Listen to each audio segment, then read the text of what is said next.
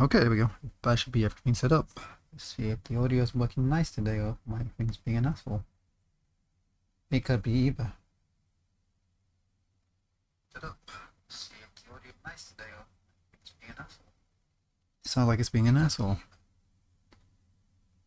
Ready to sound like it's being a dick. Sound like it's being an asshole.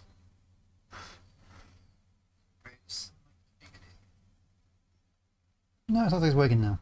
Okay, win. The game audio is not coming through though.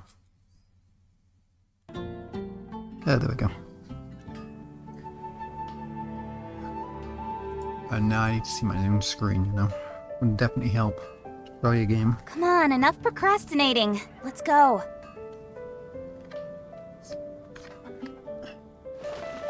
We are way far behind, so I'll do that. Once you do that yesterday, that was pretty fun.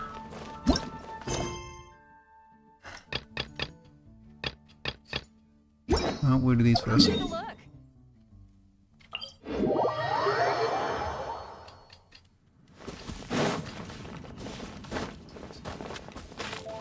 See if the stream wants to play nice.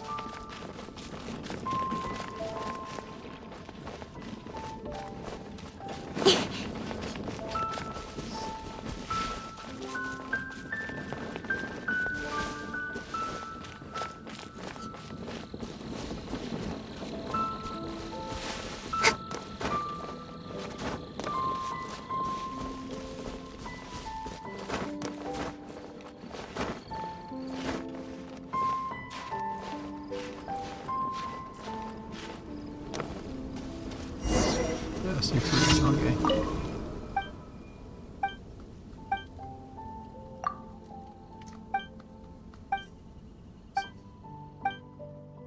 I'm not sure if I have any on me.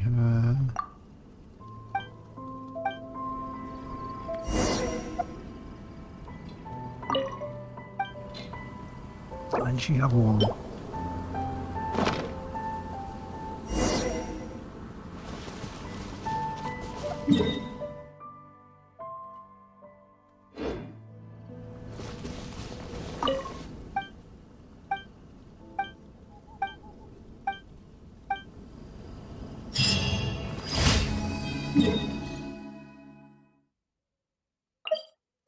We'll go this way, it makes more sense.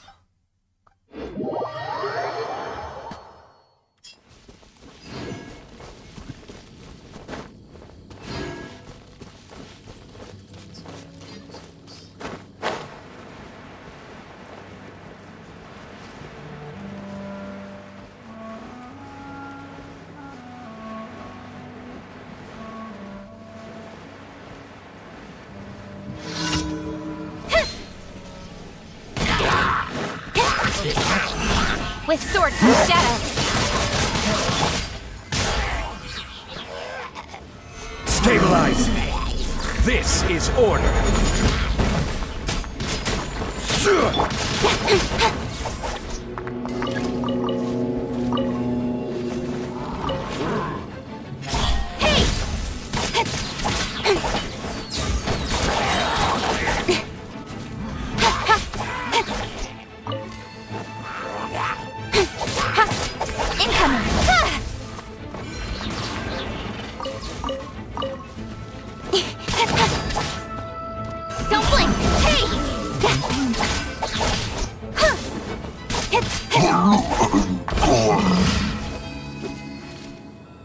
Guys, there's probably an echo, isn't there?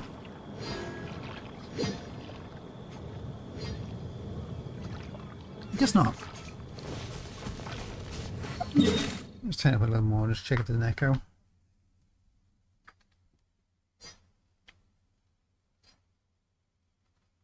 Guess not. No, I'm not hearing it. If there is, let me know.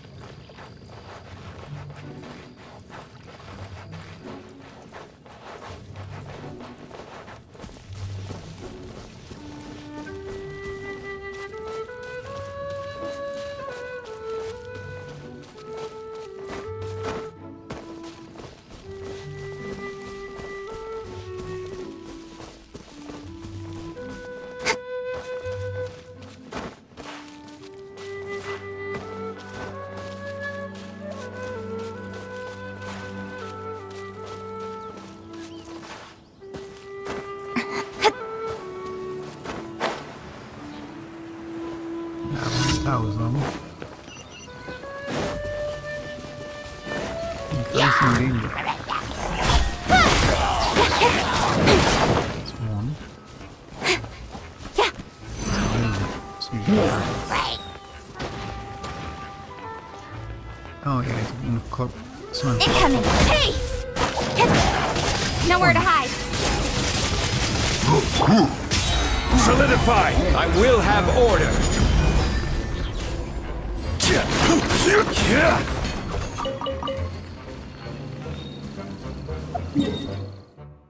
You had order, alright?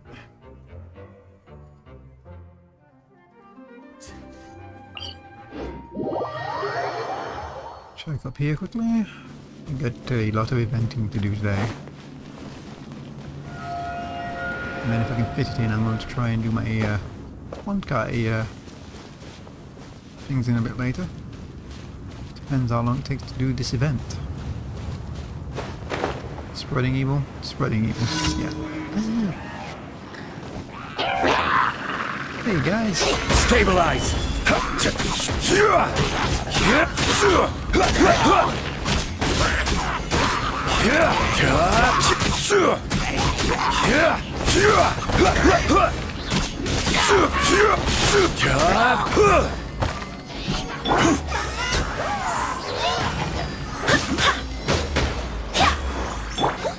Speed of light!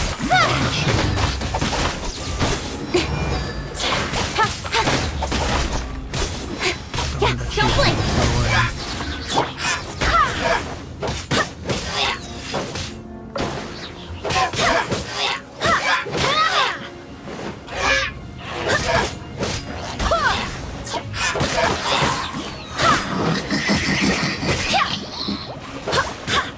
Wind, hear me! Yeah, hold that thought, buddy.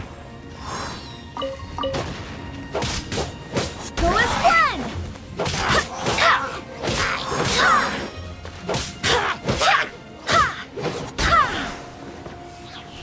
Whoa. Nice when you see the other guys. Don't do as much damage, but the fun to play.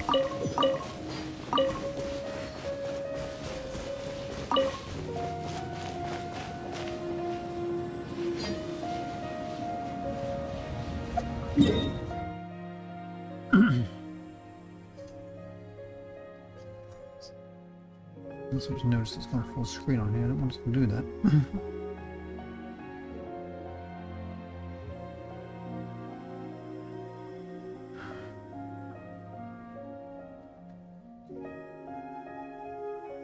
Okay, let's have a look around quickly. That's all them done, so let's go get my commissions.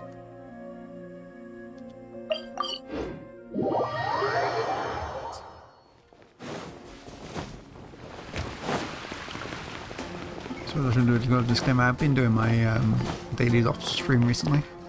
Add Astra. For both Wonkai and this.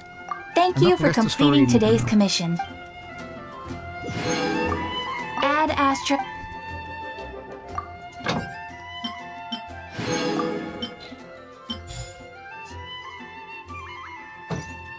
Okay.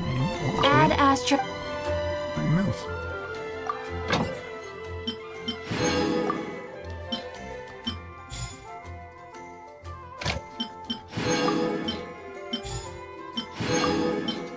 I can move again now. That was weird. Why didn't move a menu a minute ago? Okay. I'm back out.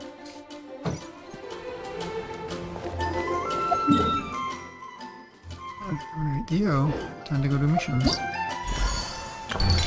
As it says, like 6 hours left on it. We're gonna be doing this one first. International Championships. Act 1 and 2. We should probably do Act 1 first, huh? What do we got? Probably these, right? Yep, these. Onwards. We have work to do. Where am I going? Sumeru is over this way.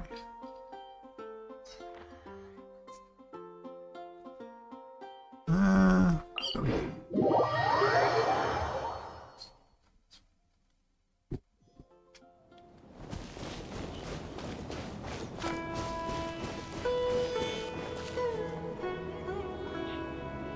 I just noticed that one is probably a tad too loud. Pull it down a little.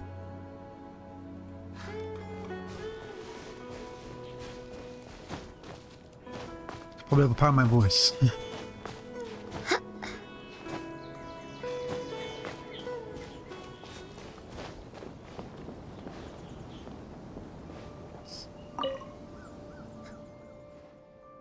Hello there, I'm Dia from Kashua.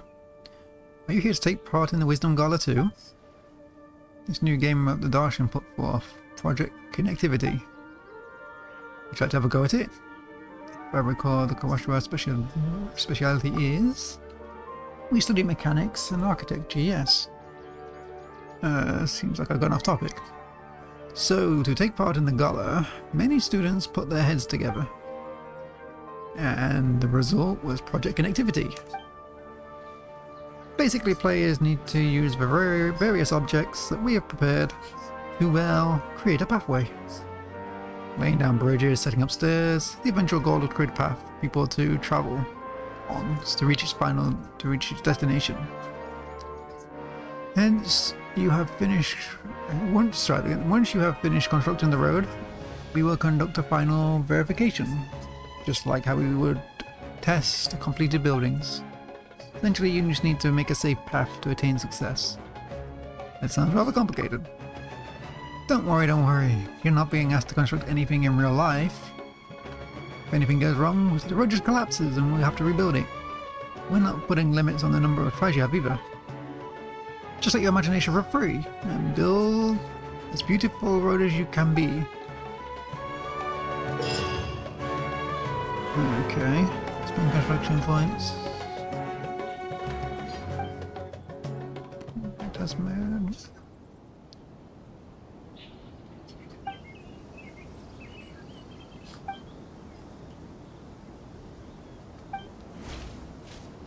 Which seems interesting.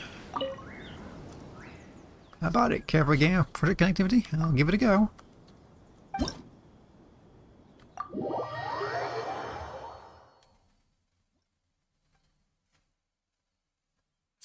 Oh boy.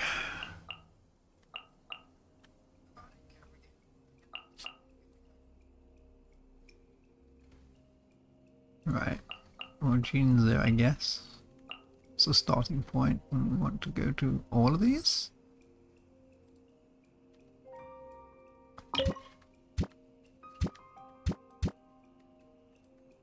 How do we raise and lower it? Can we raise and lower it?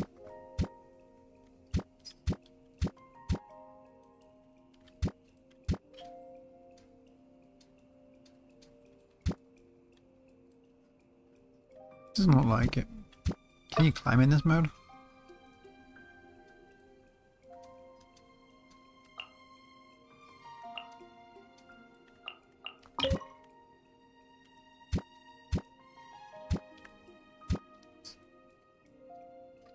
Place, rotate, vertical movement. Ah, there we go. We can place it heights. Okay. Rotate. Not the kind of rotate I was looking for.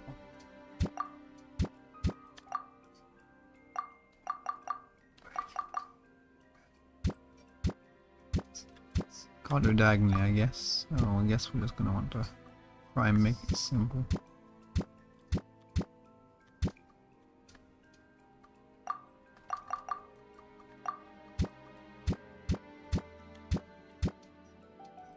Don't know if these stick together, if it's going to collapse and mess it up.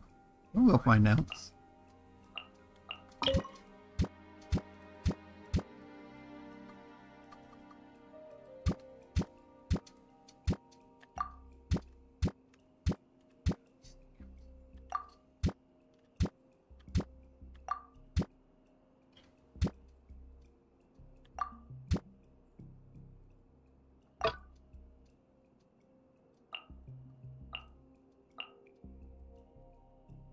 Oh, it sticks to ground. Okay, so maybe these don't. Maybe these do just fall to bits, and this one just sticks to ground. Watchtower, apparently.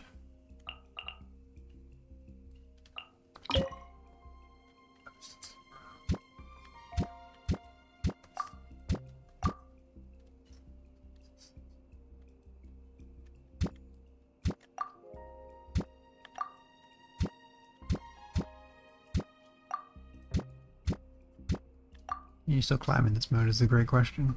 I don't know. We'll assume you can still climb.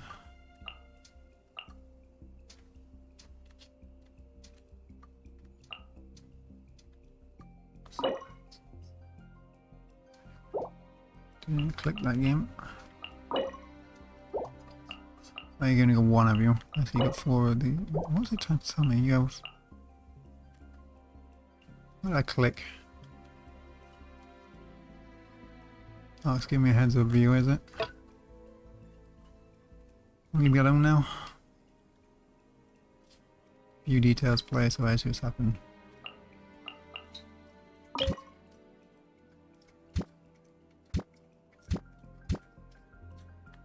Well, I guess you can't move this one's height because it sticks to the ground.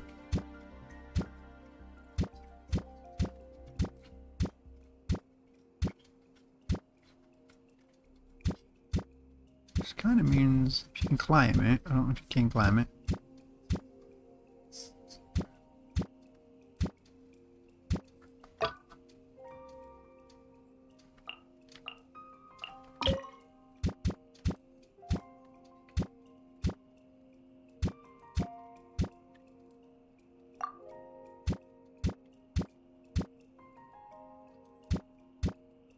Stop moving.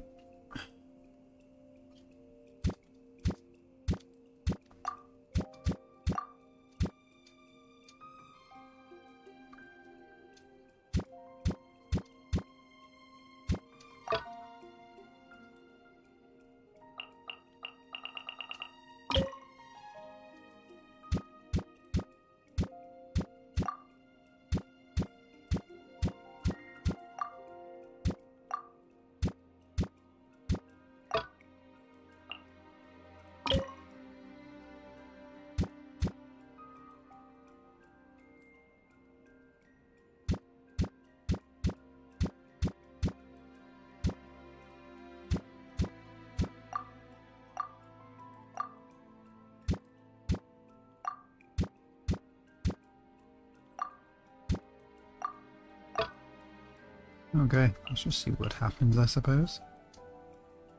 Okay,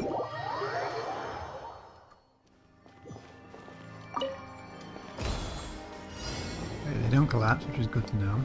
Can I climb? Like you can climb. Also, my controller being really weird. Oh, I'm a glider. Oh, you can climb, that's good to know. So that kind of makes it that I need to do this.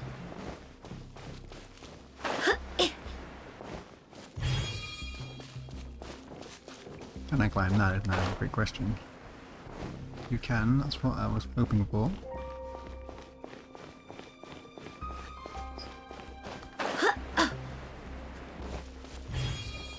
Two, and I don't know.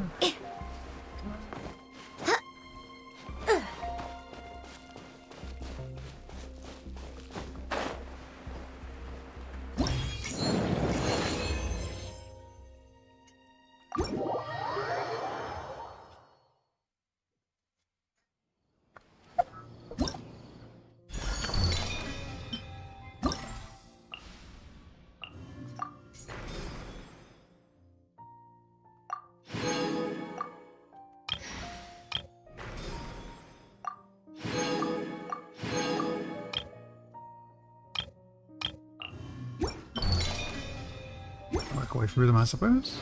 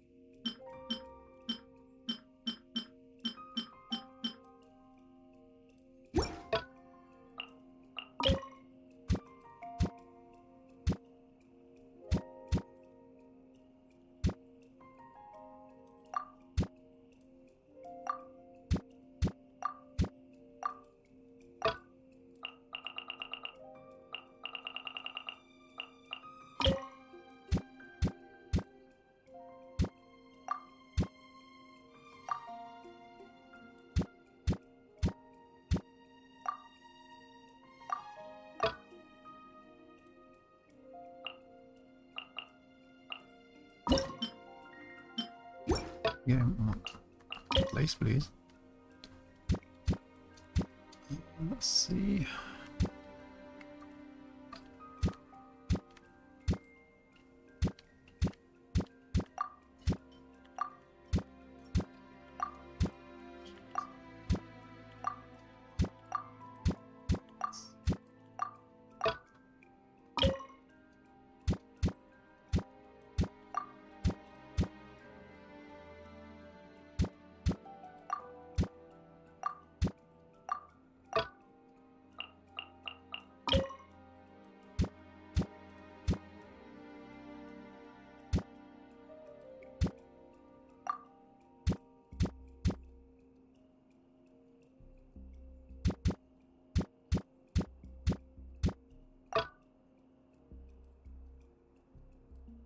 Bottom.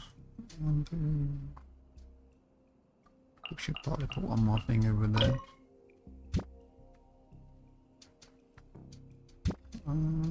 Got a loop to go around.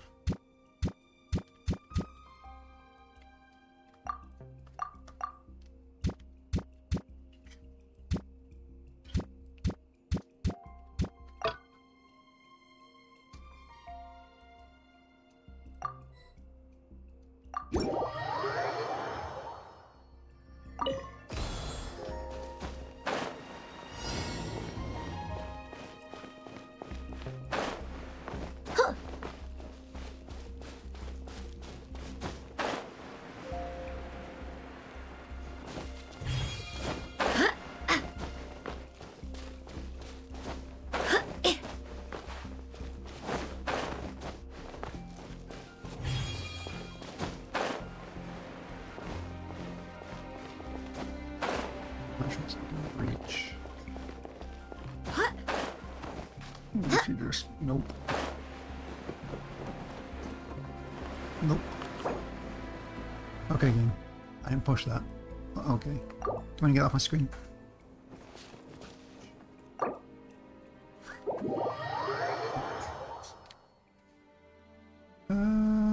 Which is the one I didn't messed up on?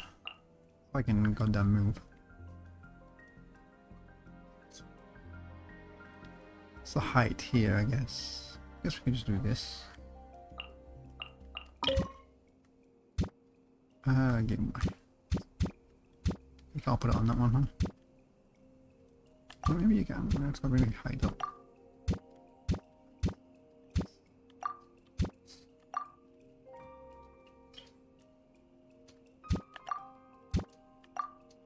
Trying to see.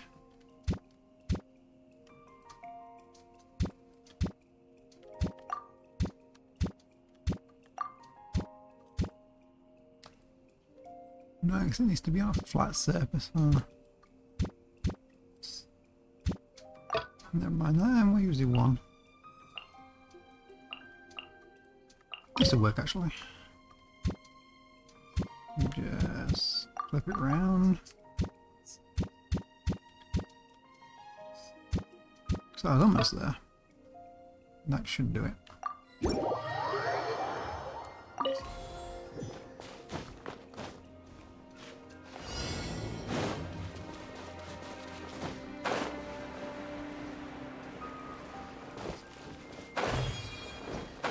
Okay, game. What was that?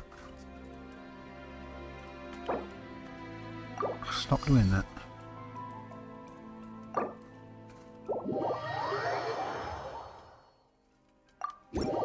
It's getting annoying now.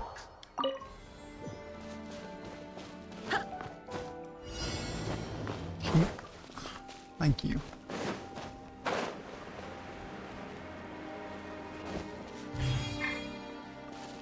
Oh, you can't switch character. Trying to do with Kaching, use her ability. I think it's got off me looking at it.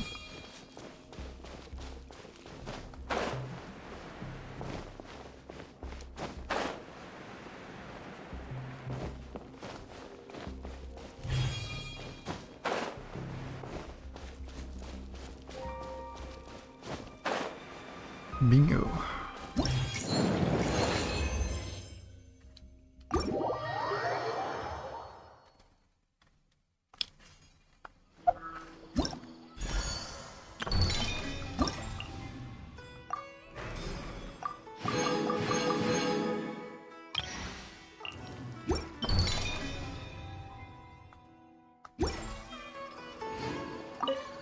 Okay, then let's try the next one.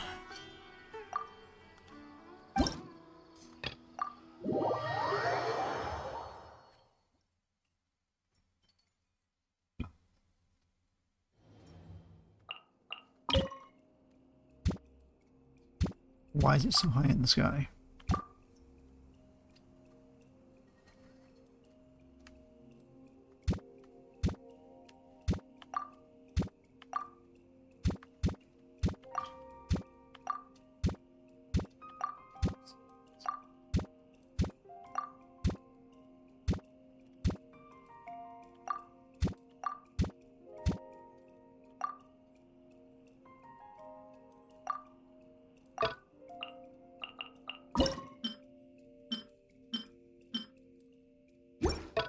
Okay, I'm gonna place it.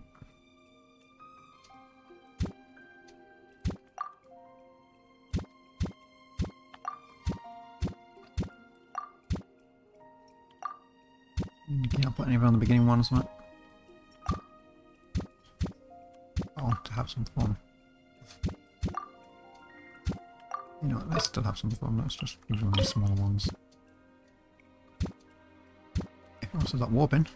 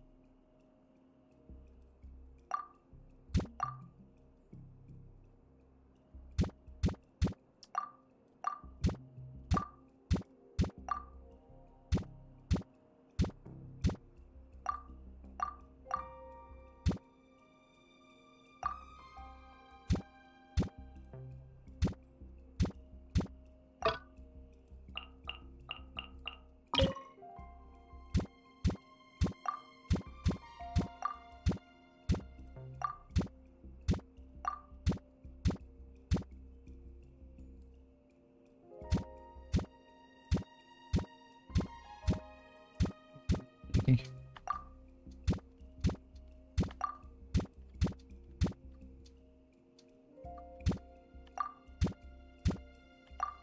You know what, that'll work.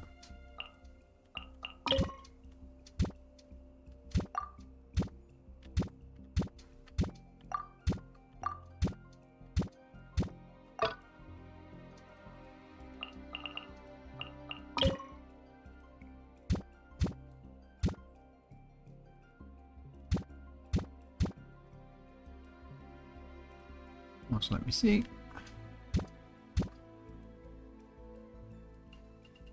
Oh, come on, move.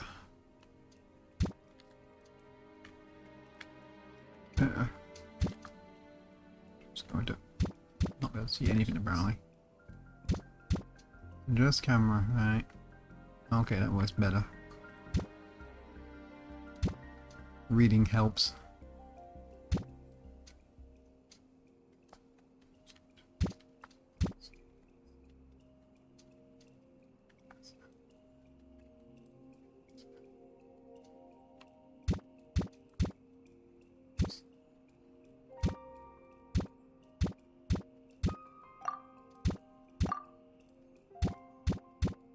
Do an off rear here, I think. Move it down a little.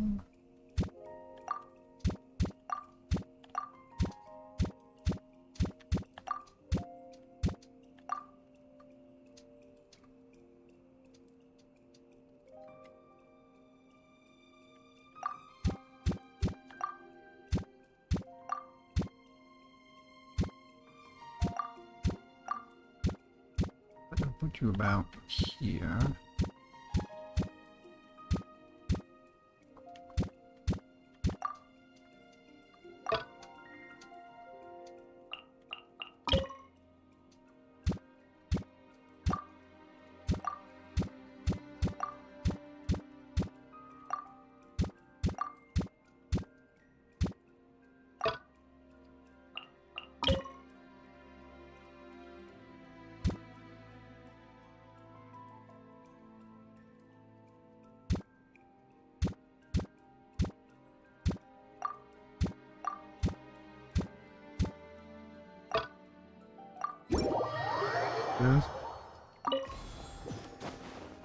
No, it's floating. Doesn't help why it stick to the ground, but apparently not. Let's see how it works. There's a funny one over there. Just bouncing. It's doing well.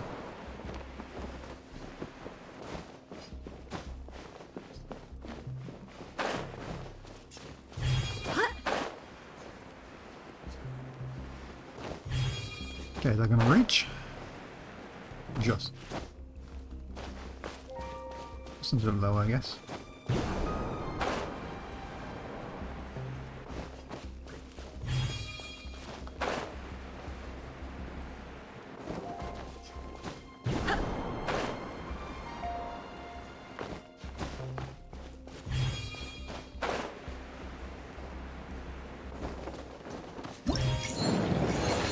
Ta-da!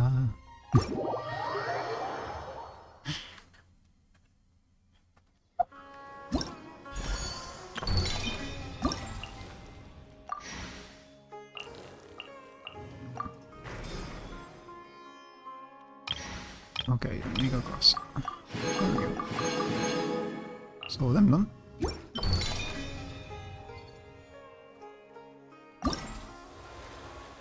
That's the actual story.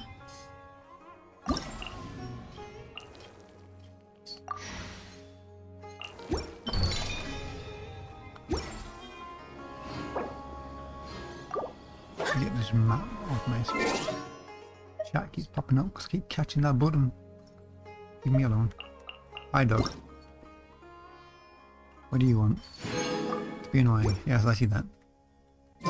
Special event. Let's check that later.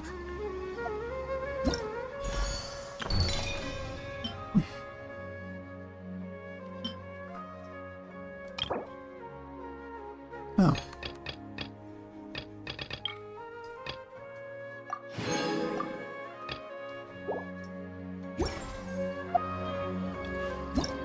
We'll go down to the next one on the list.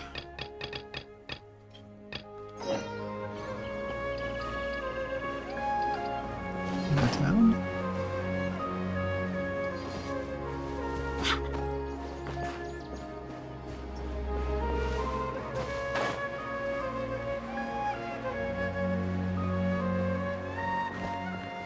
Okay, over here somewhere. Up, huh? Oh, we're gonna be scaling the wall in.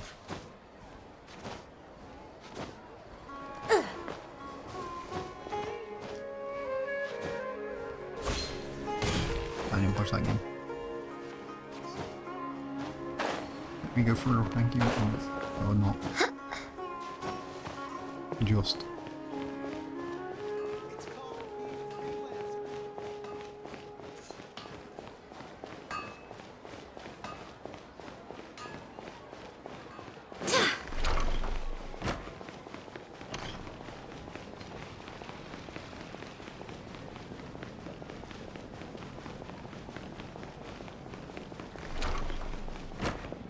On the other side of town, huh?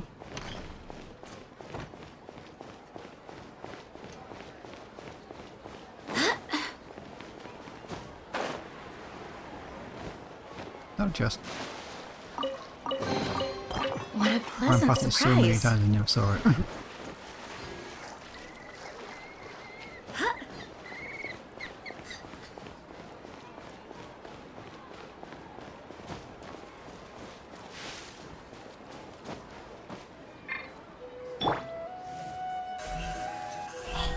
Hey!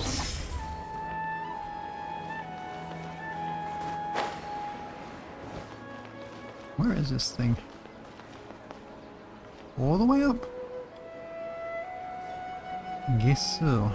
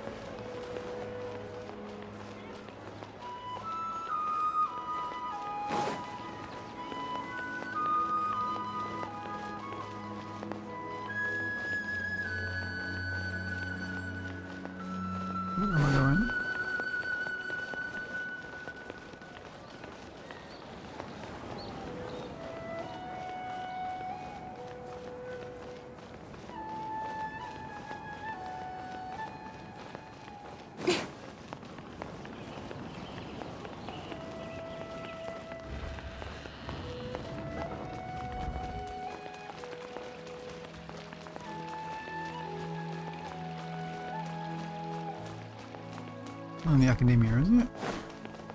Can't be.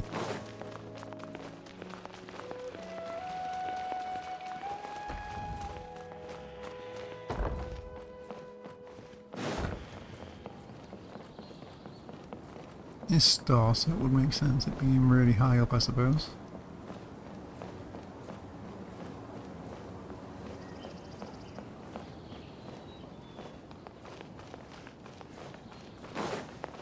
Higher still.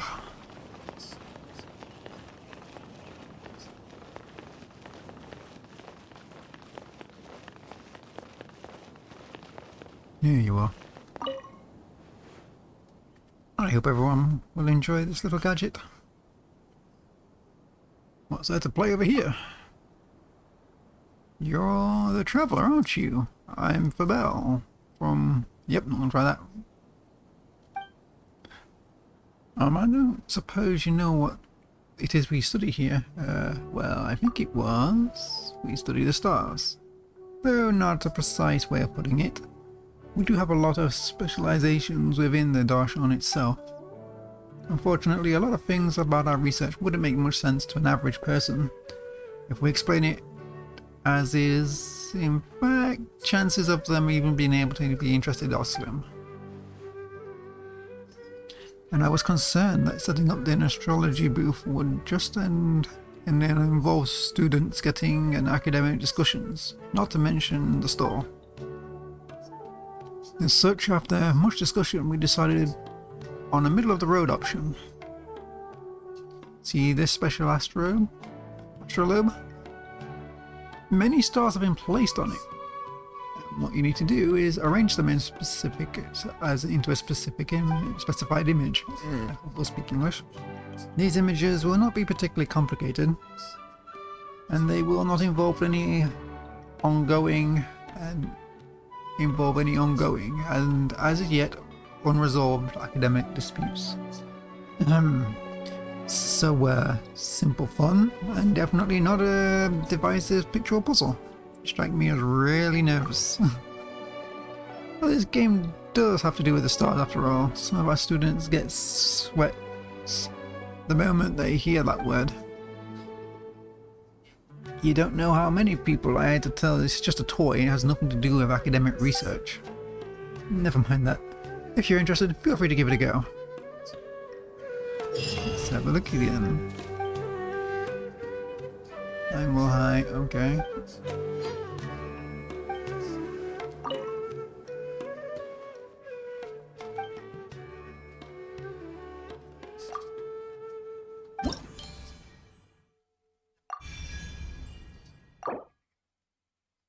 I was trying to see the goddamn thing. Can I not look at it again? Oh, it's at the top. Never mind. How does this work? Okay, as we spin it round. Guess when it lights up, it's in the right place. Something like...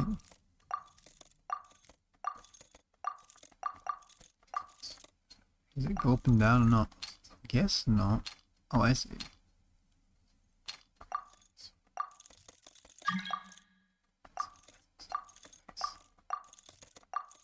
Not right now.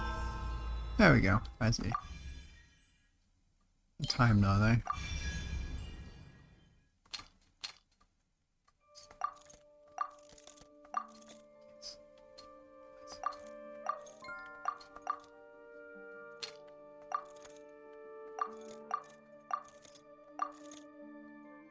One, two appears about there.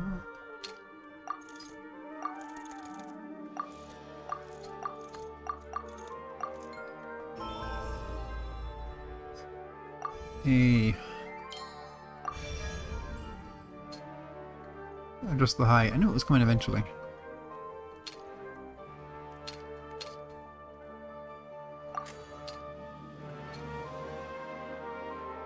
Send these I see.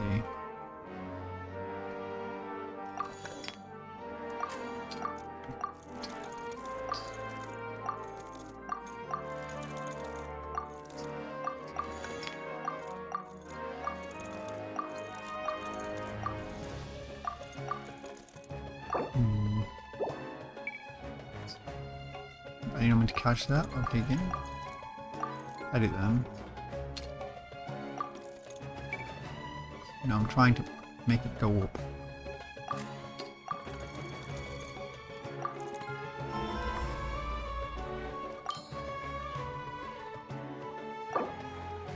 Let me do it again. Challenge rewards, I'm not going to get in them, am I?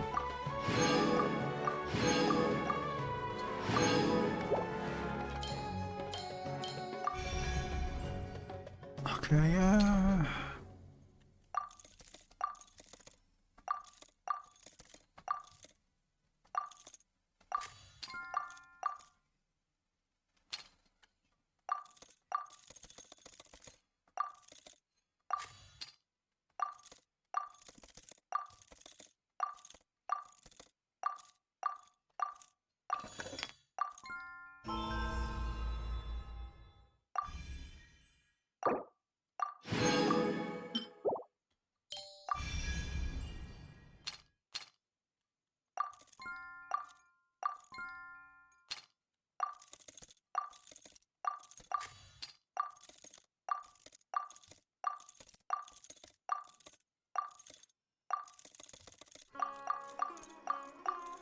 what am I now seeing here?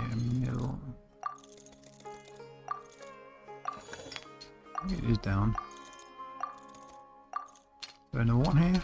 Ah, there is.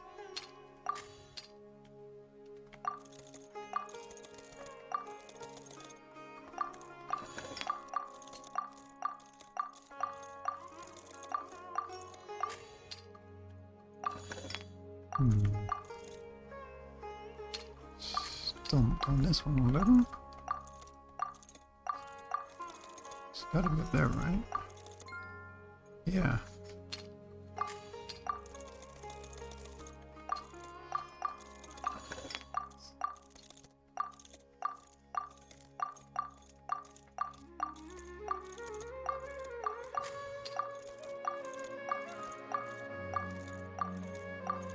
Where the flip does this one go?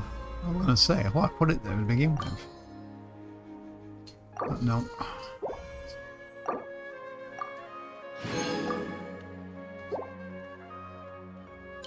Final one.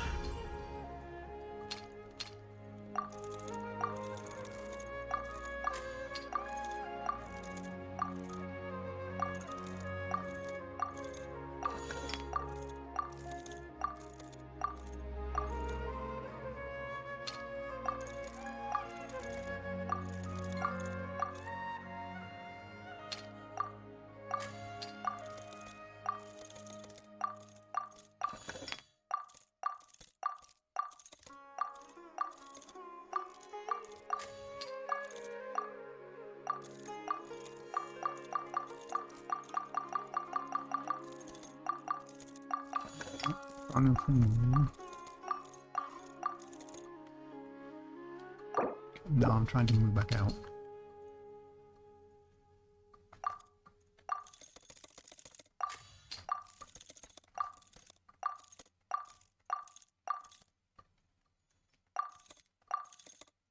One, two, three.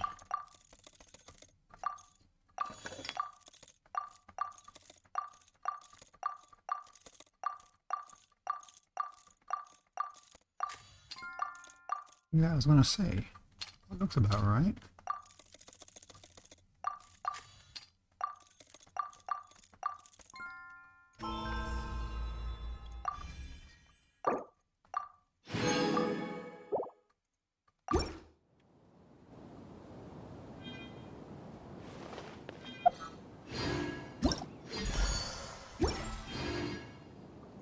Right then, what's the next one?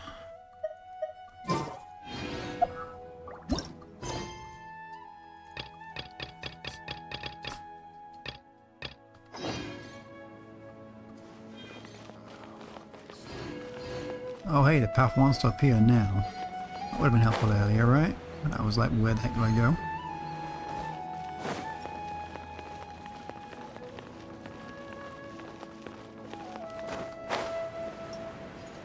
Hey, you know what? Go away, path. I'm going to make my own way there.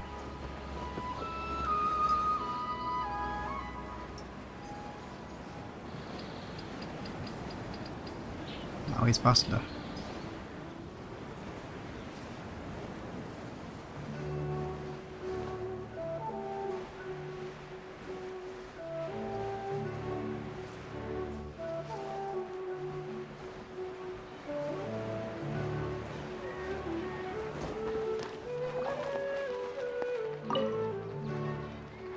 Ah, hello there, traveller. It would seem you're here to take part in the Wisdom Gala.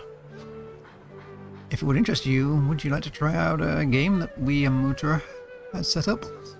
And what sort of game would that be? Our Darshan has set up a little game called Mimic Replace. Oh no, I didn't say that, but yeah, Mimic Replace. In this game, we'll introduce you to behavioral patterns of certain animals. Okay, of course, these patterns are simplified and generalized to make it easy to understand. What you'll need to do is use the model we have prepared to imitate the actions of the corresponding animals. That does sound pretty simple. Precisely, animals have regular behavior patterns, and that statement is both simple to understand and accept. But behind something so simple lies mysteries that are so deep indeed. However, let us put the academic observation aside for the moment and simply enjoy the habitual behaviors of animals in a relaxed manner.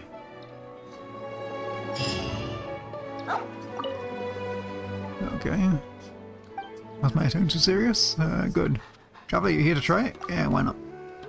In any case, step over here. I know you just clicked. It said triangle and stuff like that, so I didn't see what it said. Use the jump at the right moment. Oh, it's a rhythm game. What's the jump button? Oh, I see.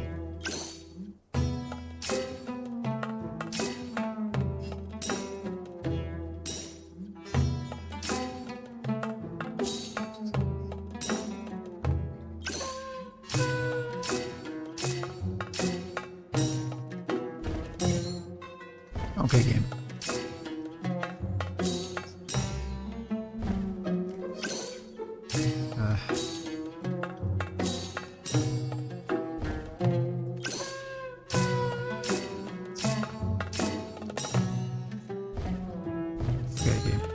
Again.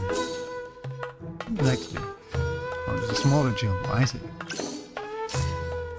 That makes more sense. I understand it.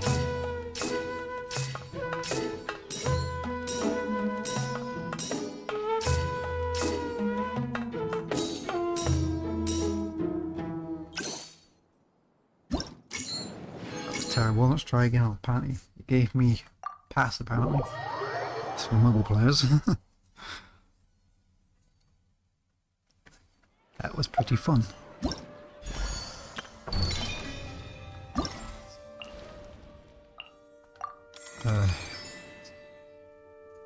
Did I use that? No. Let's go. I think I'll cross them.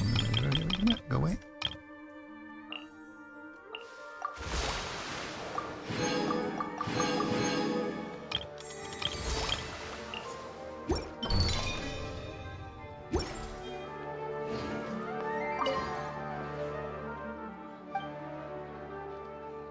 Try the next one.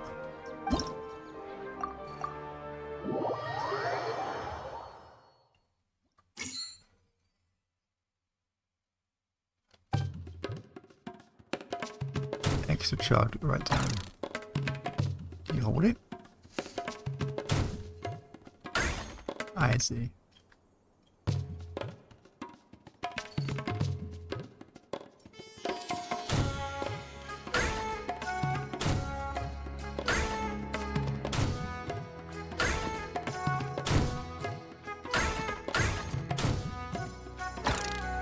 I push that.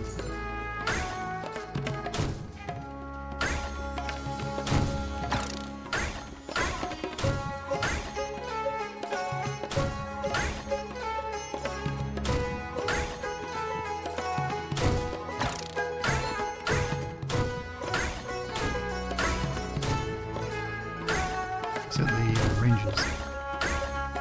They've not pretty bit before.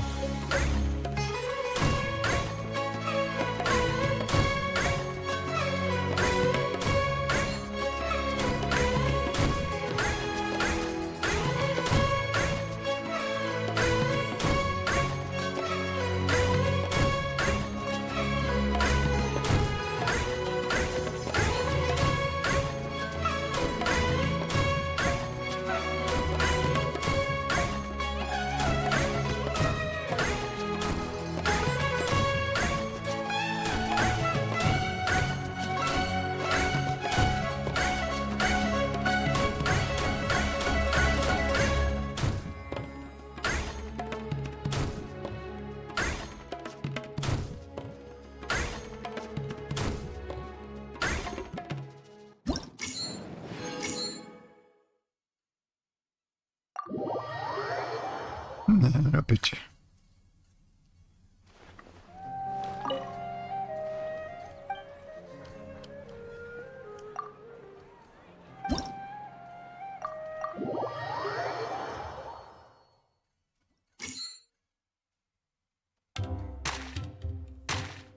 Oh, goody.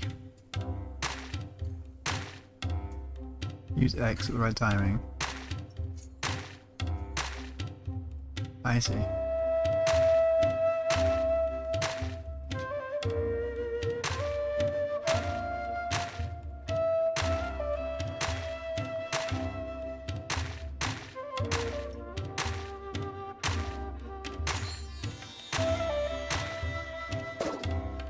Get off.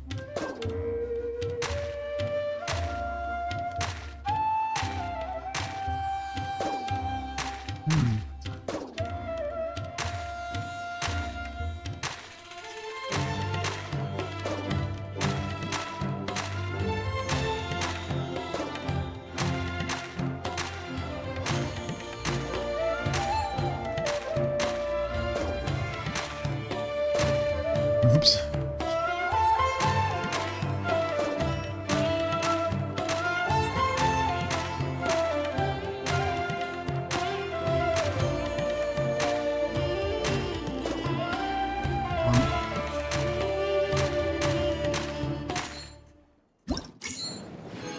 Okay, now. They're very generous for that timing.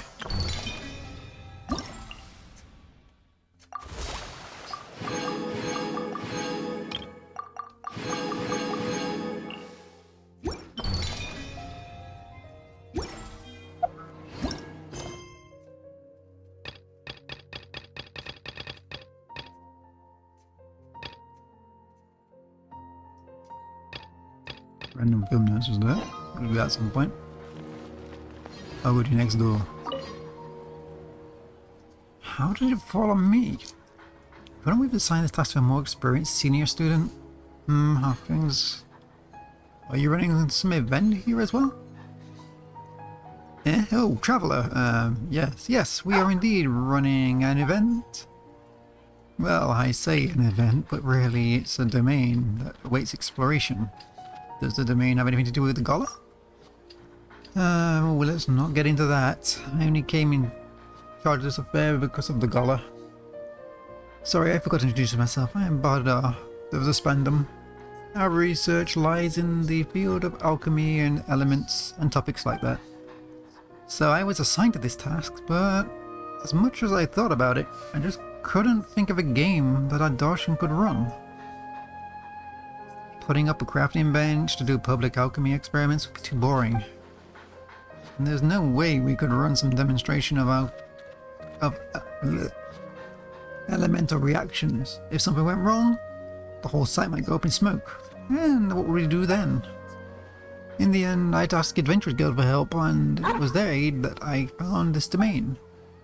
Several of my students went inside to investigate, and to be honest, it's been another mess in there. As such, we developed a few potions specialized for inside the domain, as well as our Darshan speciality demonstrated now. Well, if you're interested, Traveller, take these potions and investigate the domain. I'll mark it on your map. Has anyone come to play this game? Quite a few adventurers did give it a go. They were quite excited too. But I must say very few of our students did. Whatever the case, maybe you may go as long. You may go as long if you're interested. These adventurers who the adventurers who tried it earlier rated it as being very challenging. Yes. When you do go, here are some potions for you. Stay safe when you're exploring the domain, alright? Defeat the opponents within the time limit, conducted reactions. Huh. Where's your domain at then?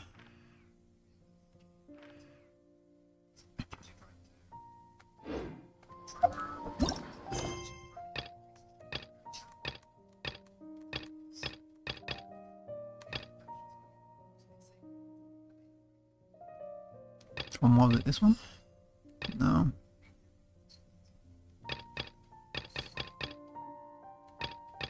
Where'd it go? I guess it's on the map somewhere. I don't see the goddamn domain. Do I just talk to you again?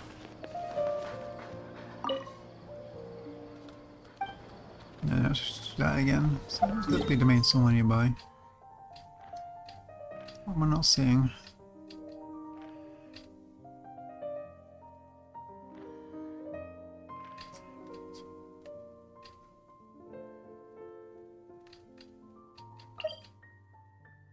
This one?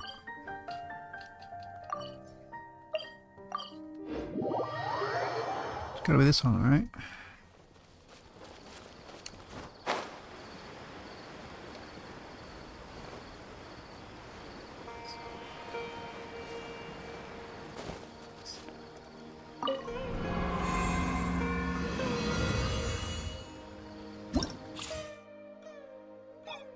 Yeah, this is the one. Oh, we'll do it on easy, just see how it goes.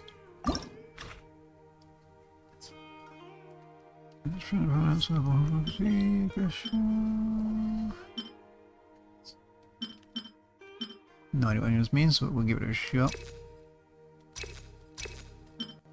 Oh, does it get rid of these? Resist 2 effects, I see.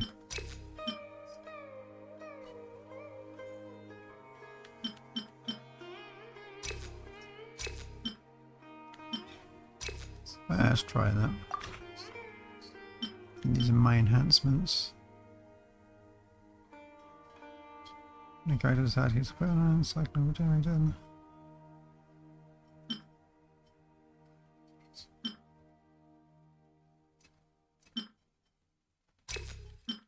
Let's try these two.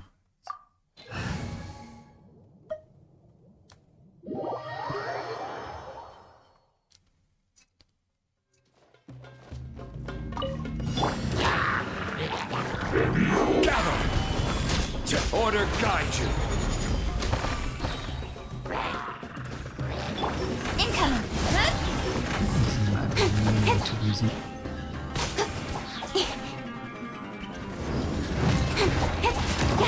to the chase!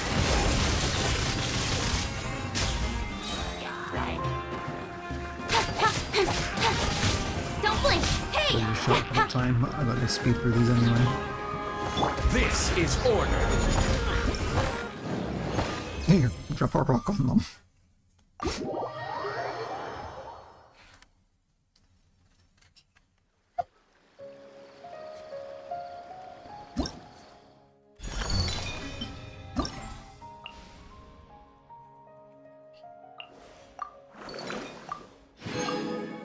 Oh, daisy, I see. So it's easy I need to go through to get the things that I want, really. And we'll come back to the hard ones later.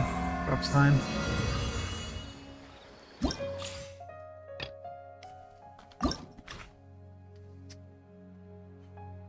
Okay, let's see, resist. Alright.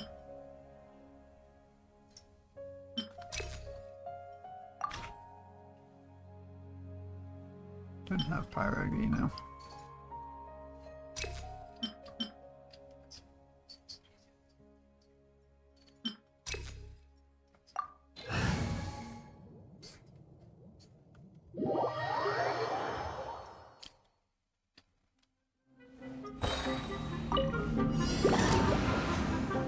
Order guide you! Solidify! Just completely.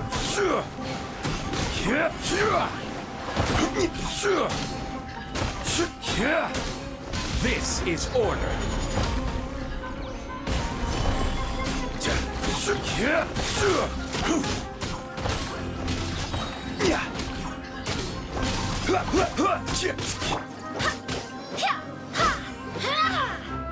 Speed of light! With sword comes shadow.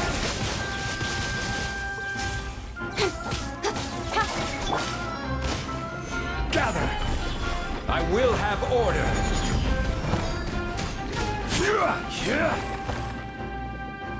Well, there was two of them.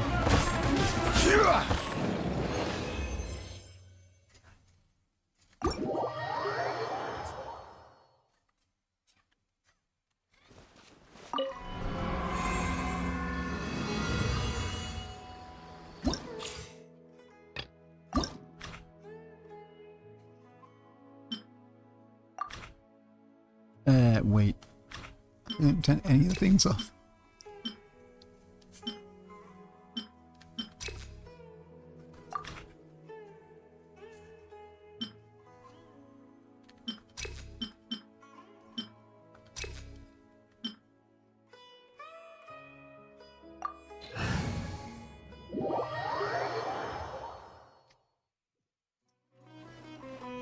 We'll to this one later. Following orders. New punch. Solidify. This is order. You are not welcome. Cut to the chase. Care for a dance? That's close enough. Like them.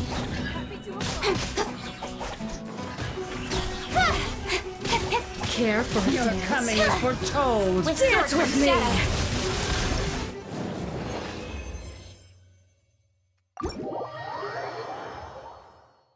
Whoopee. But that's fine for me, I'm just getting past them.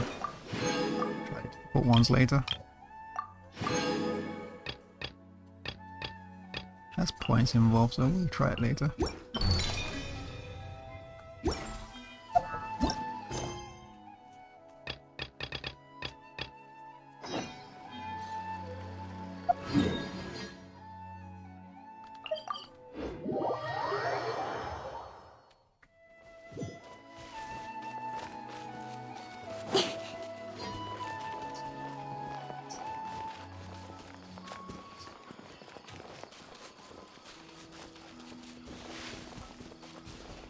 Guess these are the last two, Oh, you're the first one, you're the first one.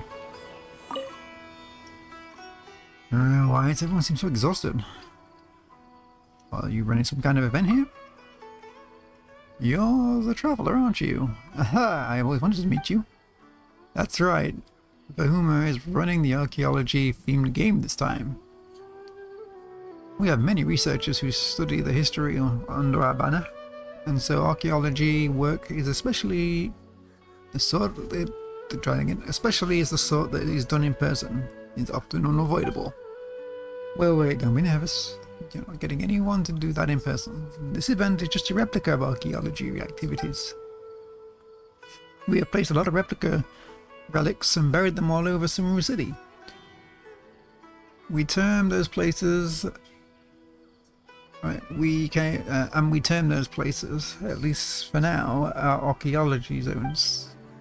Those who take part in this activity just need to bring our specifically made detectors to those sites and they dig up the buried replicas. It's all thanks to the students and other Darshans constructing the battery containers and corresponding detectors. You just need to follow the detector in order to find the replicas. We've even split the types of replicas into the zones according to the elements. However, these detectors were originally used for elemental surveys, and despite our last-minute modifications, they might still be affected by certain elements. All in all, you just need to dig up the replicas and find that we got some awesome rewards for you. What do you think, Traveller? Would you be interested in getting a go? Doesn't sound too hard. Aha, great. In that case, here's the detector. I'll mark the archaeological zone on your archaeological manual. Alright, that should do it. Well then, Traveller, go out there and have yourself some archaeological fun. Once you've found all the relic replicas, do remember to come back and collect your reward from me.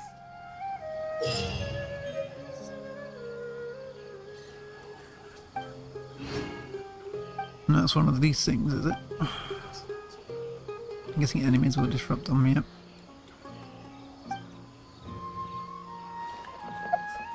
Means I'll put that on, don't I?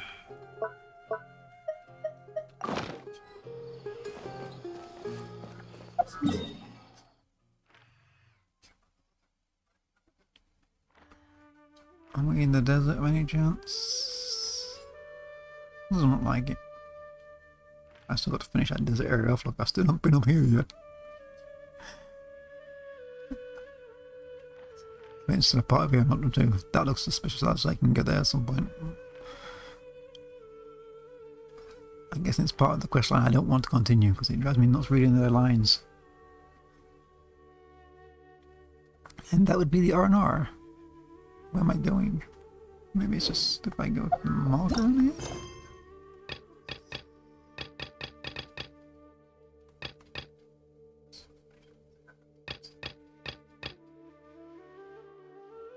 Just a normal thing.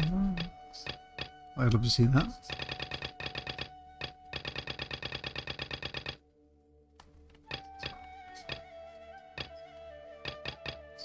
It's this one, right? No, that's TCG. I've not started that up yet either. Will do eventually. Let's just go here then. Probably this one, right? No, it's Antiquity Hunts, this one. Go to the Tibet Mountains to look for the archaeological zone.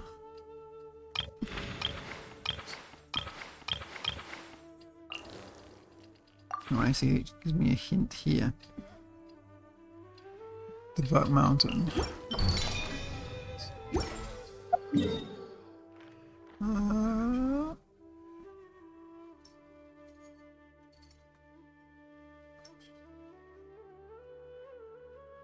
So here, looks like it's up here.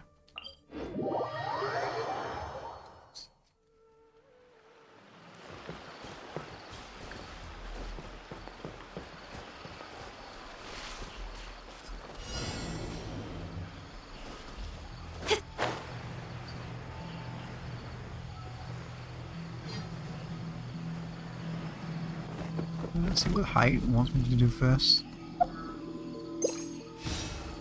Go with that, buddy. Nowhere near.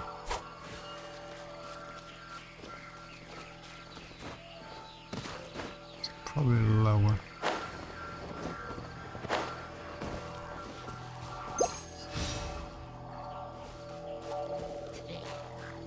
I'm wondering if you guys can interrupt my reading to go away.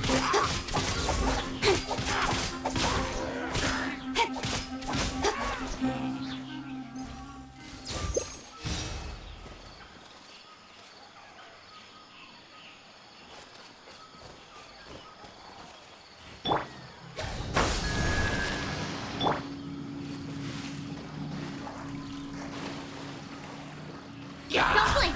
Hey! I will have order. Incoming!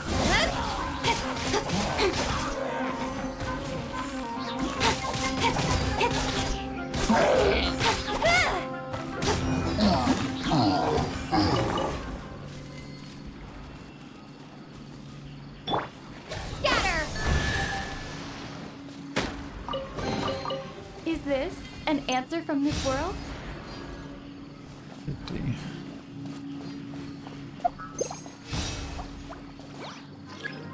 Some red ones. Germinate! Speed of light! Hey! Looking at this, that's a very good one.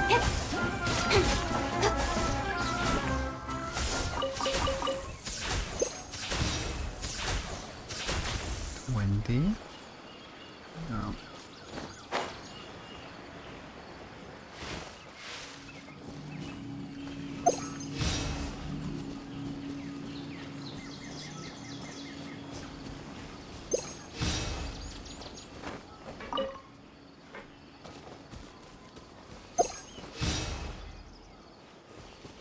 The wrong way. Water me.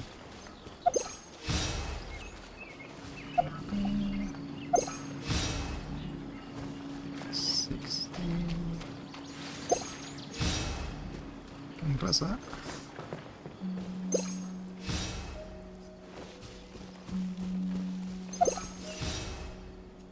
Yeah, I'm getting colder.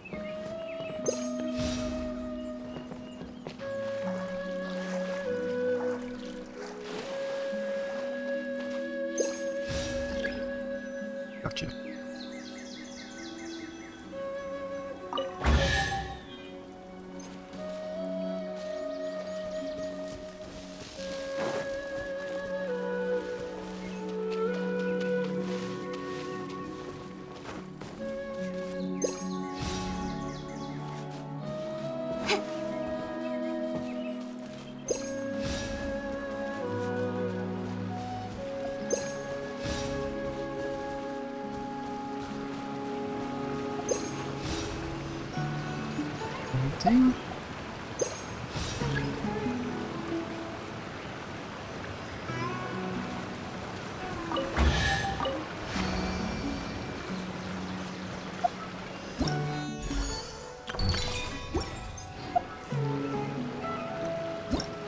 You go away. Okay, go.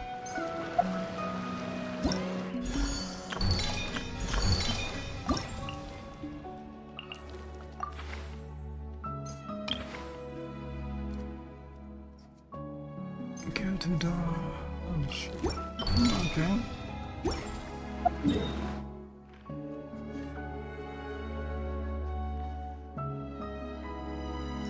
Except there's no way somewhere.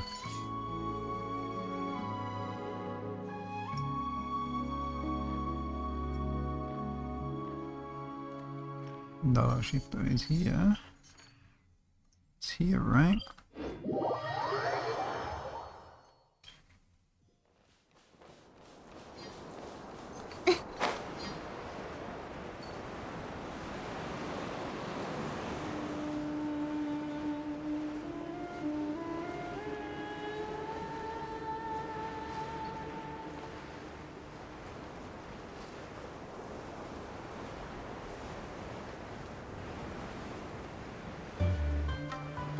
The sun is out.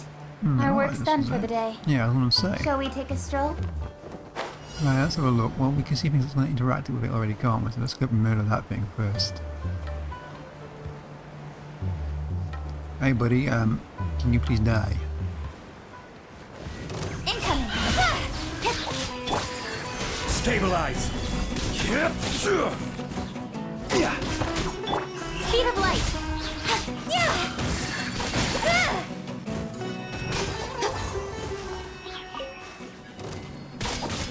Incoming! Hey! It's not good, guys. Okay, let's start looking. 20.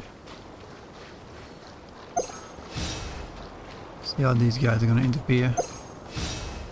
Oh, they're definitely going to interfere. This is order.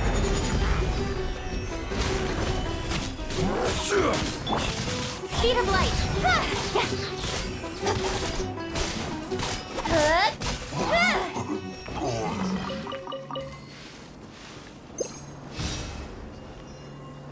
Yeah, interference. Oh, it's actually pretty close though. Okay, you didn't put it on one of the bases, did you? That would just be mean. 88. We're in the wrong way.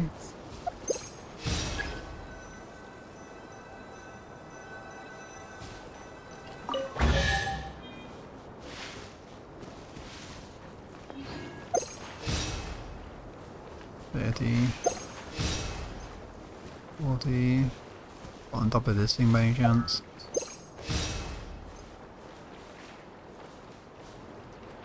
Let's just try it.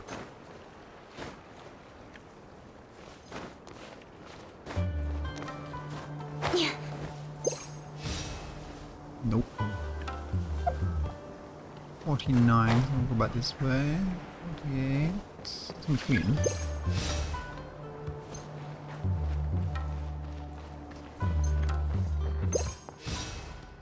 Well, they didn't put it in here. It'll be weird.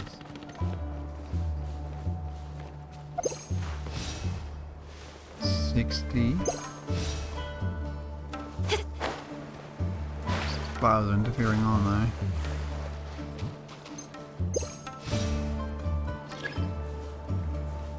Yep.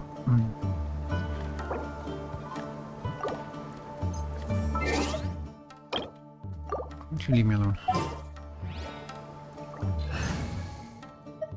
Switch you up for a second. Yeah, let's go on it. Big adventure.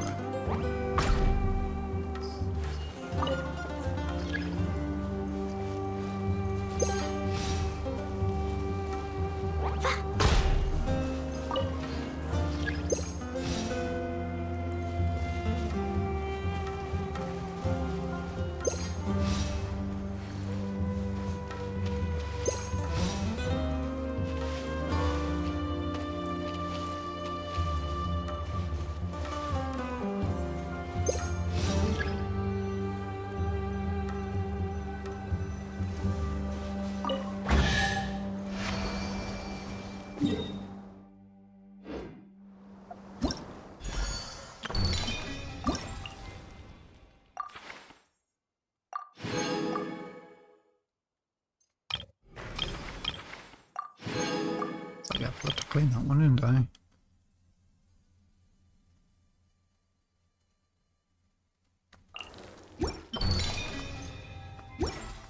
It's fun.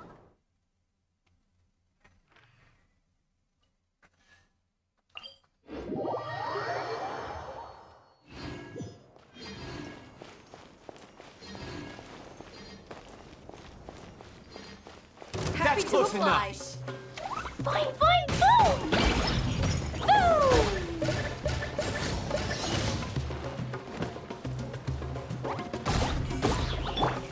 Incoming. Huh?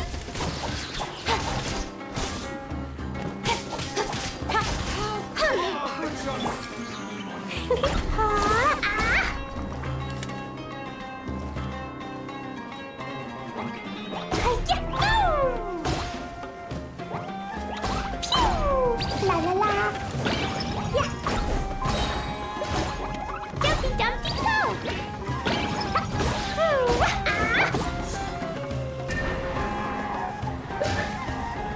Go and splash.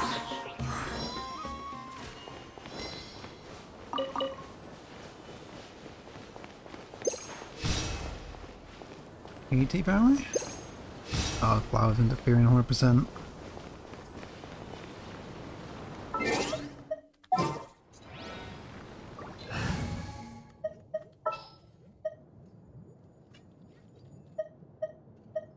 All is accounted for.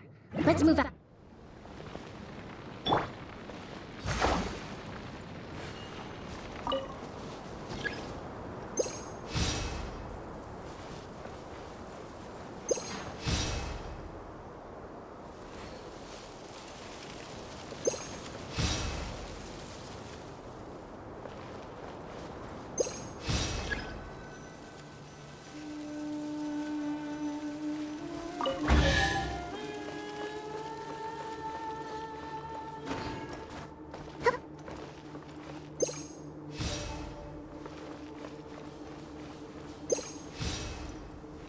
Oh, yep, you guys.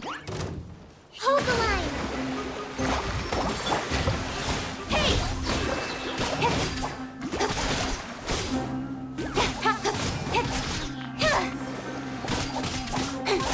Speed of light.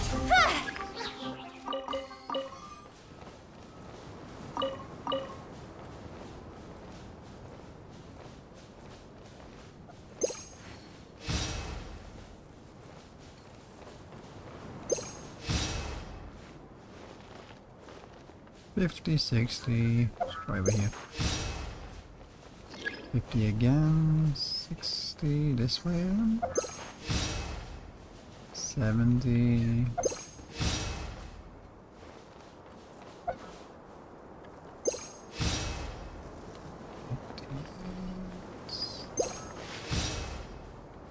Going the wrong way.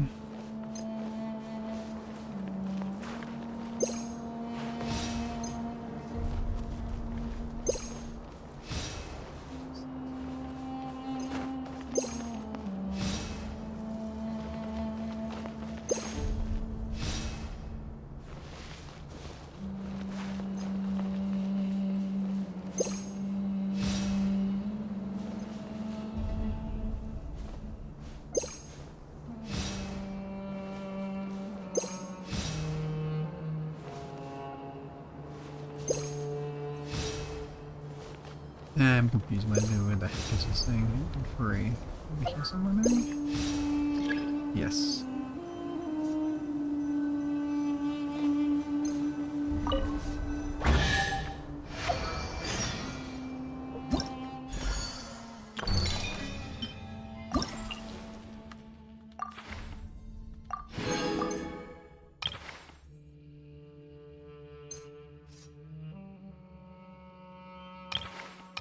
Conclusion.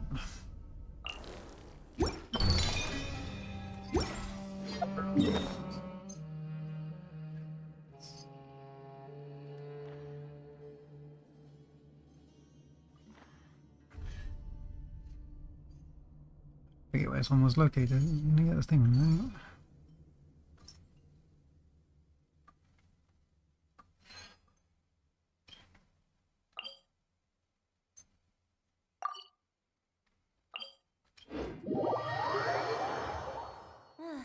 sun is out.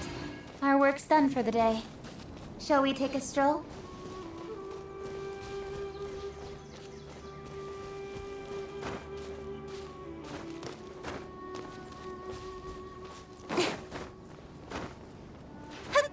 He goes up here. Oh, you found all the replicas? You did indeed.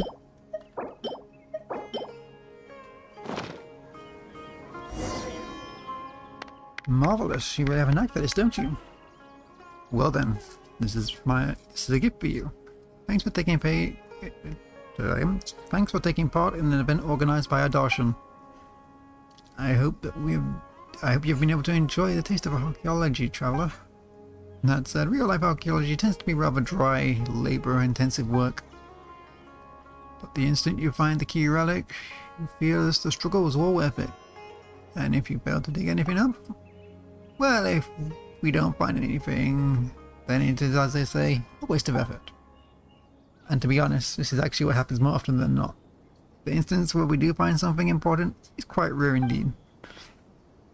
But work in archaeology is used to such circumstances. And stay optimistic even so. It would be only a matter of time before we collapsed otherwise. Yeah.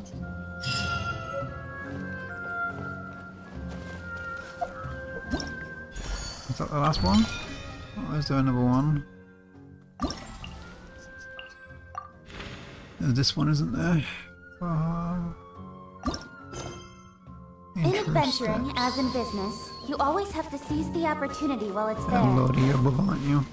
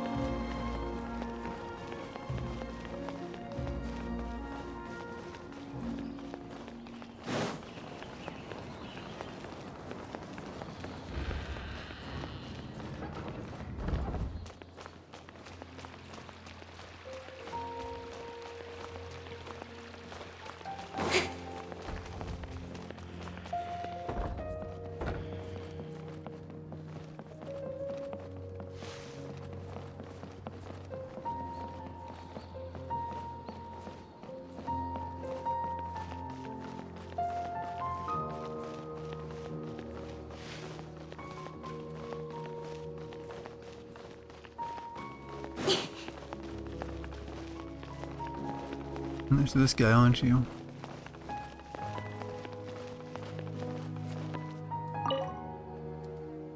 Good day to you, traveller. Given how you appear, you must be here to take part in the Wisdom Gala, yes? If you're interested, would you like to try out the event we have a habitat are organising? I recall the habitat studies. Languages, albeit it's a loose summary.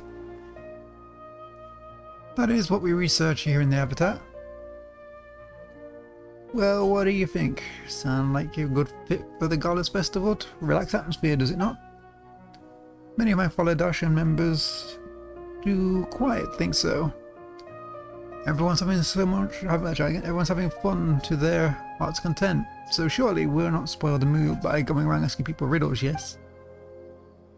In any case, we shall be hard pressed to drum up much interest if make people guess riddles from our activity. After much friendly discussion, we decided on a little game known in True Steps. It does not require tools as items, it's just to settle mind and clear thoughts. When the game starts, I will tell you a story. Now, it may seem like the tale is going nowhere, indeed some parts might even defy common sense. And so you can question me to which I will answer the 3 types yes, no, or it doesn't matter. Okay, you need to find the truth in our story. Don't be nefarious though, correct answer isn't meant to be all that complicated. You ready to read start now? Okay, this one sounds like it's going to be interesting. Listen to the story.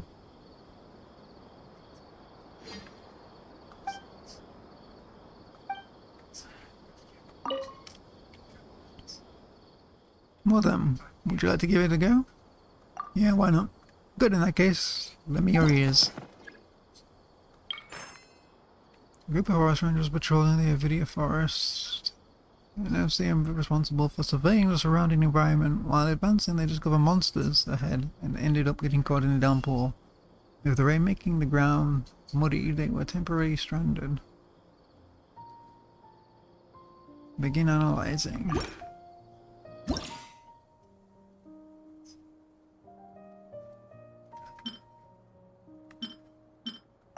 Forest rangers, what would you like to ask about the forest rangers?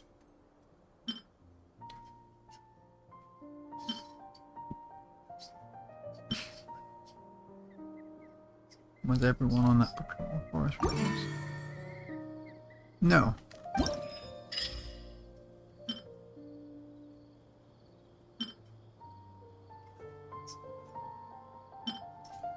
Vision holders matter? No, probably not. That one's lit up for some reason. I guess that's the right one. Oh, it gives me a new thing to question. I see.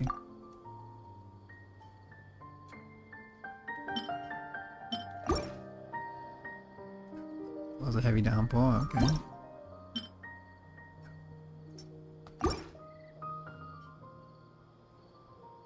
No, they're making up to the human strength. The veteran have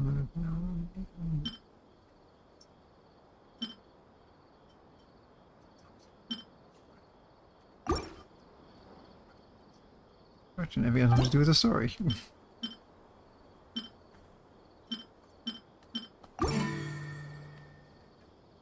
Veteran is indeed a forest ranger, but it consists of forest ranger's companion.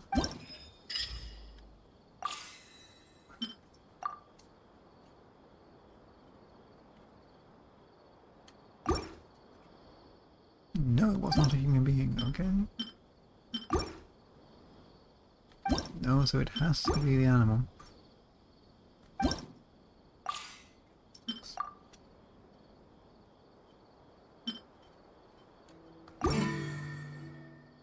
Yes, it can fly.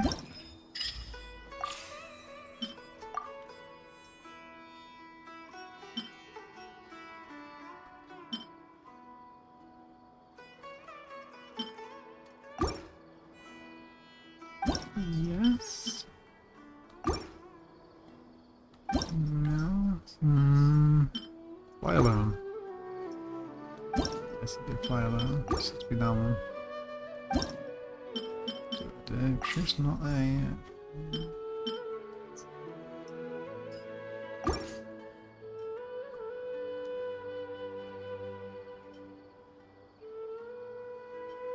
Why did Bedlam leave Maya? Pass on the message. Good flyer, I'd imagine.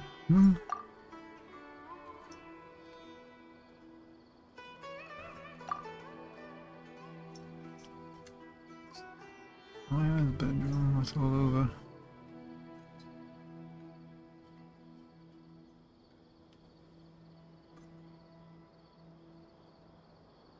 Don't know that one. I didn't quite catch that one. I guess like the rain. So I have 2 questions, okay.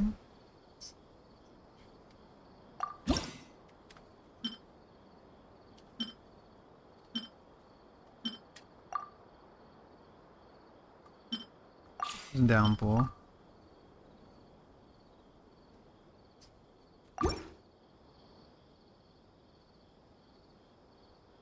So it was that. Waterproofing.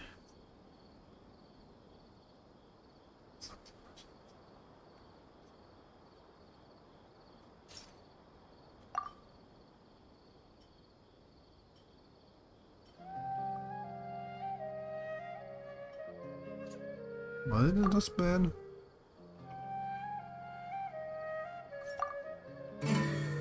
Yeah. Congratulations, I think you got the hang of this. How about the next story? The restaurant some time ago, he went for research.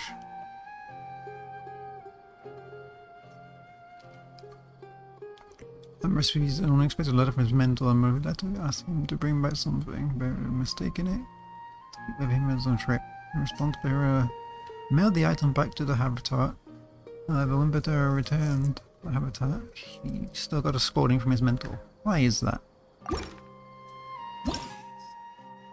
The object. Was it broken when it was returned? No. Was the item related to the mentor? Yes, it was something that the mentor needed urgently.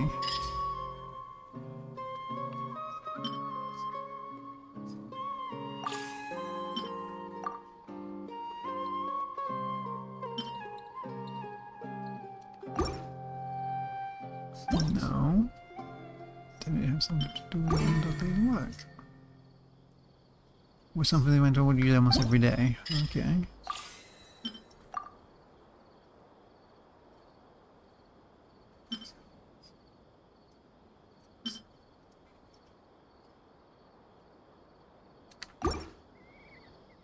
No, probably not. No, I don't think so. Yes.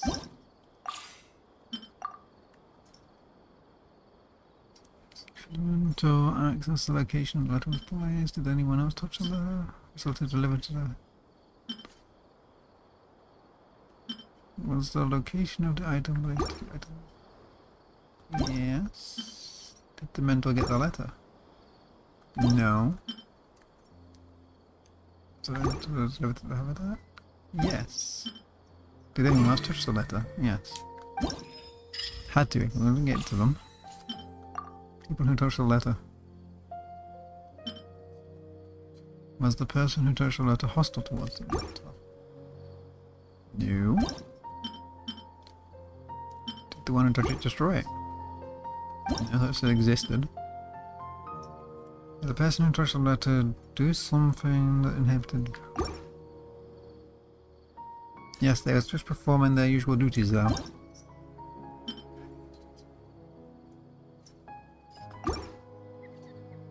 Yeah, and they was staff member. No, so it's just them. Why was the mentor angry?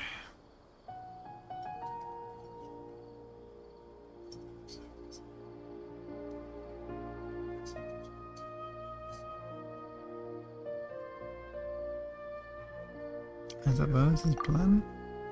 Who was it who came into close contact with the letter? I want to guess the mantra because that sounds like them. Where was the letter?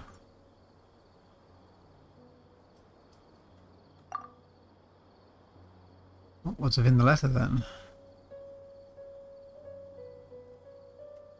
Ah, it's gonna have to be something along these lines, isn't it? Something you have to use every day. Not bad, I think on the right track. One of your answers was correct, so we'll go with all of those. Why was the mentor angry?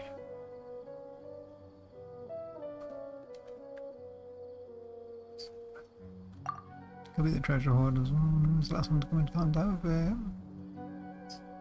Only one of them was correct.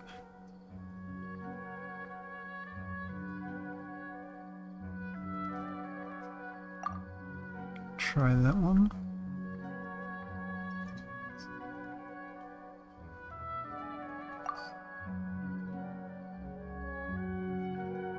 Something you could use every day. Correspondence from treasure hoarder seems a bit weird, and it could be a potion, doesn't it? So, 2 rings.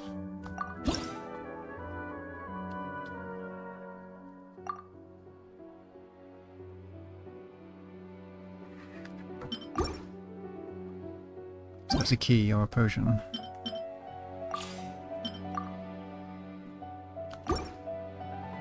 No. So could potion be considered dangerous?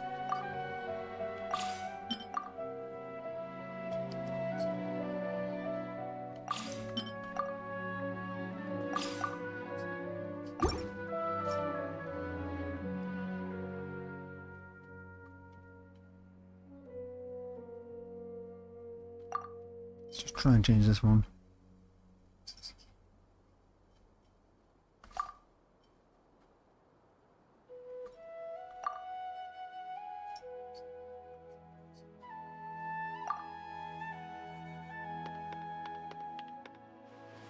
There's only one mention left about it.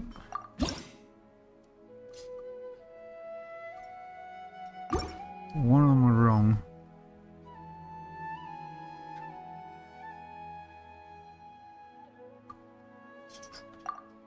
Let's go with that one.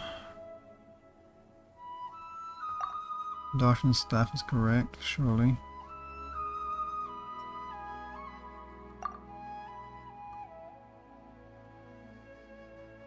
Just try and change that one up.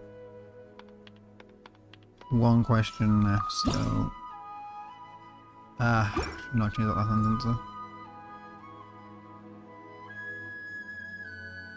It's the contents of the ruin.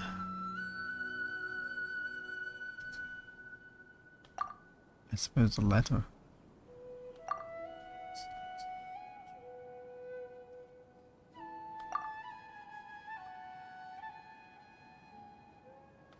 Try that. There's still one on game wrong. Change it to the change it to the key. So I use it every day, so it just sounds like it should be a key.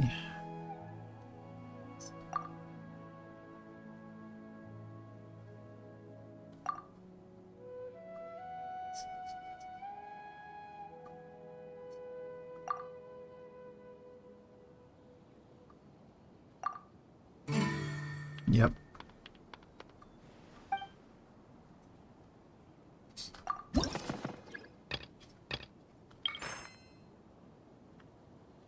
Everyone's joined up that the Wisdom Gala went smoothly. Glue was successful. Everyone who set up the booths offered fun events for the gala received permit for 3-day vacation, no strings attached. However, everyone who got their leave permit there was one more permit left in the box. Why was that?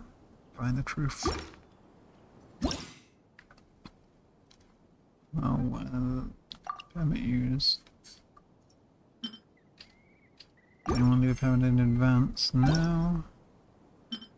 Duplicate and exchange permits. No, just that one. No. So that's all 8 answers. What would you like to ask about obtaining the leave permits? Did everyone take a leave permit? Yes. Dysentery is a different one. No, so the other one did it. Is anyone not allowed to claim it? Nope.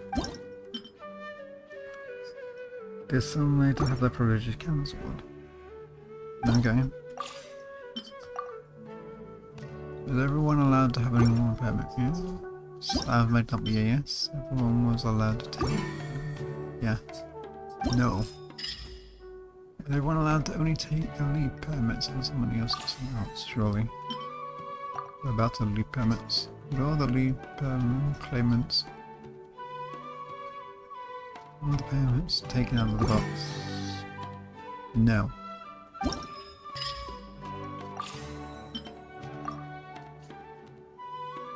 The box that tried to ask was the leave permits still valid? Were there any leave? Did the leave permits in the box belong to someone nevertheless? Yes. No. Yes.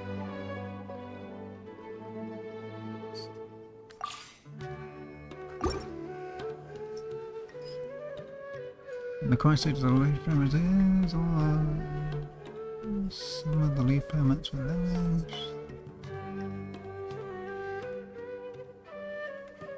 Holy permits.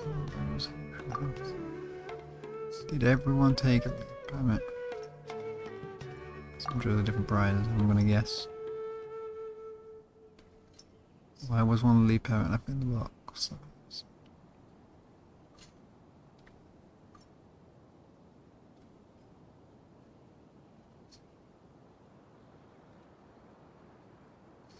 I'm not sure on that one. One of your answers was correct.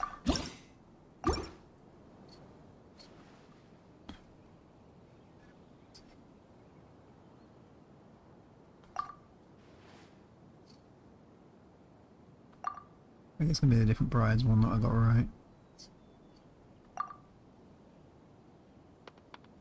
So there's two right. It's the first one I got wrong.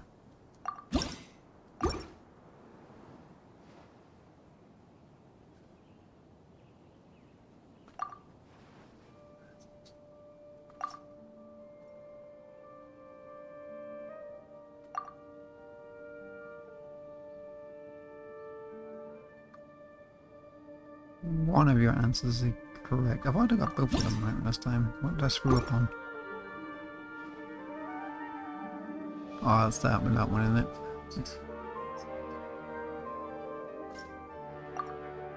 Let's see. It says I got more than one right this time. So it's the final one I got wrong, I guess.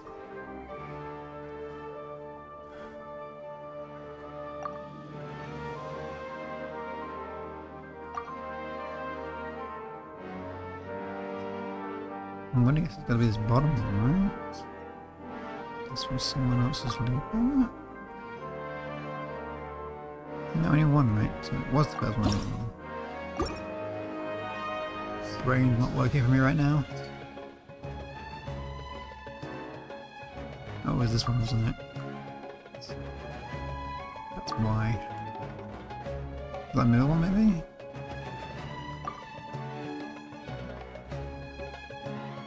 Only one was correct this time. I have to go through the submission again.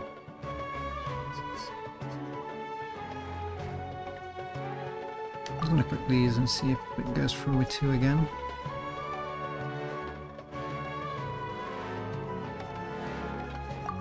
So that might be some choice different for I might be the problem, get it wrong.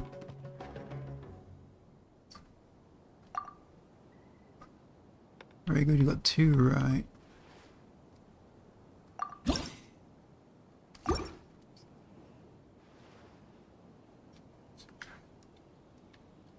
Okay, well let's just try and change this middle answer.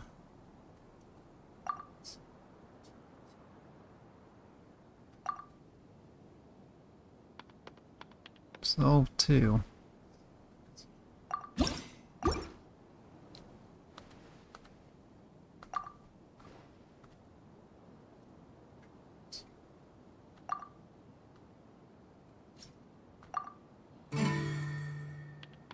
Yeah. Makes sense now. That was a pain in the ass, that one. That was the final one, wasn't it?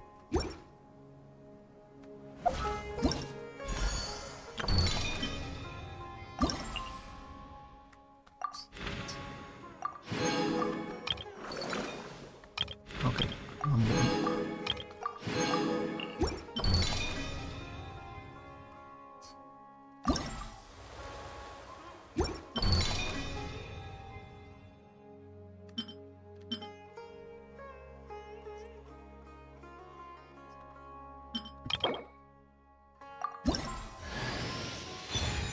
Hi, Fashan.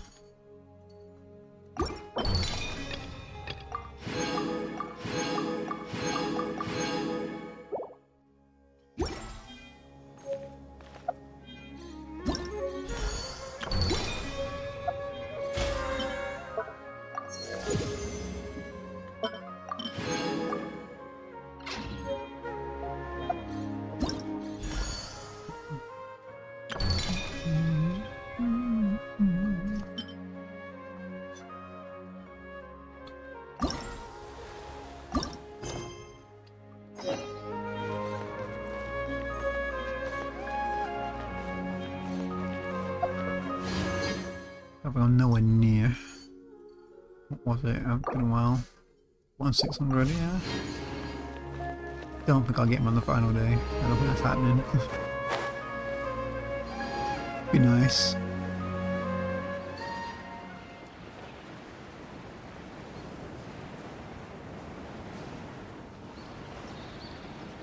I don't even remember who's coming next.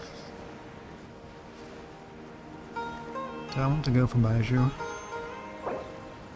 Would you stop catching that? Talk to myself when I say that, by the way. Let's do a quick look. I cannot actually get annoyed with that now.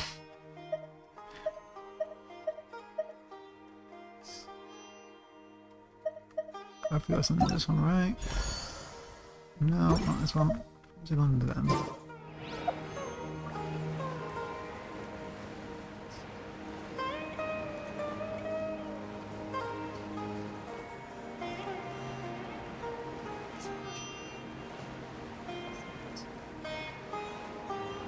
Okay, why is that not going off my screen?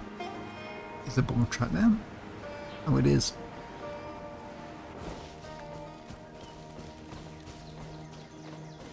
So last thing I want right now is my PS5 controller to be acting up.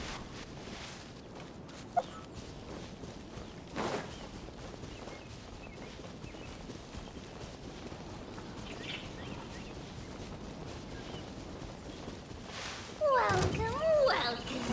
You are not Don't blink. welcome here. You just said welcome. Nowhere to hide.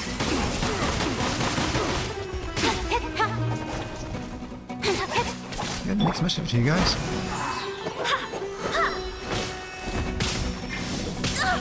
Barely escape. Propagate. Ah, yes. Allow me. Changing that.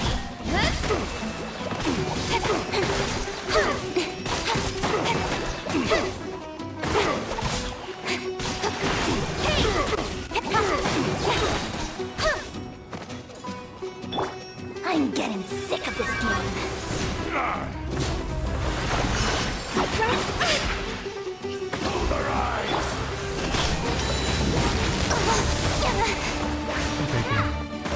Cut to the chase.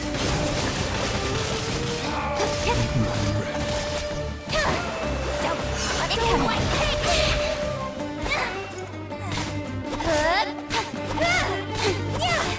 come. Hold the line. Speed of light.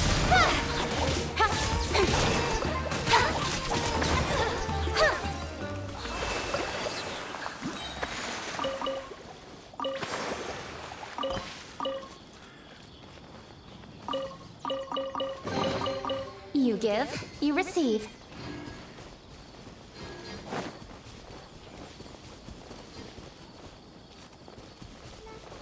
Should we teleport there actually? That's going to be pretty far away.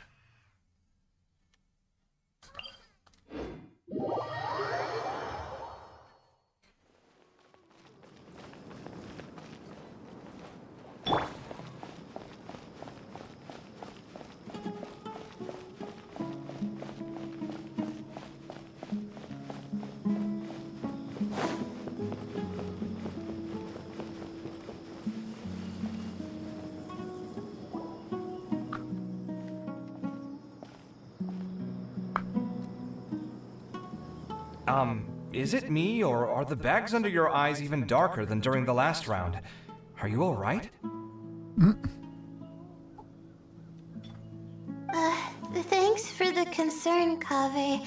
I just haven't been sleeping well lately. Even though I try to fall asleep, I can't get the championship out of my head.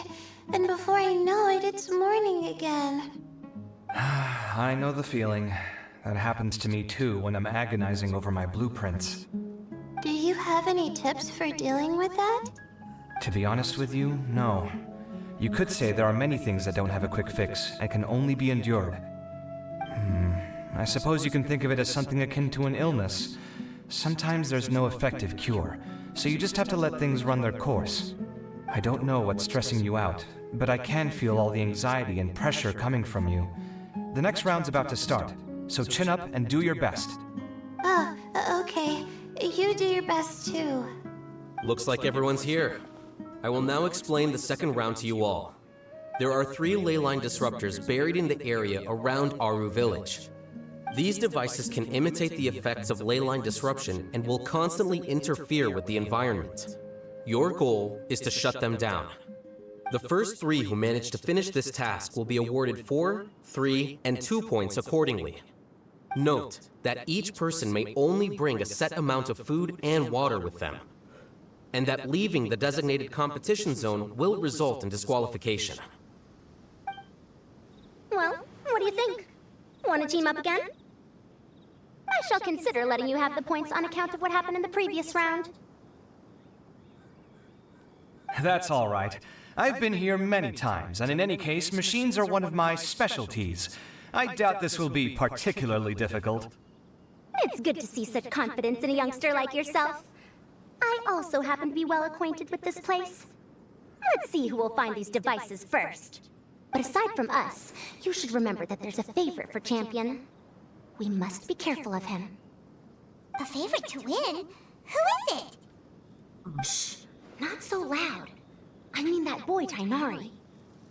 He took first place in the previous round, and if he does so again this time, we may as well declare this competition over.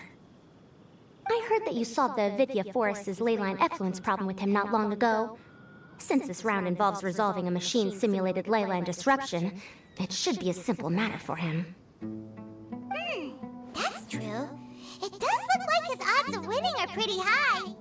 He already has Kale, who is an excellent pupil. If he were to win this round as well, then wouldn't we just be letting him have all the fun? As his senior, it's my solemn duty to prevent such an inequitable arrangement from happening. I'm off. I'll get going as well. See you later.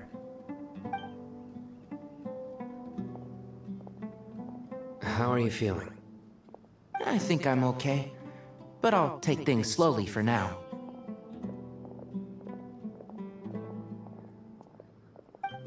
Is this all the water we're getting? Sorry, that's what the rules say. While this round seems to be about how quickly you can shut down the devices, it's also testing your ability to survive in tough conditions. I knew it'd be harder than I had expected. So we'll either need to find the devices as quickly as possible, or we'll have to save our energy and wait for an opportunity. Okay, I'll head out shortly. Thanks a lot, Nilu. You're welcome. Please take care of yourself. Well, there goes everybody. So, who should we visit this time? Let Paimon think. Oh, right! Didn't Farozan say that Tainari's the favorite to win? Let's go look for him first. We got him last.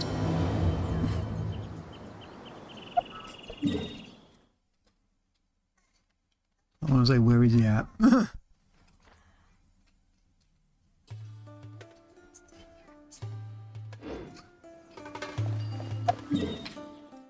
Quite close with this one. Should be higher up. Oh yeah, she's definitely higher up than this.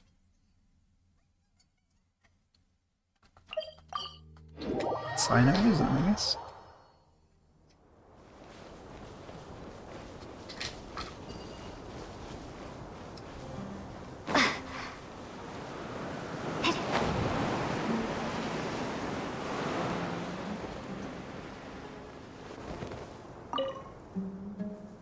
The sun is especially intense today. I hope Tainari will be alright. Probably not. I should go check on him.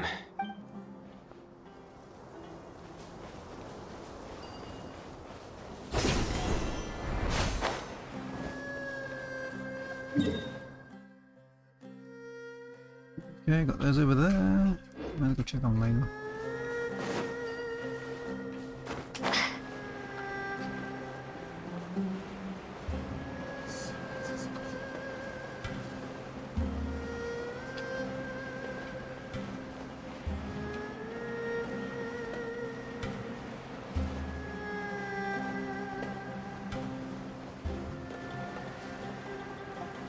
She in the shade?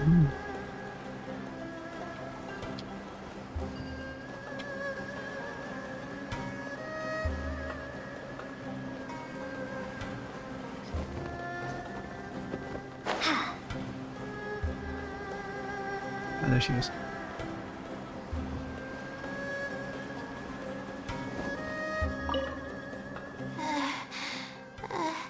I feel a little faint.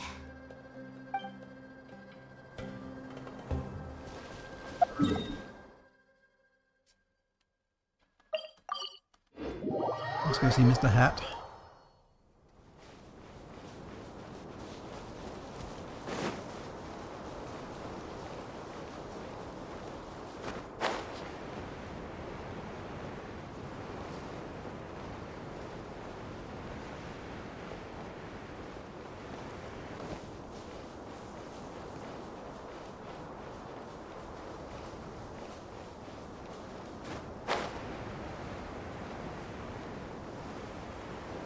There you are.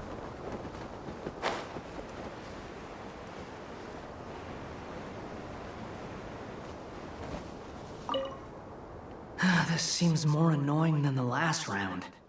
That's fine, though. I'll find some place to sit and watch them scurry.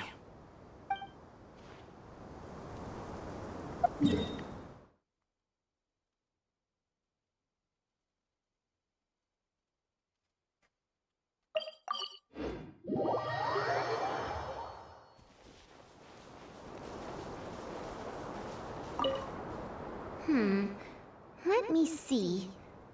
Where would they put one of these disruptors?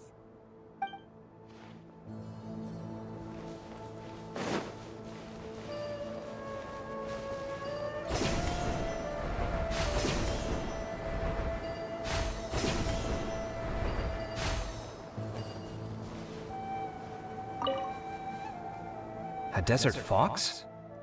Why would there be desert foxes here? Oh, whoa! Stop biting my clothes! Hey!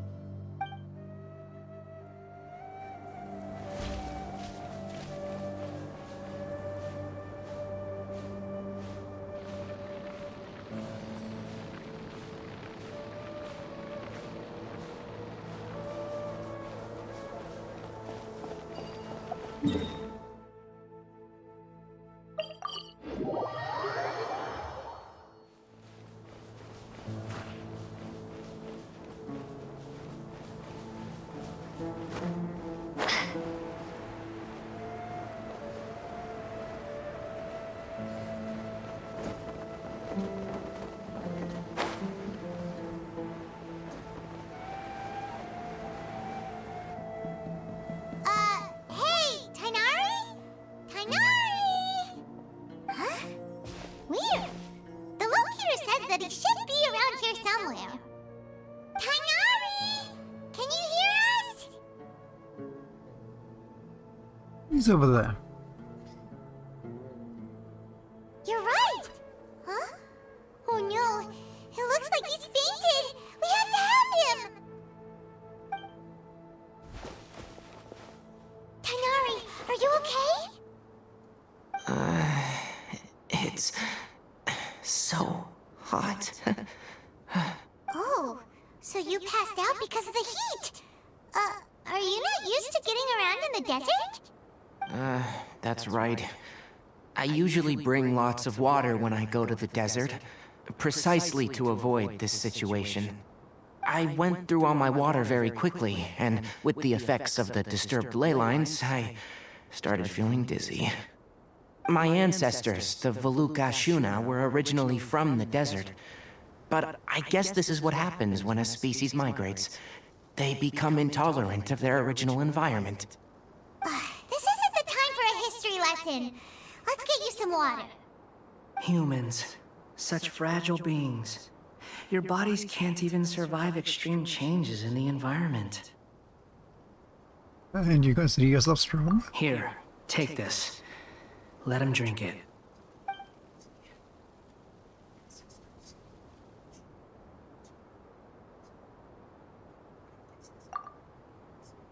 Are you serious? This had better be just normal water. Hey! You're leaving already? It seems to really just be water. Paimon really doesn't get that guy. What's he up to? Anyway, let's focus on helping Tainari drink some water first.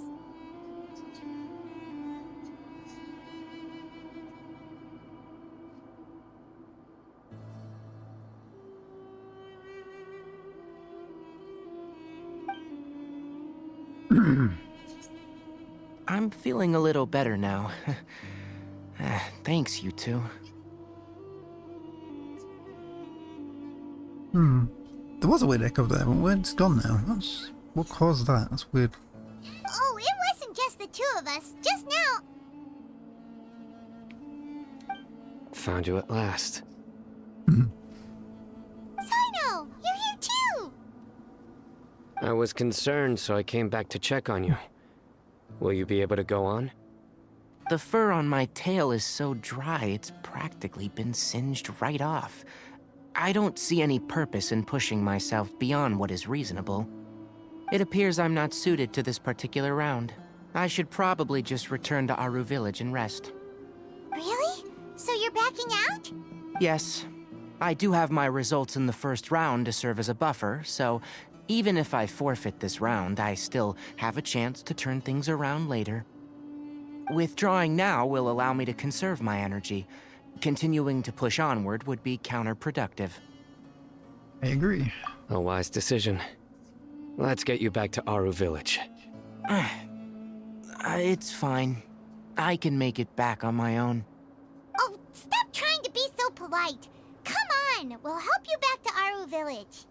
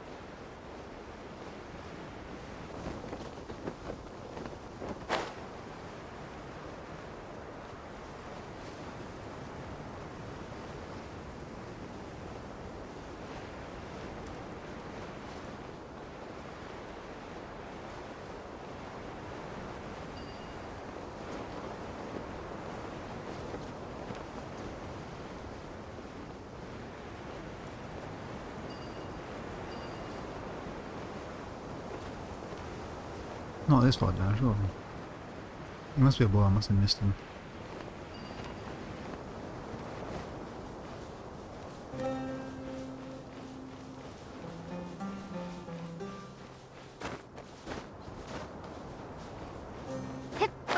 Now we'll just go all the way down and check.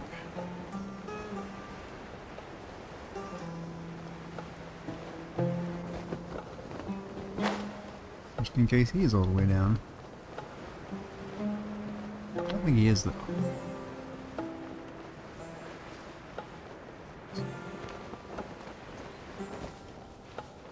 We should both see him, so yeah, I've gone the wrong way.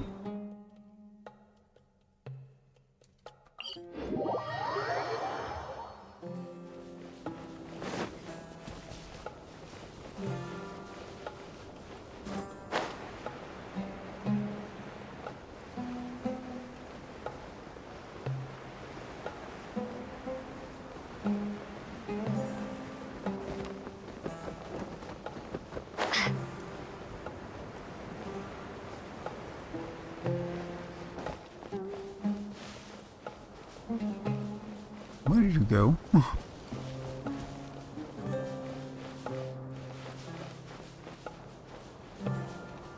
he on the ground?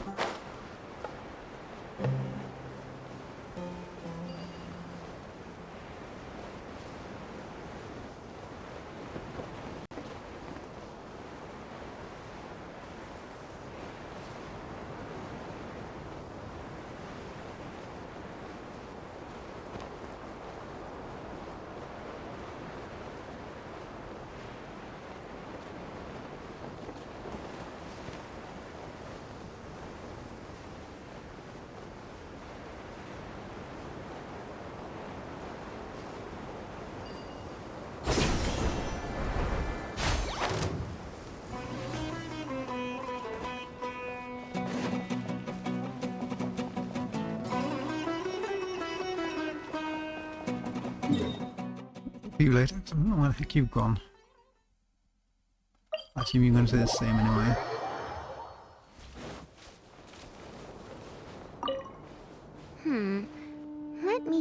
Yeah, she says the same.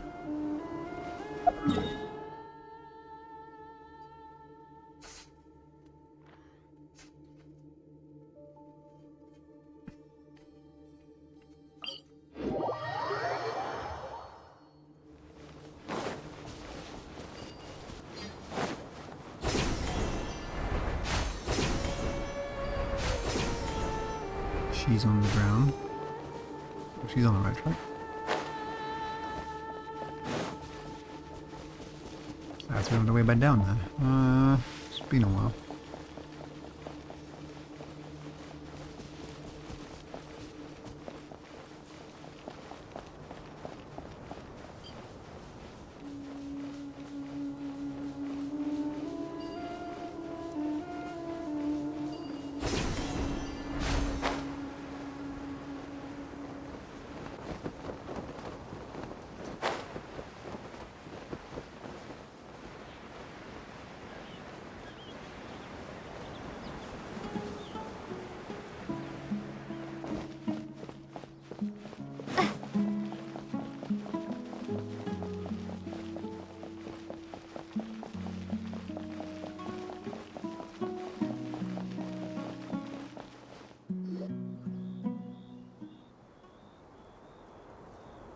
Feeling now, Tainari? Do you want to rest some more? There's some shade here, so we can stop for a while. All right, let's do that.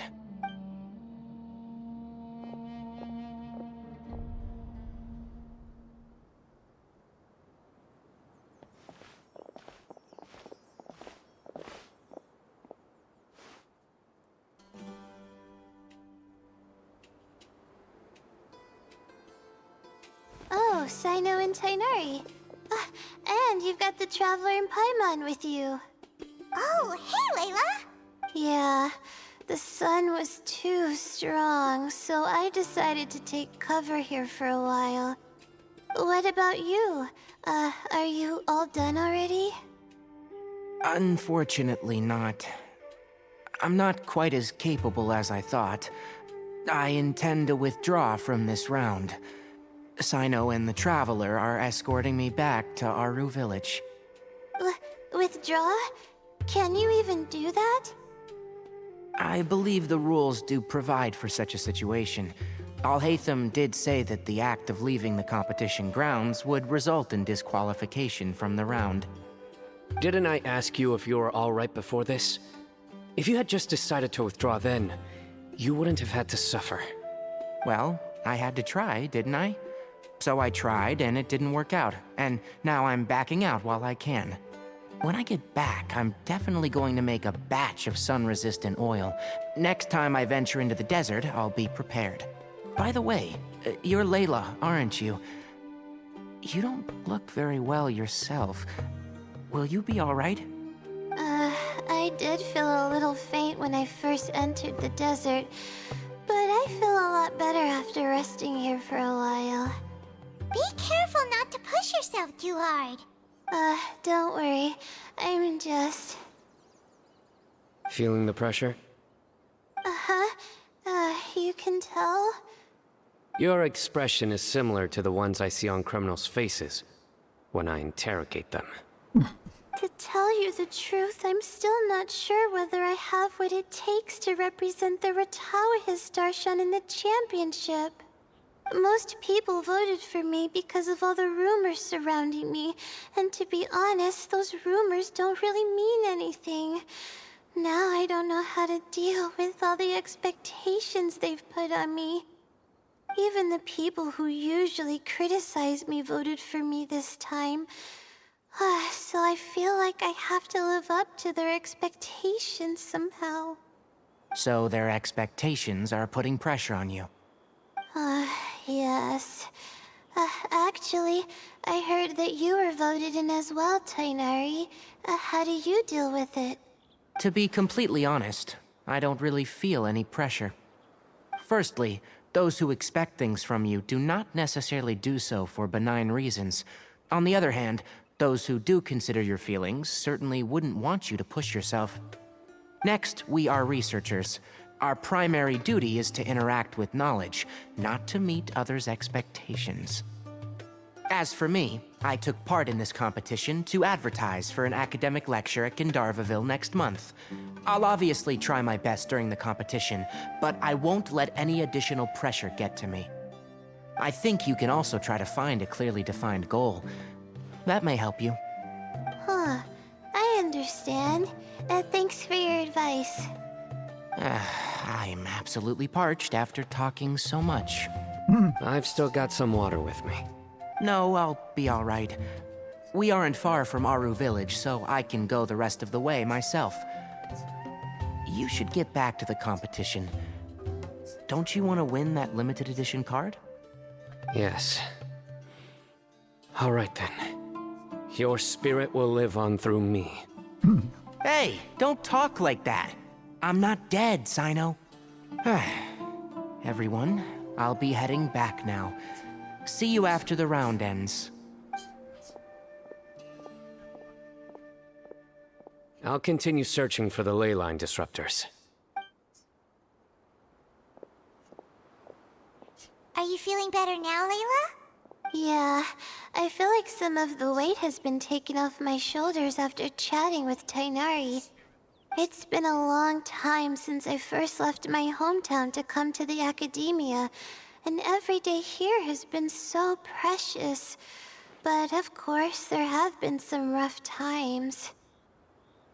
All sorts of complex astrological models, countless quizzes, and essays that took all my brain power to barely finish. Each of those things are like huge boulders barreling at me, forcing me to continue running forward. When I was chosen as my Darshan's representative, it felt like another boulder was added to the ones already rolling behind me. Every time I close my eyes, I think of all the people I'd disappoint if I mess up. We prefer you to be happy, Layla.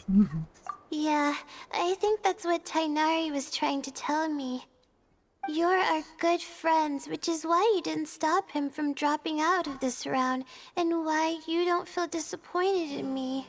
That's right! No need to feel so down! That said, he did also say that he hopes I could have more concrete goals for taking part in this competition. I don't have any now, but I'll give that some thought. Anyway, I won't take up any more of your time. You still have to record the other contestants' progress, don't you? Perhaps they've had some breakthroughs while we've been chatting. True. We should go look for the others. Now, who's left? Tainari's dropped out for the round, and we just saw Sino. You could go see how Madame Farozan's doing. I've heard that she's quite knowledgeable about the desert, so she's probably made some progress by now. Okay, let's go look for Farozan! Don't worry, I'll be fine.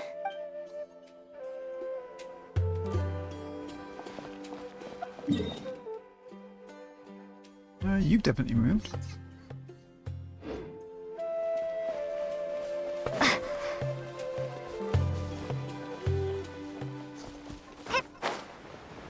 Have you moved?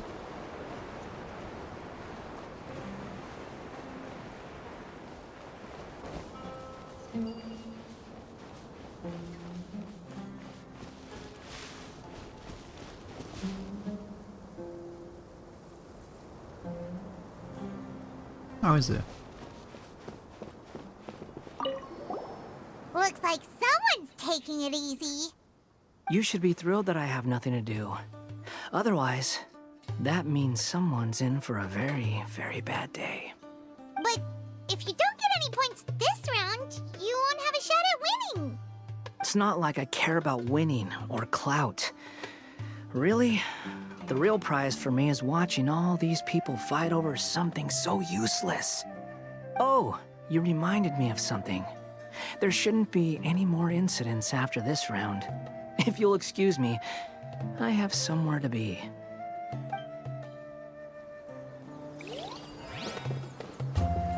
That's supposed to mean.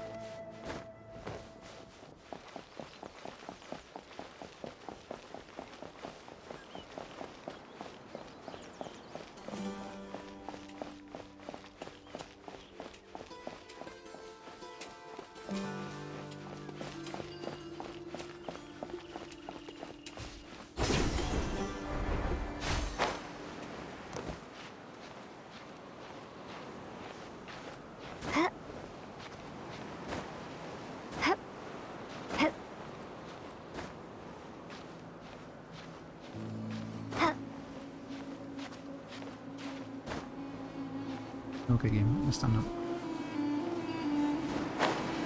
What's that? Super something. Push away. Hey guys, bye guys. Have you seen the guy around here? Let's go up.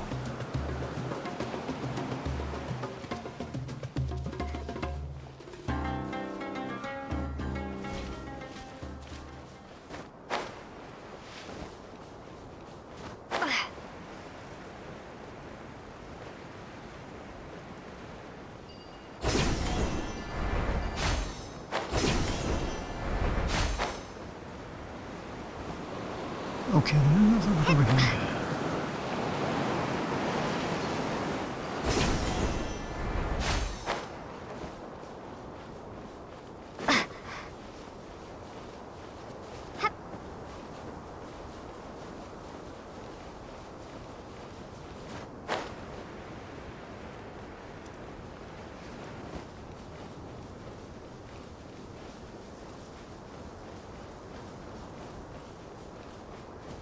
Ah, this I know.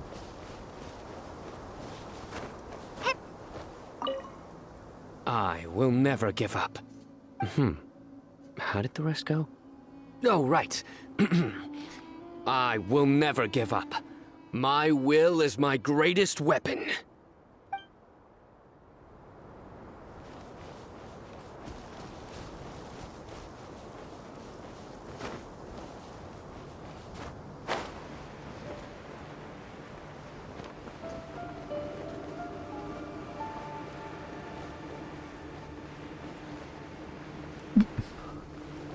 You being chased by that thing?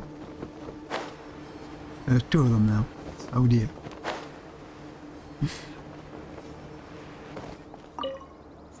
There's another one. Yeah, noticed.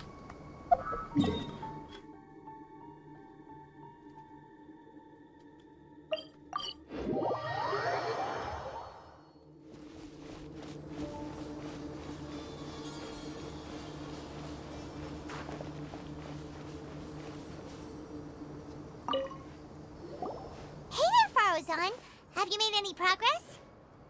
Ah, you're just in time. I'm about to start digging right here. Oh, you found the leyline disruptor already? Such a simple problem could never confound me. Not long after entering the desert, I discovered a primal construct that was acting abnormally, so I followed it all the way here. Once I got near here, it suddenly disappeared. Something unusual must be happening around this area. You're a true expert, Madame Faruzan. You knew what to do right away. Well, I do happen to have more experience than most. But that aside, has anyone completed this challenge yet? Nope, not yet. Well then, I suppose I'll be the first. What about that boy Tainari? You withdrew from this round. Oh? And why's that? He's not used to being out and about in the desert. Huh. I didn't think he would have such a weakness.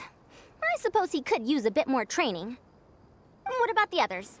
Is that Ratawahist girl still a bundle of nerves? Tainari gave Layla some advice, and she seems to be doing a lot better now. Sino just started his search for the disruptors, and as for Hat Guy, well, who knows what he's thinking. And what about Kaveh? Has he found a leyline disruptor yet? Paimon doesn't think so, or our locators would have already let us know. Strange. What's he lollygagging for? With his skills, you should have heard something from him by now. Well, I'm afraid the most thrilling moments are already done here. You should probably go find Kaveh and see how he's faring now. Is this free now? Here it comes. I think I'm about to strike gold.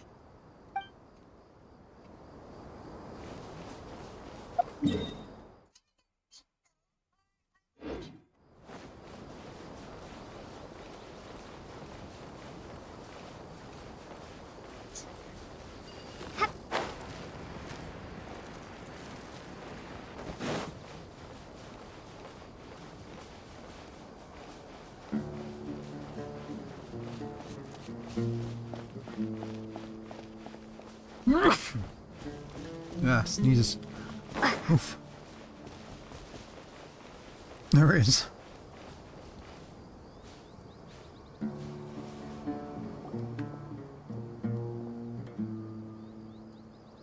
Come on, stop following me! I already gave you all the food I had on me. Ah, makes sense. You can cry all you want. I don't have any more food. All I have left is a half bottle of water, and I can't possibly give you that. Without water, traveling in the desert will be incredibly difficult, and I still need to find what I'm looking for. Mirak, can you help me out here? Keep them away. Cafe, there you are! Faruzan told us to come see how you're doing. What are you up to? Just thinking about it makes me upset. Not long after I entered the desert, I was accosted by these fellows. I don't know why, but they didn't leave the competition grounds, and now the ley line disruptions have left them confused and circling around the area.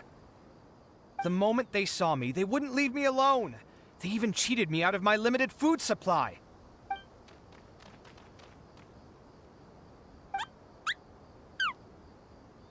Hey, didn't I ask you to keep them away? Cafe, is this flying metal thingy yours? That's right. This is my toolbox, Mirak. Your toolbox? Huh. It seems pretty fancy. Hey there! Can you understand us?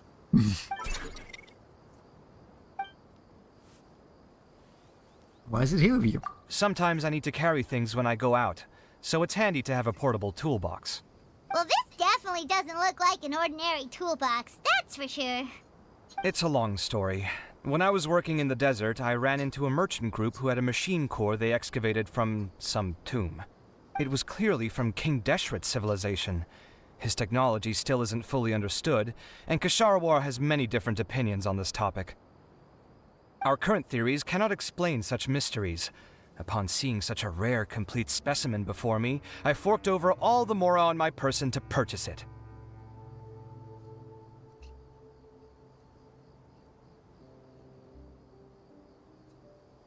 Some time back, I wanted to make an automated case that could store my offloaded items. With that core, I created Mirak. It can't understand commands that are too complex, but it can serve as my assistant and help me with things like mapping and surveying. Most importantly, it can't talk, so it can't give me any attitude.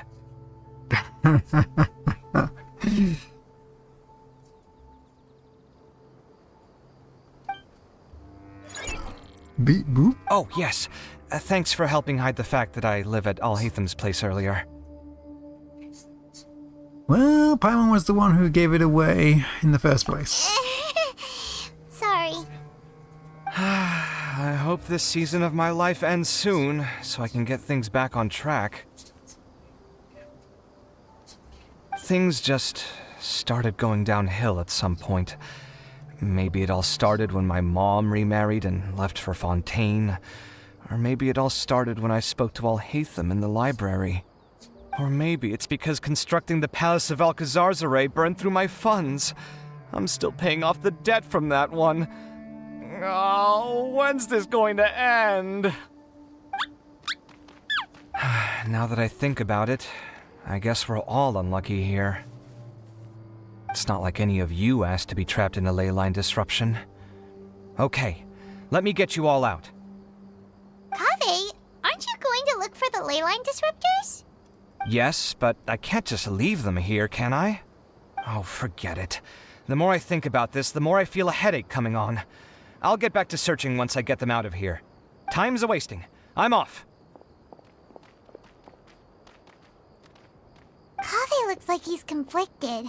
He really wants to win, but he can't ignore those he wants to help. He's a unique character. Paimon's always felt like he's the type who easily gets himself into tough spots.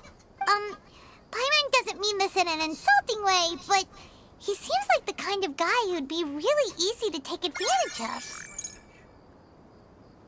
You're certainly cruel with the truth. Whoa, someone's done already! That was quick. I wonder who it was. Right? Wonder who it is. Let's go back and ask Alhatham.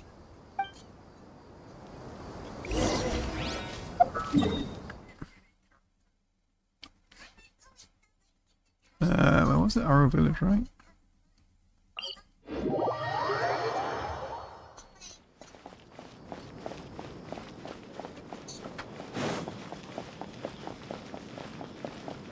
to you, wasn't it? I see. 20 years ago.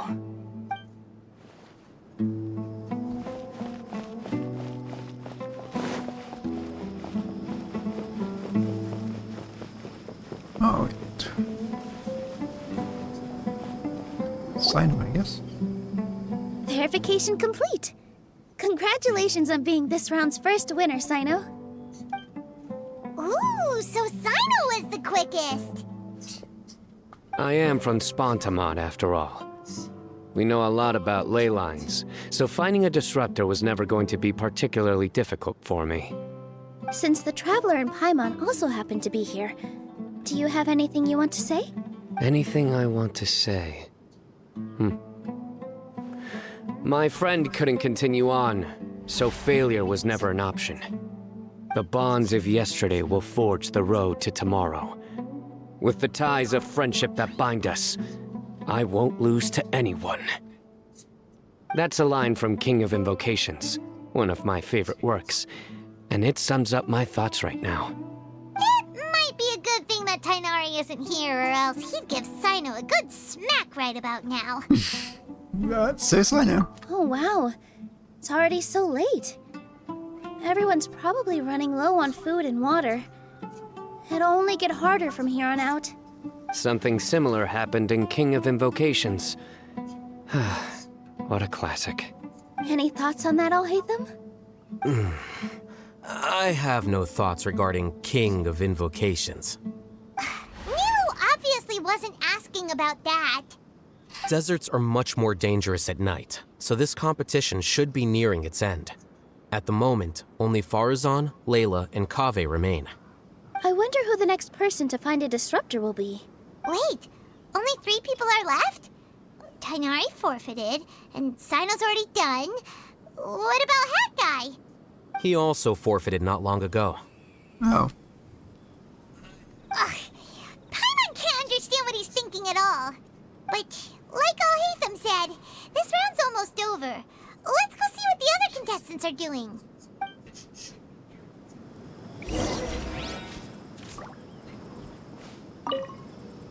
Things are really heating up now. You can feel the contestants' passion too, can't you, Alhaitham? Compared to the abstraction of human emotions, the desert heat is easier to intuit. Tainari made the right decision to forfeit.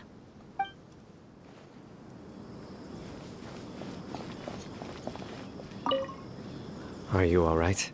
Much better. Aru Village's hospitality sure is something. 2 whole pitchers of water, to be precise. If your throat's too wet as a result, I can provide some dry humor. No, thanks. Much appreciated, though.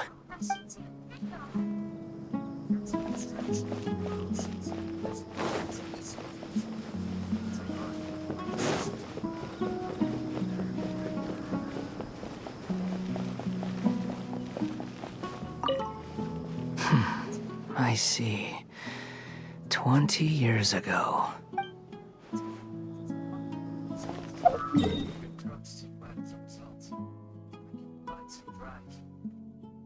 He's all the way over here now.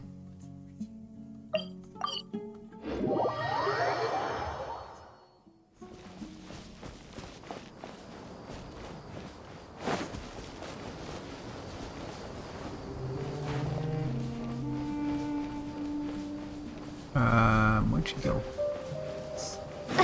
How weird. The locator says that Madame Farazan's nearby, but where?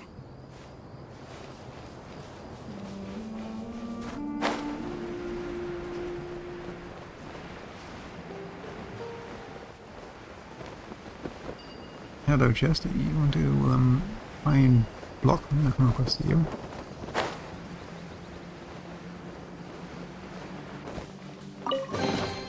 I'll keep this close. She has to be on the ground, right?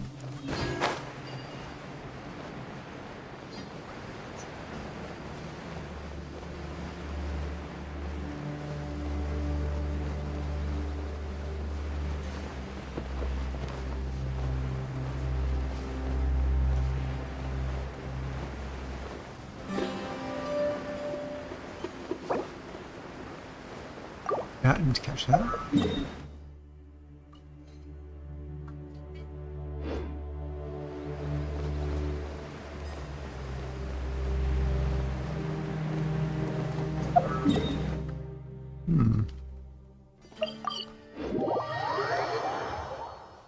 Let's go and check up on Cave, I guess. She's gone on the ground somewhere.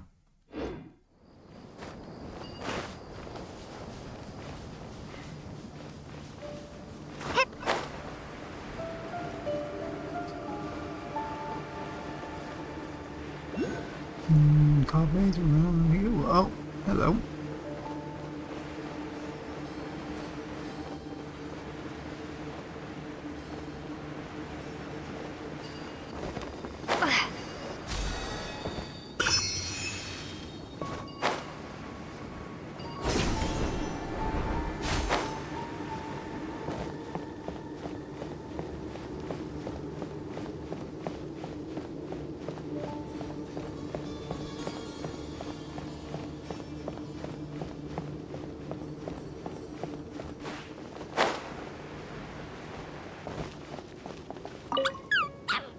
Quiet! I'm currently trying to find a way out of here.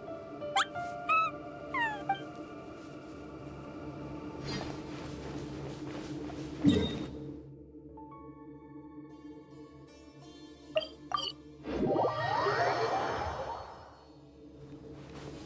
asleep yet?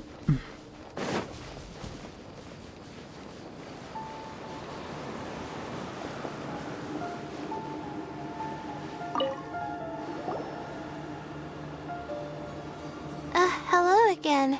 You know, it suddenly occurred to me that you guys have had to do a lot of running around this time. Don't you find it tiring? It's not too bad. Really? Wow. I don't know where you get your strength from. The desert's getting colder now that night's falling, and the wind can really sting your face because of all the sand in it. Has anyone finished this round yet? Sino's already shut one down. Have you made any progress yet? I circled the whole area, but I didn't find anything. But I did have the chance to think some more about that thing that was weighing on my mind, and I realized something. And what was that? Well, my fellow Ritaohist members must have all put my name forward for different reasons, and maybe a lot of them only picked me because they wanted to watch me make a fool of myself. But be that as it may, I believe that a lot of them genuinely do expect great things from me. And I want to live up to their expectations. I don't want them to regret putting my name down. Huh? But doesn't thinking like that put a lot of pressure on you? Of course, that comes with some amount of pressure for sure. But now I've thought about it, I don't feel like this is something I have to do. Instead, it's something I want to do. That may not sound like a huge difference to you, but it's helped me relax a lot. So don't worry about me. Well, that's great!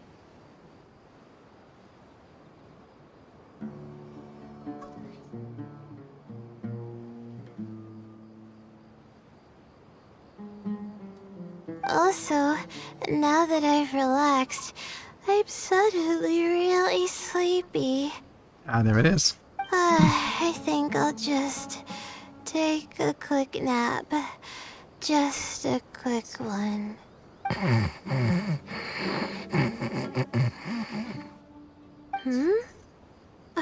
But the competition isn't over yet. Oh, Layla. She's really a bundle of nerves, isn't she? Wait, you're... Sleepwalking, Layla. Good to see you too. Ooh, it's nice to be out. Feels like I've been cooped up inside for quite a while. Well, since I'm here, I guess I should help her finish this. What are we supposed to be doing here again? Finding a ley line disruptor, was it? Let me see. Looks like she's basically gathered all the information she needs. It won't take long to wrap this up. Come with me, you two.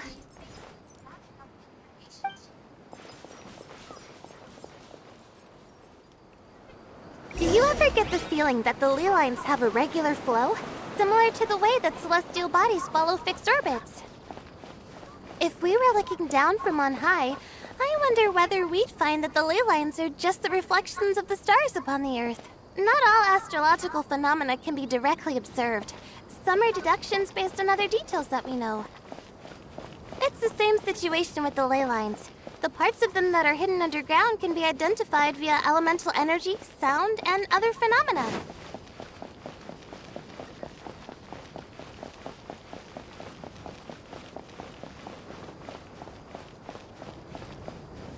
Plus, now that someone has shut one of the disruptors down, the contrast between before and after can provide me with further information still. Let me see. It should be here, I think.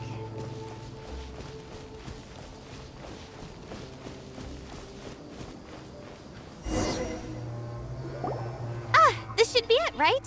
I'll turn it off. That should restore the ley lines in the area to normal. Nice work! Again, I didn't do any of the real work.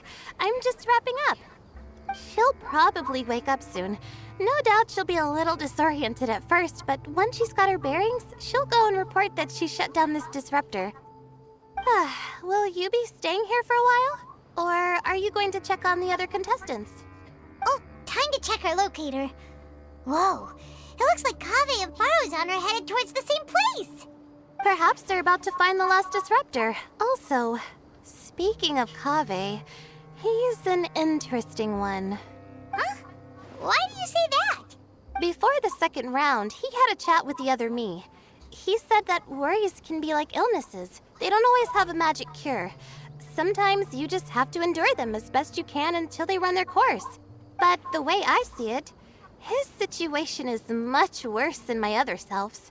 She just hadn't found what she wanted to do at the moment, which is why she felt lost. Kaveh, meanwhile, knows what he wants to do. He's convinced that he has to win, and yet he still seems conflicted.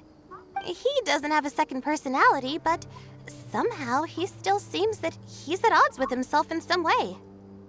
I don't know exactly how to describe it. It's like he's smiling on the outside, but there's no joy inside, only sorrow. Still, who knows? He must be more experienced than me. Maybe he's just better at dealing with it all than I am. But back to the topic of wrapping up. Shouldn't you be getting back to the action to record how everything plays out? Last one, then the round's over. Oh, true. Okay then, guess we'll be going now. We'll keep everything you said in mind. Kaveh and Farozan were super confident at the start, but it turns out they're the last ones to find the disruptor. But between the two of them, who's going to get there first? Let's head over quick. Oh, they literally are in the same place.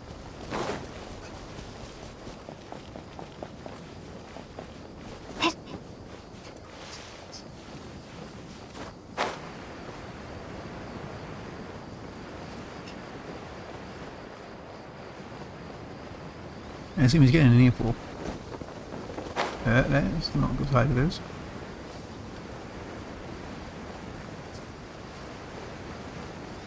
Ah, there it is, the stand. It should be around here. Finally found it. Kaveh? Are you? Oh, Madame Faruzan. And here I thought you would have finished this round by now. Farozan! Kaveh! Oh, looks like Layla's already done. I didn't expect that you and I would find a disruptor at the same time. How are the other contestants doing? Tainari and Hakai forfeited, while Sino and Layla are already done. You two are the only ones left. Huh? That's weird. Didn't you start digging really early on? Yes, I kept digging, but instead of finding a disruptor, I found a ruin. I fell down pretty deep, and it was completely dark in there. It took me quite some time to unlock the various mechanisms and return to the surface. That's actually impressive. Deja vu for her. Finishing a week's worth of trials in such a short time. Huh. That's pretty amazing, Madame Faruzan. What about you? Why are you so late? I encountered a lot of lost desert foxes along the way, and I brought them to the outskirts of the competition zone. When I came back, I was absolutely parched. And then I blacked out. Probably from the heat, you know? When I woke up, it was already night. I used the last of my strength to come here. A most curious reason indeed. But are you sure you're all right? It sounds like you were in an incredibly dangerous situation. You said you were familiar with the desert, but the way you handle problems... It does feel rather at odds with your title as a genius. It was problematic, but that had nothing to do with me being a genius. It was my decision. The way I did things wasn't optimal, but I wouldn't have been comfortable not doing it either. My conscience would have weighed on me. Youths these days, each stranger than the next. But back to the main issue at hand. Since we are both very certain that this is where the final leyline disruptor is, let's dig it up then. Well, this is indeed it. Of that there is no doubt. But how shall we count the score this time? What is it, youngster? You seem relieved. Oh, nothing. I was just thinking that this round's finally over. There shouldn't be any more innocent creatures getting wrapped up in danger. As for the points, I guess we can draw lots again later.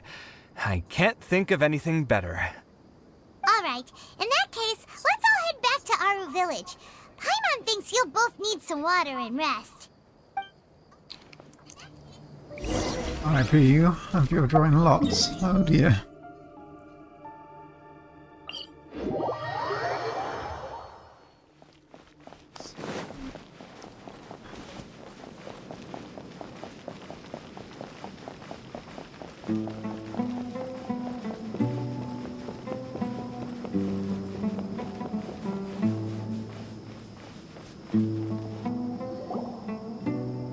Looks like the second round is over.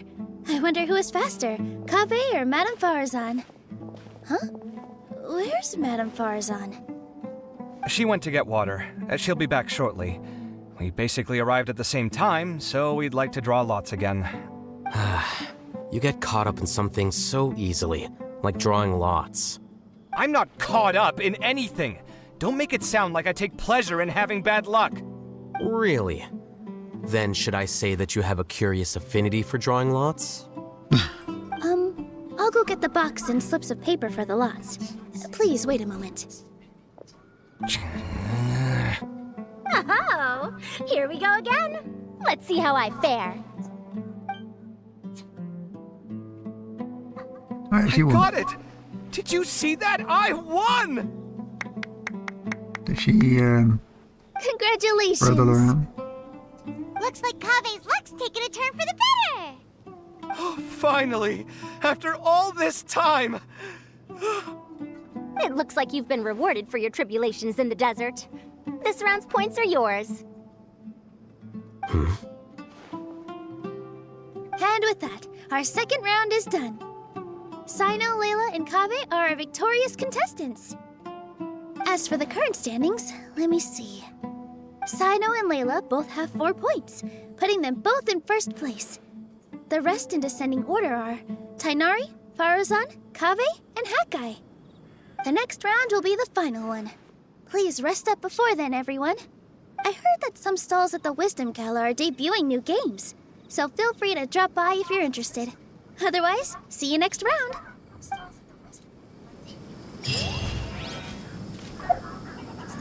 I assume I did them all.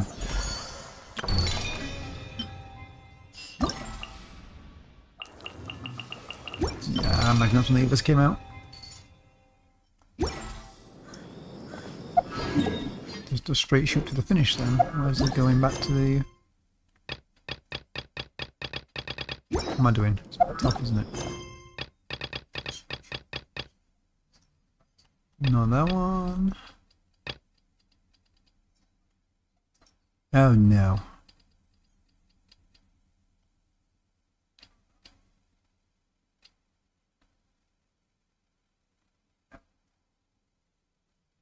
Next time, King of Innovation.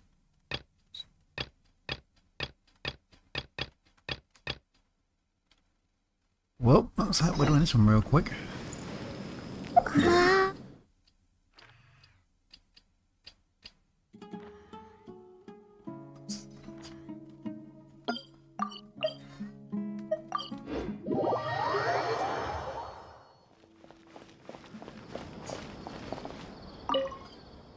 I want to go back to Inazuma. How could this happen to me? That's wrong. Got writer's block? Traveler.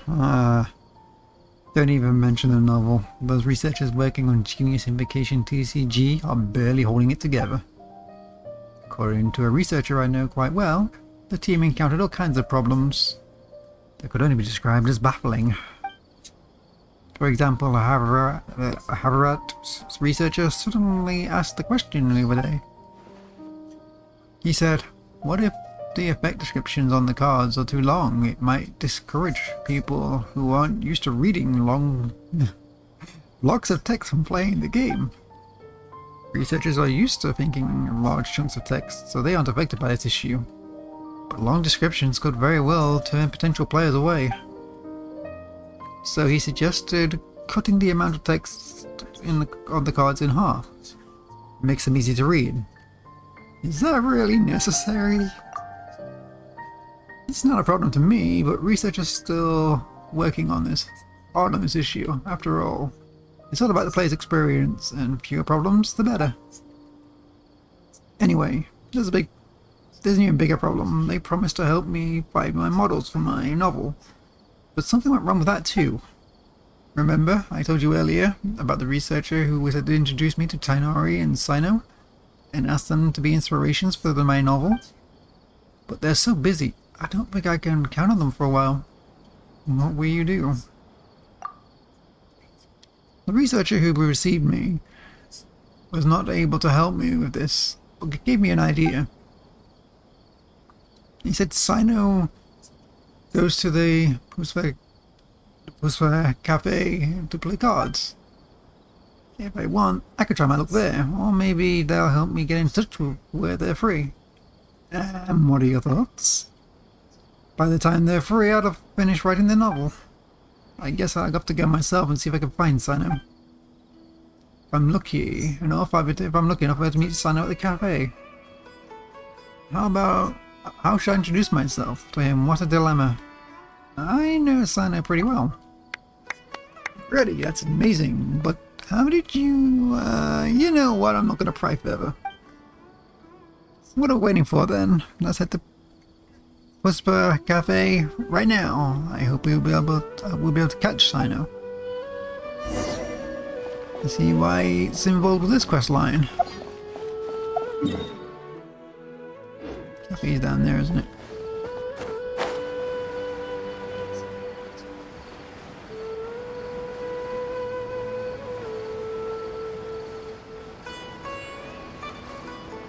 I'm gonna try not to trigger as I cause my death.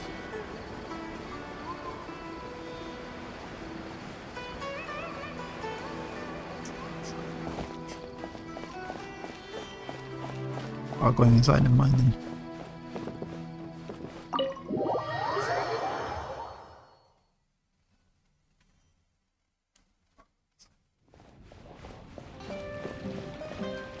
You have indeed found Sino, staring at a wall for some reason. Shh.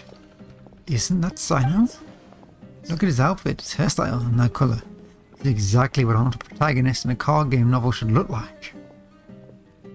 This has no rhyme nor reason. I actually know quite a few people who could fit into that category. Really? That's great. I'm working on a third book, King of Invocations.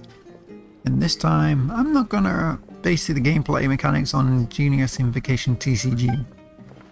I'm gonna create an all-new way of playing, for instance.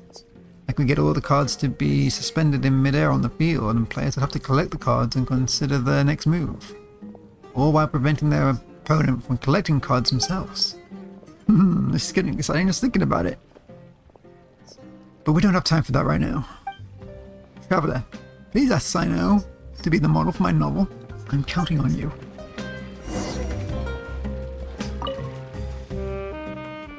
This combination of cards isn't so bad. But they're not strong enough to deal with the quick attacks. What are you up to, Sino? Traveler, I didn't expect to see you here.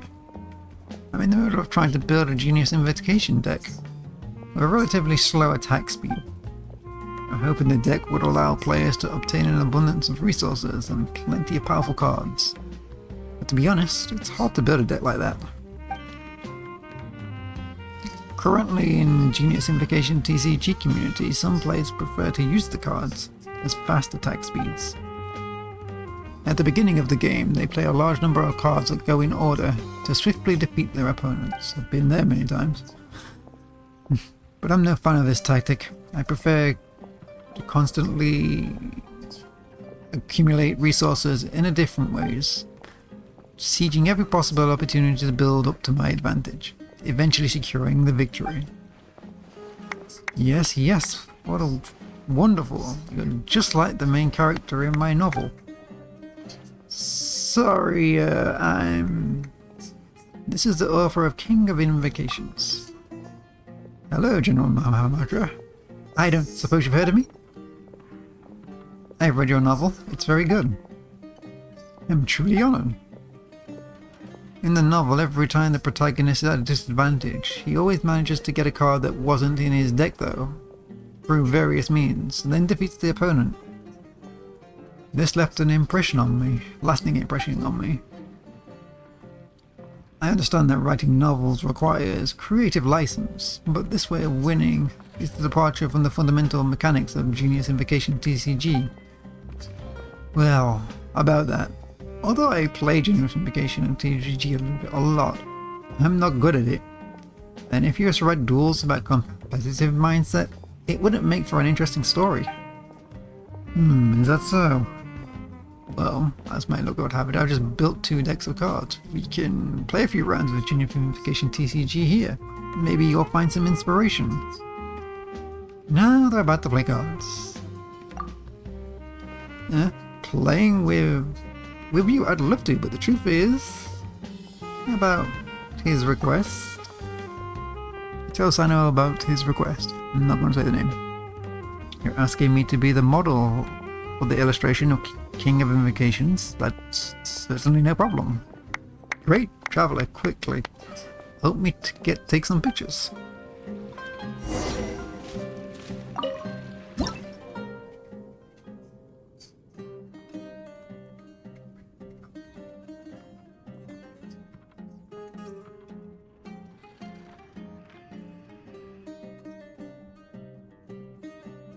Oops, didn't mean to catch that one.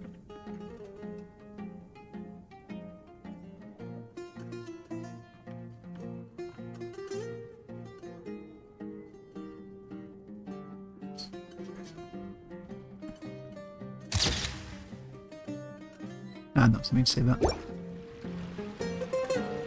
It just zooms in on my face. Whoop. This has been a big help. I'm sure Asogi will be able to make an excellent illustration too. Thank you very much, Sino. I'll be sure to send you a copy of the novel as soon as it gets published. Sino, the 2 decks you were holding are... Didn't you promise to play a few games of Genius Invocation TCG with me earlier?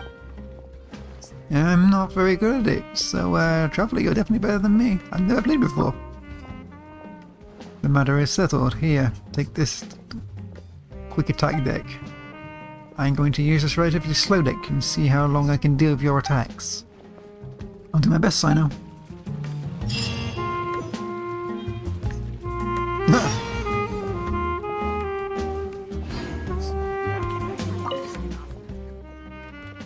Sino, your playstyle is so slow and deliberate. It's just an intuitive strategy.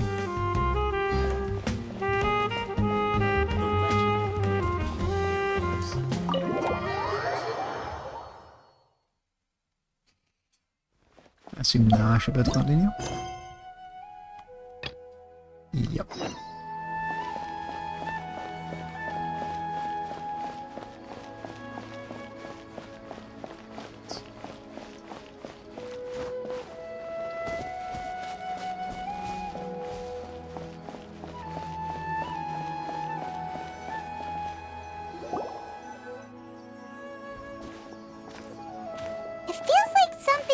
on your mind this entire time? The white-haired man I saw before the competition started. That secret conversation we overheard in the first round. Traveler, Paimon. I finally found you. Finally? Did something happen? Don't you feel like there's something off about this year's Academia Extravaganza? When Candace and I were at the cafe earlier, we might have caught sight of some mercs on business. Thing is, they were disguised as tourists here to shop. But no disguise can mask the stench of blood. Just from their suspicious looks, I bet they do dirty work like kidnapping or assassinations.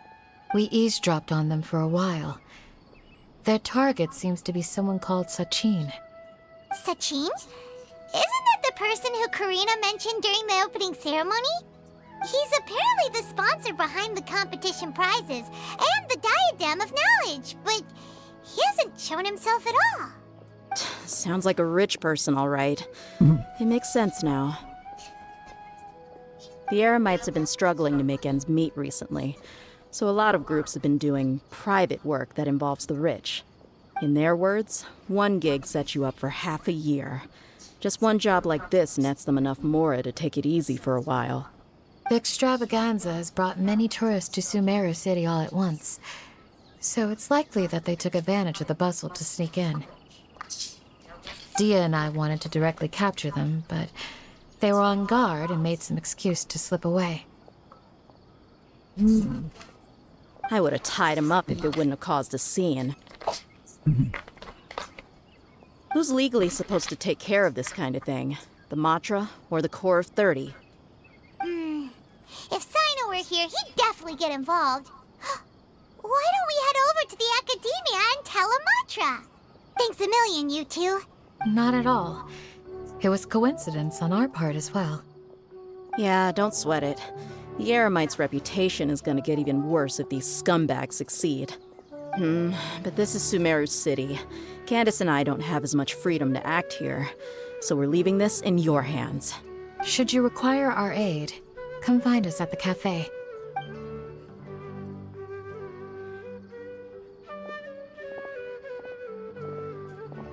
Paimon's noticed that something's bugging you.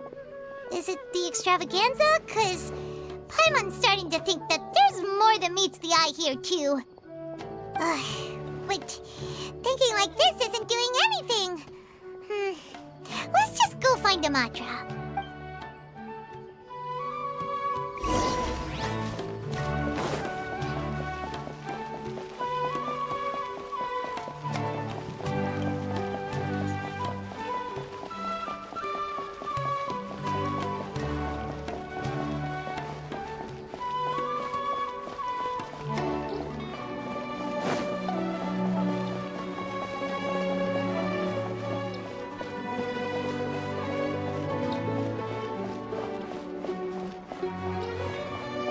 Inside or outside? So then would be...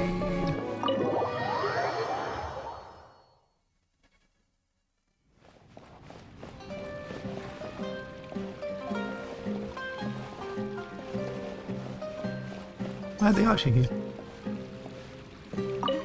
I'm surprised anyone has the guts to try to pull off something like this during the extravaganza. Just goes to show how tempting a fortune like Sachin's is. What would you do if a sum of mora like that suddenly landed in your lap? I don't know. I've never thought about it. Come on, first thing off the top of your head. How would you spend it? Buying food, finding water sources. That kind of thing, I guess?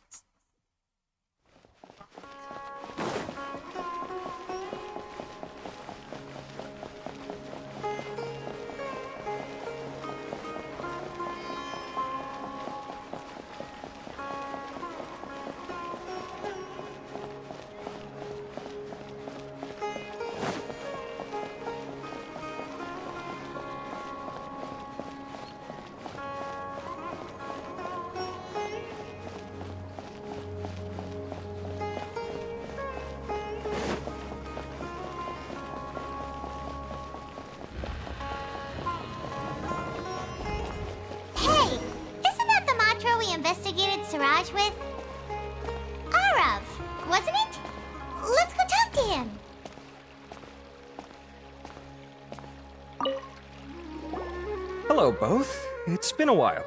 Do you have any issues to report? Someone's planning to kidnap Sachin. Goodness. Though I suppose it's not all that surprising. The growing popularity of the extravaganza has given him quite the reputation boost as its sponsor. He's seen as one of these super rich types. Well, since he's got a target on his back now, shouldn't you send some people to protect him? To tell you the truth, we've thought about doing just that. However, Sachin apparently prefers to spend most of his time out doing field work, and hardly ever comes back to Sumeru City. No one has been able to contact him. Our only lead is something he once said. Each time the Inter-Darshan Championship is held, I will be watching from close by to choose a suitable person to inherit my estate. Assuming he remains committed to that promise, then he must be right here in the city somewhere. I suspect that the Eremites in question must have heard about that as well, and decided to come here and try their luck. So they shouldn't know where Sachin is either, right? I would assume not. Anyway, Mahamatra Saino is still on vacation, so I'll handle this. Don't you worry. A couple of kidnappers aren't gonna get very far in Sumeru City these days. I have my ways of forcing them out into the open. All of that said, if you're interested in Sachin's story, why don't you try tracking him down as well? The sooner we ascertain his whereabouts, the quicker we can act to ensure his safety. I mean, you could task all the Matra and the whole Corps of 30 with someone's protection, but if the client doesn't show themselves, there's nothing we can do to help them. Fair point. Guess we should start searching for him too, but where should we start?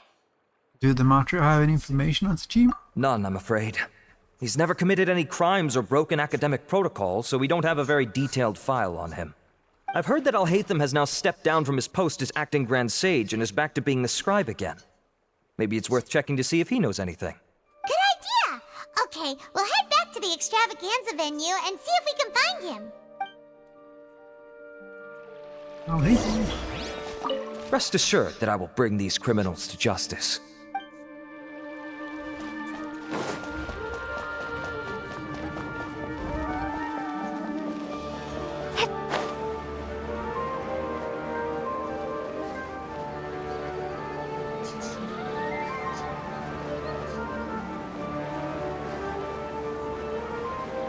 See Nilu.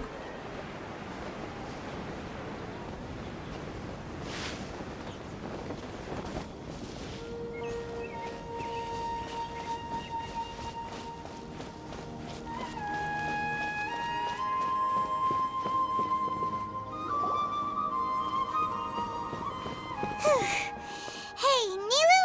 Have you seen Alhaitham anywhere? Alhaitham? Why, what is it? We're trying to track down someone and we need him to pull up some records for us. Oh, I see. Sorry, I don't know where he went. He's always the first to leave after the competition ends, and he never tells anyone where he'll be going. Huh. Yeah, actually, that sounds about right for him.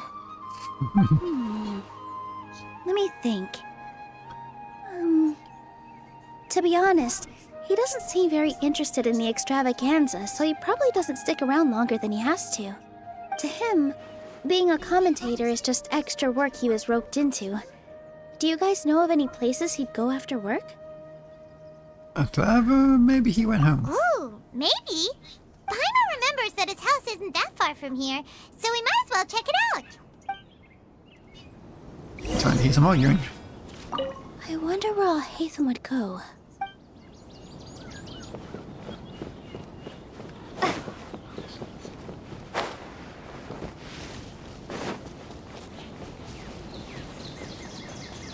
Yup.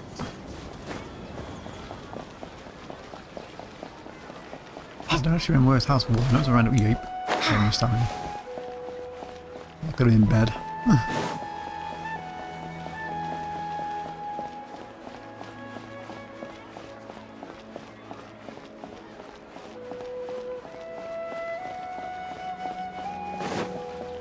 It's here, right? Yeah.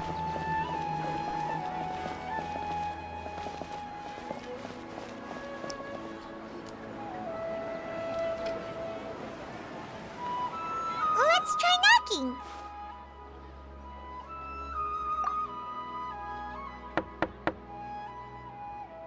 No answer?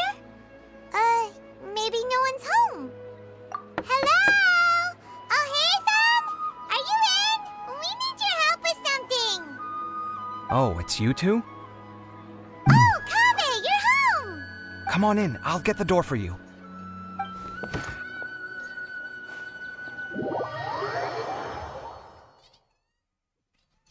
We didn't hear a peep when we first knocked. We thought no one was home. Well, I can't be too careful. If someone from the academia came here looking for Alhaitham, and I opened the door for them without thinking, before long the whole city would know that I'm living here. You're pretty conscientious about this, huh? So, what happens if someone comes inside looking for him while you're at home? It's fine, as long as I stay in my own room. Anyway, why would someone just barge in here looking for him? Most people have better things to do. Fair enough. So do you know where he is at the moment? What do you think? Who knows what he does in his free time? All that matters to me is that he's out of the house. Did you have a quarrel or something? I wouldn't call it that. He's just incapable of saying anything pleasant at all. I told him how the second round went. I won the lot draw, remember? Because of good karma, of course. My luck's on the rise. But him, being him... Ugh, you wouldn't believe what he said after I was done talking! You're always quick to remind me that you're my upperclassman, and yet you do not problem solve in the manner becoming of an upperclassman.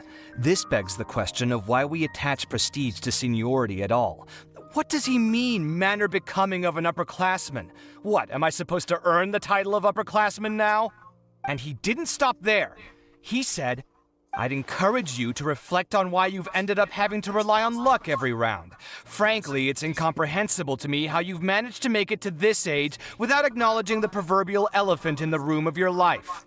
Yeah, that does sound like something Alhaitham would say. I've had it with him. Every time I talk to him, it's the same way. He finds a way to infuriate me every single time. Anyway, the disdain is very much mutual between us, so I'll be moving out as soon as possible. I'm actually packing my things right now. He'll have to get used to doing his own cleaning and tidying from now on. See those perfectly hung paintings on the walls? They're coming with me too. If his life wasn't utterly devoid of artistic sensibility already, it certainly will be after today. Wait, you're moving out already? But the competition isn't even over yet. How can you afford it? Well, obviously I can't just yet. I'm just packing early to get ahead of the game. I've got my new place picked out already. The moment I have my hands on the prize money, I'm going to buy it and move my things right in. It'll take me 3 days tops to move out of here for good. I now know what I have to do to achieve this goal. No matter what happens in the third round, I will win. I will emerge triumphant. You'll see. Well, we'll be rooting for you. But are you sure you'll be all right? In what way?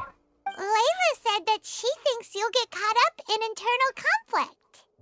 Meaning what exactly? Oh, don't tell me you think I have serious personality flaws too. Oh, we didn't say that. But think about it.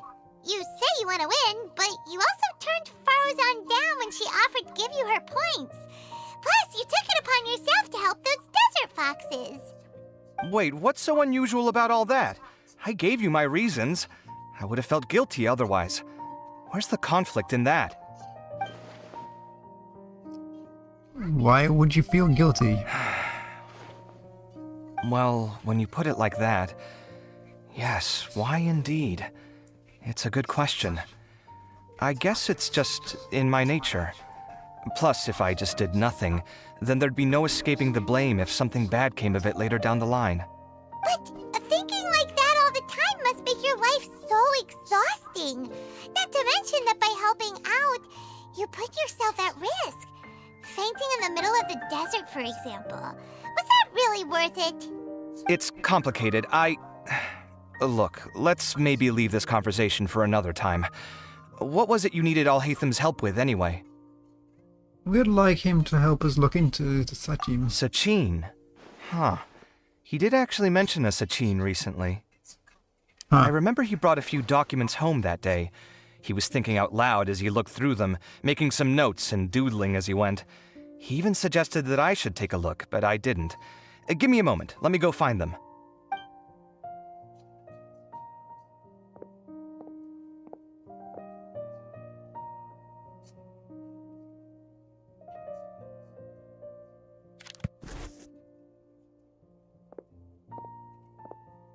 Ah, this is the one. Here, take it. You sure he'd be okay with this? With taking liberties? He's certainly okay with helping himself to my beer whenever he pleases. And anyway, he did ask me if I wanted to read his notes. I didn't see the point at the time, so he just left them on the side. He doesn't leave documents lying around unless he's okay with other people reading them. It's fine, I promise. Cool, if you say so. Okay, let's see what he's got on Sachin.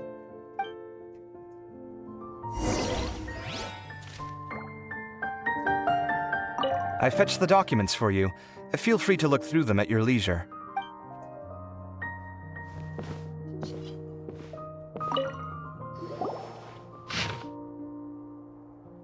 Well, this is a lot of reading. Hard to think it might be. Sachin was born into a wealthy family, and his father, repute, was renowned as a merchant of Sumeru. With many properties in his name, at the age of 9, Sachin enrolled on the Herman and achieved excellent grades. At the age of 15, he completed his courses and graduated first in his class. His accomplishments greatly lauded by the sages. At the age of 16, Sachin ventured out to begin researching the local environment and customs. His travels took him throughout Sumeru's rainforests and deserts. Sachin was 23 years old. His father, Repute, passed away. Sachin returned to Sumeru City to take over his father's business and spent 2 years here. At the age of 25, Sachin once again ventured into the desert to conduct field research. Record shows that he travelled with the caravan and lived in Aru village for a period of time. At age 32, Sachin returned to Sumeru City. He looked withered and weary, his mental state in shambles. Much speculation arose amongst the outsiders, but Sachin locked himself in his room and did not respond. At age 33, Sachin entrusted all his properties to the Academia and pledged to donate all proceedings to the Academia. He then wrote a contract regarding the use of the proceedings and property ownership. The following is an excerpt from Sachin when the contract was signed. A minimum of 30% of all revenue will be generated from the business will be used to fund prizes for the Inter-Darshan Championship, which will encourage young prodigies to actively participate in the competition. I will be donating my entire collection. The most prominent item is the Dahima of Knowledge. It will serve as a symbol of great honor and the Inter-Darshan Championship. Only the winner of the competition may wear it. In addition, the Academia was given the right to maintain and manage the properties. Ownership of them does not belong to the Academia, nor does it belong to me. Each year, when the Inter-Darshan Championship is held, I will keep a close eye on each candidate. If I particularly identify with a participant, I will reveal myself. I will then bequeath all my wealth to this individual whom I judge worthy of acknowledgement. They will have usage rights to it all, assets and proceedings under my name. I hope the Academia will respect any and all decisions made by that person. After the contract came into effect, Sachin returned to the desert to continue his investigations, but there has been no word from him since then. Many have claimed to have seen him in the desert, but none of such claims have been verified. 20 years have passed since then. That was a lot of information. Paimon's getting a headache. So, to sum up, Sachin put the Academia in charge of managing his estate and went off to do research, right? He even said that if he really liked one of the contestants, he wouldn't just give them a reward, but his entire estate as well. Oh, that must be worth heaps and heaps of Mora. What? Are you serious? All of Sachin's wealth, that's more than I could spend in a lifetime, surely. Heck, if I got chosen, I'd be able to pay off all my debts, then buy a new place, and still have cash to burn. I could build another Palace of Alcazar's Array, except this time, I'd make it 10 times bigger. Oh, then there's that new project in Port Ormos, of course. The bridge renovation. To do it properly would take upwards of... Hey, snap out of it! You're getting way ahead of yourself there, mister! You're right. First, I need to focus on winning and moving out of this place. Huh? Wait a moment. There's a loose slip of paper tucked in between these pages. Did Alhaitham write this? It looks like he was jotting ideas down as he was thinking things over. Let's see. Two phrases have been circled. Sachin, dead or alive, unknown. And diadem of knowledge. Some of this stuff is just plain incomprehensible. Is this written in some other language? Let me see. Huh. I recognize this script. Give me a second. Lofty ideals may provide no defense at all against nihilism, but perhaps little decisions can. That's a rough translation anyway. I can't guarantee it's 100% accurate. There's another smaller line of text underneath. Why would he bring that up? Wow! It's so cool that you can actually read this script! We worked together on a project once when we were students. The title was Decoding the Runes and Architectural Philosophy of the Ruins of King Deshret's Civilization. I had to familiarize myself a little with this script at the time. Oh, interesting. So, any idea what Alhaitham meant by all this? Who knows? The way his mind works is one of the great mysteries of the world. Fair enough. Well, guess we've learned all we can here. Let's hope Arouse made some progress. Yeah, he better catch those crooks. But until then, let's just head out for a stroll.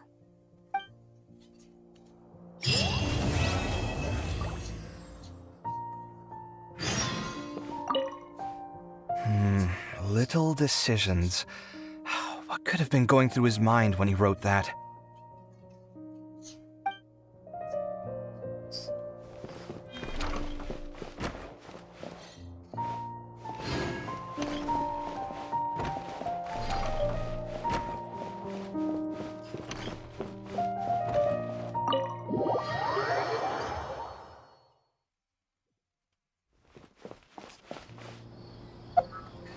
We're to 7 now.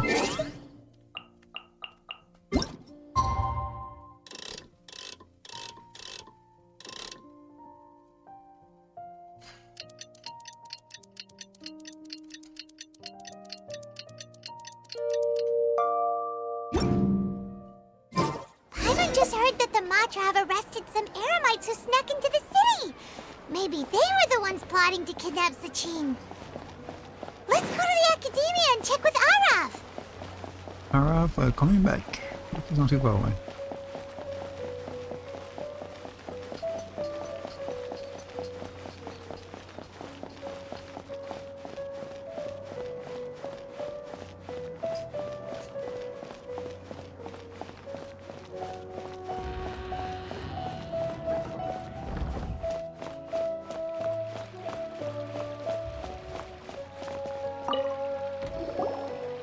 You're here.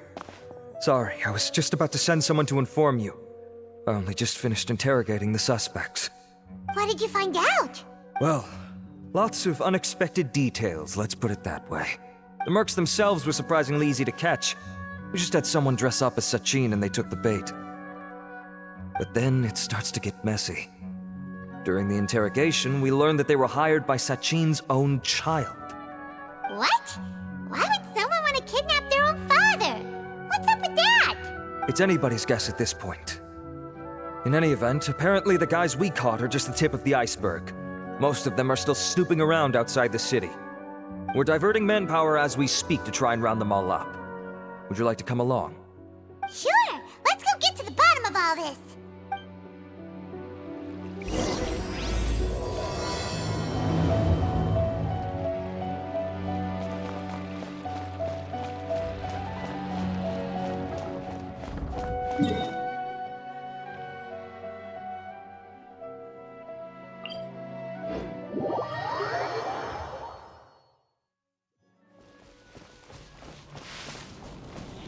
Nope, I just had my team back. I realized still got her in.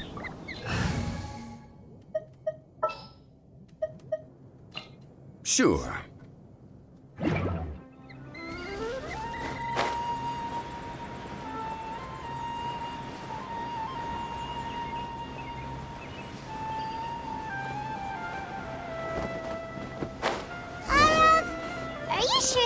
right place.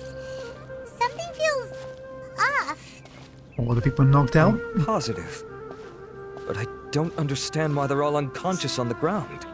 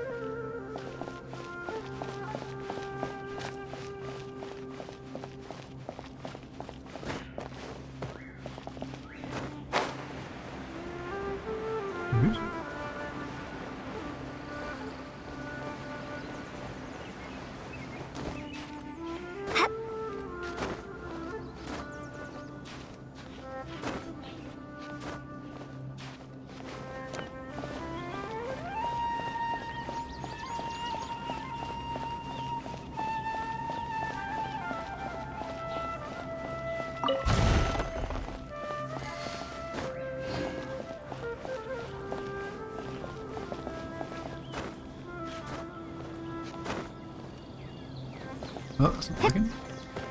It's again from this angle.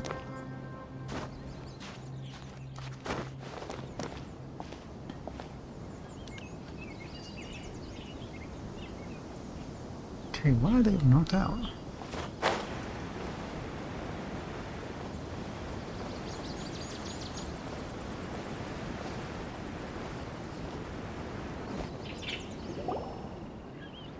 Boss, we got more company.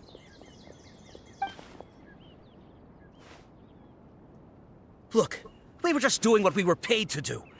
You're punishing the wrong people here. You want the real culprit? It's this guy. He hired us to kidnap Sachin. What happened? Who beat you all up? Wait, you mean you aren't with them? With who? Who did this? First there was this flying brat. Didn't bother asking any questions, just started throwing punches. After that, some guy wearing green came along and interrogated us for a bit. I've got the confirmation I needed. This is the one who masterminded this whole plot. Giovanni, Sachin's son. If you have any questions for him, now's your chance to ask them. When you're done, I'm arresting them all and taking them back to the Academia for further interrogation. So why did you hire people to kidnap Sachin? What do you think? 20 years ago, he upped and left to go and live a carefree life, not giving a second thought for my welfare. As if that's not bad enough already, he went and put his entire fortune in the care of the Academia, along with a contract saying that one day he'd pass it all on to a genius he admired. That's my inheritance, by rights. You expect me to sit back and watch it go to someone else? If he won't give me what's mine, I'll just have to take it from him. You were seriously planning to... Of course! Didn't he say he would be here somewhere, watching the championship from the shadows? So, I figured I'd get some people to nab him. Then I make him change the contract. And if the Academia doesn't agree to hand over the goods, I make him publicly announce that I'm his chosen genius. So, did you find him? No. The old fart knows how to stay hidden. I'll give him that. He's probably cooped up somewhere watching all this go on and laughing to himself. I already thought he'd gone mad 20 years ago. And who knows what a madman's truly capable of. What do you know about the Diadem of Knowledge? Diadem of Knowledge? You mean that thing he donated to the Academia? Well, I can tell you that it's very expensive. He sold a lot of assets to purchase it back in the day. Weird things started happening after he brought it home, too. For example, sometimes we'd hear a high-pitched voice coming from the storage room. Also, before donating it to the Academia, he once shut himself in that same storeroom and researched it non-stop for days. Something was already seriously wrong with him by that point. Nothing he did shocked me. What do you mean, something wrong with him? I only have a vague memory of it, since I was very young at the time. But I have the impression that he went out into the desert for research and didn't return for many years. When he finally did return, he was a changed person. He would mumble incomprehensibly and write essays day and night. I asked if I could see what he'd written, but he chased me out of the room. Later, He went out somewhere and took his written essays with him. When he got back, he signed his contract with the Academia. Part of me wonders whether he'd already stopped being my father by that point. Perhaps the man we called Sachin was a demon from the desert who was wearing his skin. Okay, you can stop now. You're creeping Paimon out. You can believe me or not. Doesn't matter to me. I told you all I know. But if you do see Sachin, tell him this for me. Whatever it is that he's researching out there, he'll always be garbage in my eyes. You finished? In that case, come with us. Well, we finally caught the guy behind all this. Thanks for providing us with the critical information. Do you still have any lingering concerns? The Diadem of Knowledge? Yeah! Al-Haytham's notes do mention that item. Scribe Al-Haytham looked into this matter. Understood. Well, if you believe there to be an issue with the diadem, I'd suggest contacting the organizers and getting them to pause the competitions while we investigate. That makes sense. Okay then, let's get back to the venue. We need to tell Karina what's going on.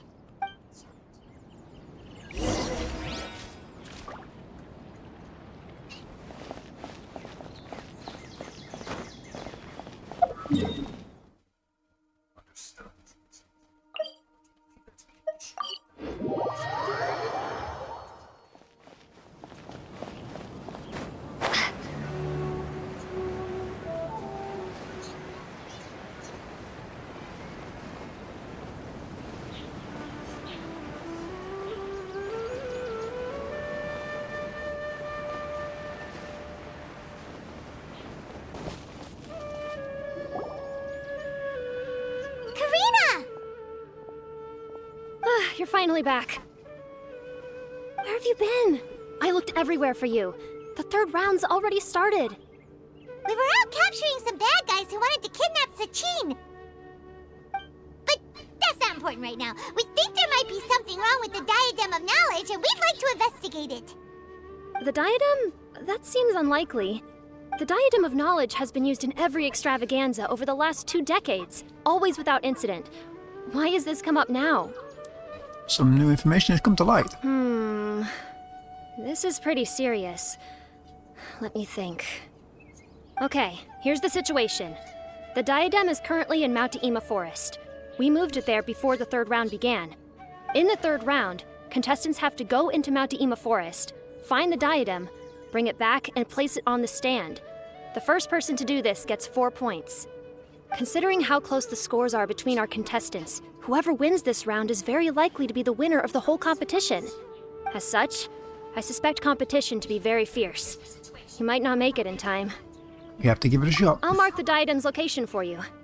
Please head there immediately. Let's hope nothing happens. All right, let's go. That's weird. The locator stopped working. Is the forest interfering with it? Ugh. Let's just go grab the diadem.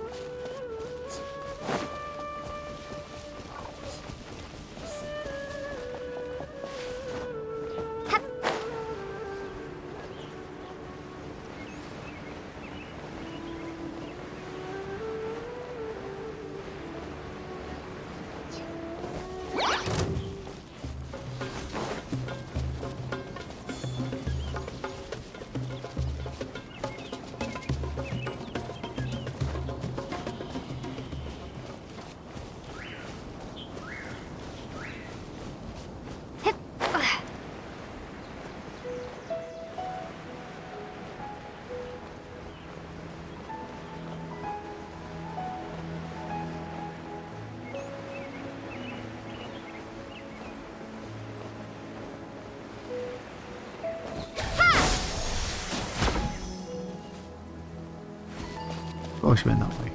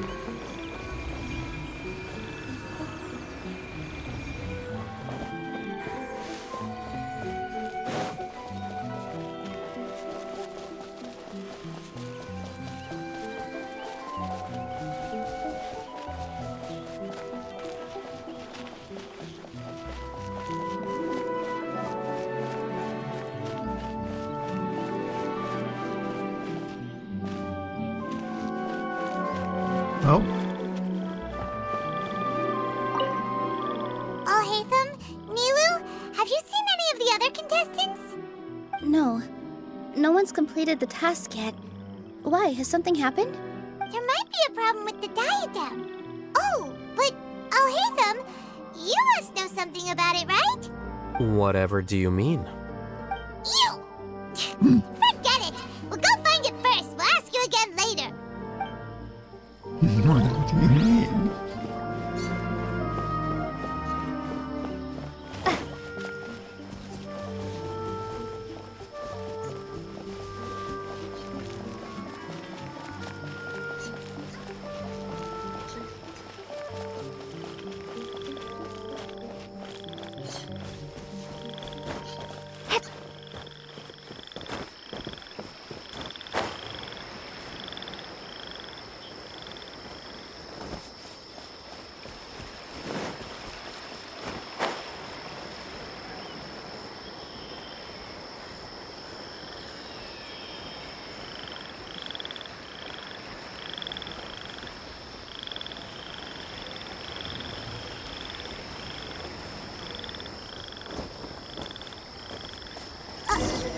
Uh-oh.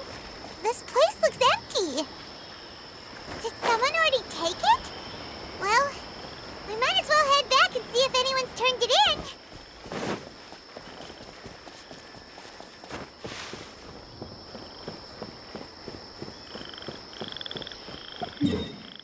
What, back to this one?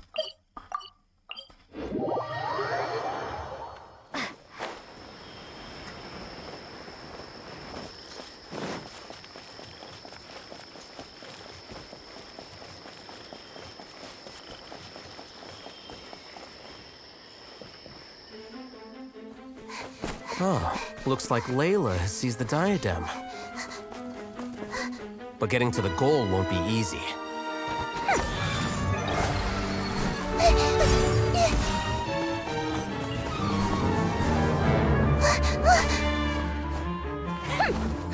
That guy enters the fray.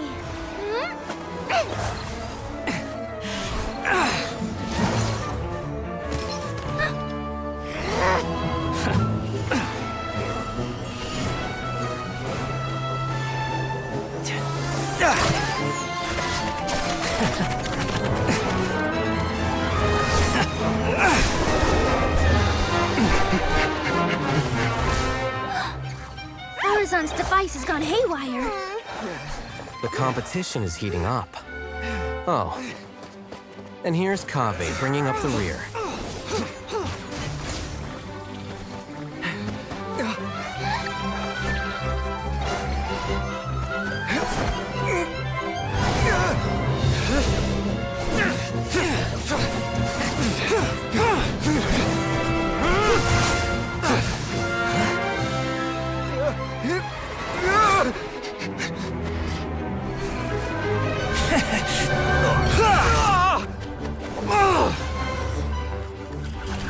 It's Kaveh's toolbox! Throwing the diadem to its owner!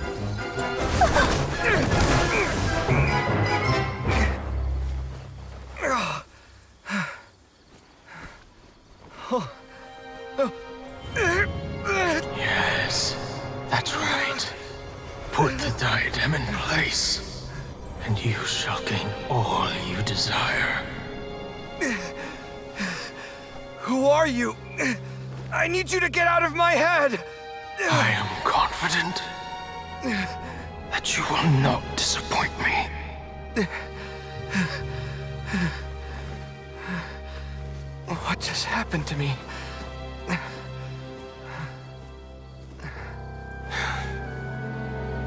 Something's wrong.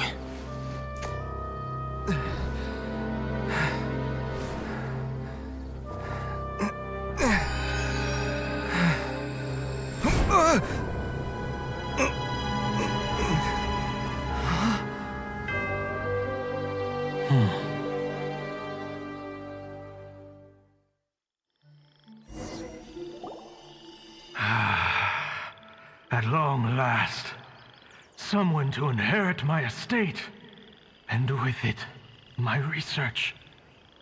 Come, Kaveh. Come to me, my child. How do you know my name? Who are you? I am Sachin. Well, to be precise, I am but a fragment of Sachin's mind. Fate is a curious thing. Seeing you reminds me of another I once met. But you are made of sterner stuff than he, more cognizant of the trials and tribulations of this world. It is you who are worthy to inherit all that I once owned. We meet for the first time, children. But what I mean to say now is of utmost importance. So please, pay attention and bear witness. You have all performed outstandingly in this Interdashant Championship. The Academia has many rare talents among its ranks, and you are the creme of the creme. But if I were to choose a successor, I would choose you, Kaveh. Not only because you were victorious, but also due to our similarities in character. Me? Similar to you? Why, yes. Both of us have the misfortune to be idealists, and that is the source of our misery. 28 years ago, I came to the desert and lived there for 8 full years. What do you think I saw there? Alas, endless strife and slaughter, conflict over water sources, robbing of merchant caravans, exploitation of the people relentlessly, day after day. Beyond the wall of Samiel lay a completely different world from the one I knew. The things I witnessed there tormented me greatly. I wished desperately to find a way to save them. So, did you find a way? As a Vahumana scholar, I tried to use Vahumana knowledge to find the answer. I researched history and anthropology, performed countless experiments on human nature, and even sought out the scholars living deep in the desert who called themselves the Lost Darshan. But in the end, I found that the answer I sought simply did not exist. It was not possible to simply assign blame for these transgressions to any one party, for the sins are carved into humanity's very nature. Our nature begets conflict, and conflict begets destruction. This is the inexorable truth. The aim of my research was to draw lessons from history. But what I discovered was that history offers no such guidance. Things can only ever go from bad to worse. After this realization, I could no longer see the meaning in anything that I had ever learned. Consumed by an overwhelming sense of emptiness, I could no longer bear to face life. And so, I decided to bring my life to an end. But before I went through with it, a strange twist of fate led me to come into the possession of this diadem, which has the ability to preserve part of one's consciousness. Into it, I placed my experiences before requesting that the Academia manage my estate. As I thought, the contract you signed with the Academia was in essence your will. But if you'd given up hope on this world, why did you feel the need to do this? I mentioned that I had performed a great many experiments concerning human nature. You may regard this as the very last experiment of them all. The Academia has no shortage of genius talents, nurturing the brightest minds of every generation.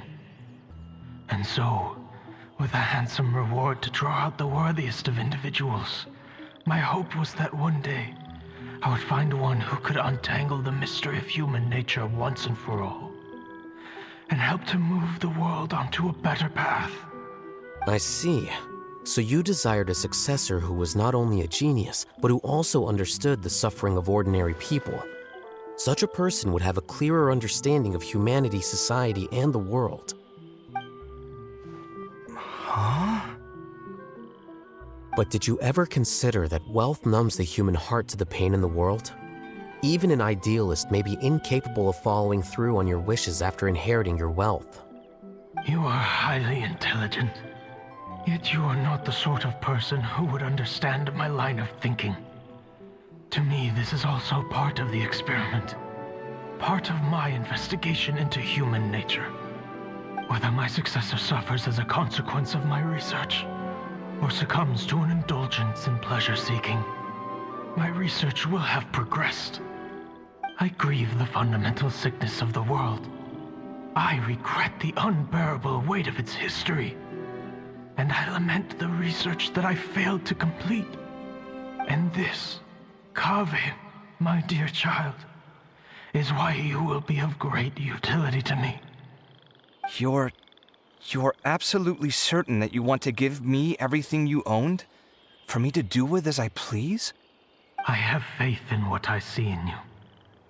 Now wear the diadem, Kaveh, and complete the journey that I could not.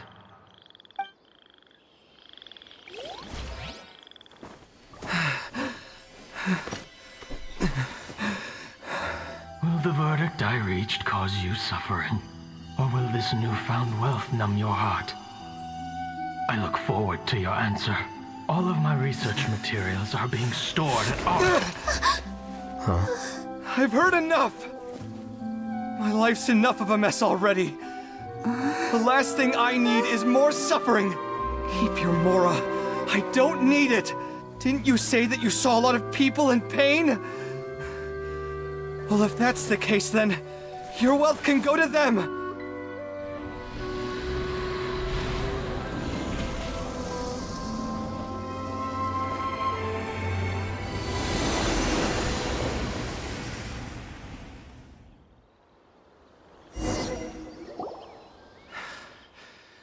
I guess that'll be the end of that. Kaveh! Are you all right? Any physical discomfort? I'm fine. Thanks, Tainari. Don't worry about me. Don't push yourself too hard. Kaveh. Kaveh may have broken the diadem, but he successfully completed the task prior to that. According to the rules, this makes him the victor of round 3. Points-wise, this also makes him the winner of the Inter-Darshan Championship. As the champion and Sachin's personally designated successor, Kaveh has obtained the rights to inherit the entirety of his estate. For the avoidance of doubt, can you confirm that it is your intention to donate all of Sachin's wealth? Like I said, he thought that the world is a bad place. Well then, let's use what he left behind to change it for the better. Rejecting the world will achieve nothing. He and I, we're not the same. All right. As the scribe, I will make a record of this incident on file. The sages will contact you in person for details on how exactly Sachin's estate is to be used. That sounds fine. I don't know if his research findings were right, nor would I know how to finish his research for him. But what I do know is that by ending this here, no contestants will have to suffer. We won't be the last. There will be more championships to come, and countless future scholars will follow in our footsteps. Sachin's words can only cause pain, but not anymore. No one else has to hear them now. We're all scholars here. I know full well that shutting down his views like this is autocratic and arrogant. Fine by me. I'll bear that responsibility. It's the least I can do. And, well, it's the only thing I can do. Well said. What you've expressed is a sense of justice and idealism that many aspire to, but few dare follow through with. I say this despite the fact that, in my view, it's quite ridiculous. You have long been aware of what your flaws are, but your pride alone prevents you from admitting it. Nevertheless, your perspective is well suited to appearing in a victory speech. Contestant Kaveh, on behalf of the organizing committee, it is my honor to congratulate you on your victory. What? Please, I don't need your insincere praise. Anyway, this isn't the time or place for debates. Keep your commentary focused on the competition, not my views. Congratulations, Kaveh. Also, you'll need to prepare for the award ceremony. Looks like the ceremony will be held at the main venue. Let's head over and check it out!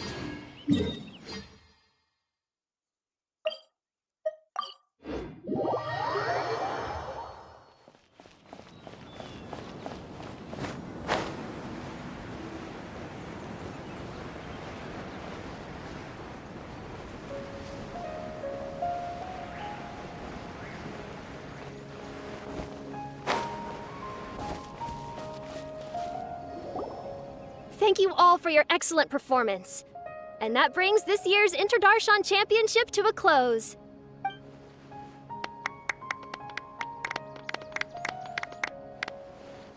Finally, it gives me great pleasure to invite our champion, Kaveh, to the stage to receive his award. Typically at this point, we would crown our champion with the diadem as well as presenting them with their award. However, we have just received word that Kaveh has inherited Sachin's estate and made the decision to donate it all to charitable causes.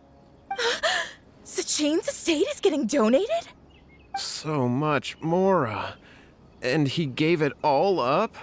Kaveh's generosity will give many struggling families the chance to change their lives for the better. Of course, without the diadem and prize money to present, this makes the award ceremony a little more concise than expected. Would you like to say a few words, Kaveh?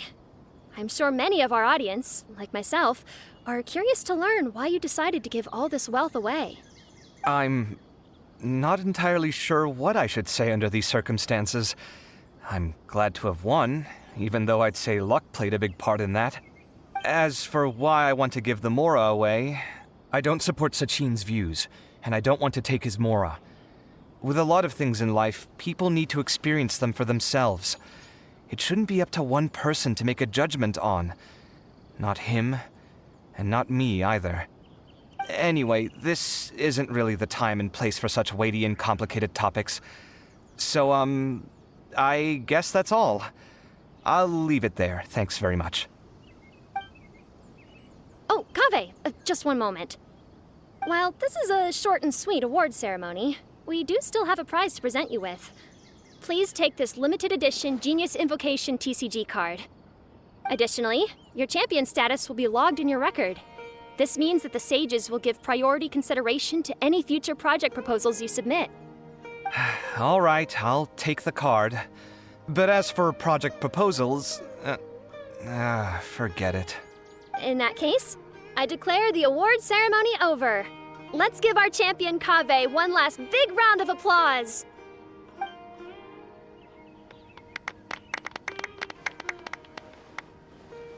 I still don't really get it. The sum of Mora would have been enough for me to live in luxury for my entire life.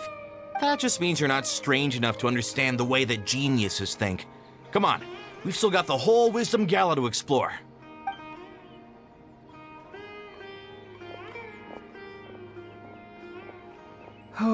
Glad that's over. I think I'm quite good at giving speeches, but this one was just so tiring. Do you mean that you're still exhausted from the competition? Honestly, you don't look happy at all, but whatever else happened, you're the champion, you know? Don't you think you should be proud of that? I suppose. Oh, wait. Sino said he wanted the card, didn't he?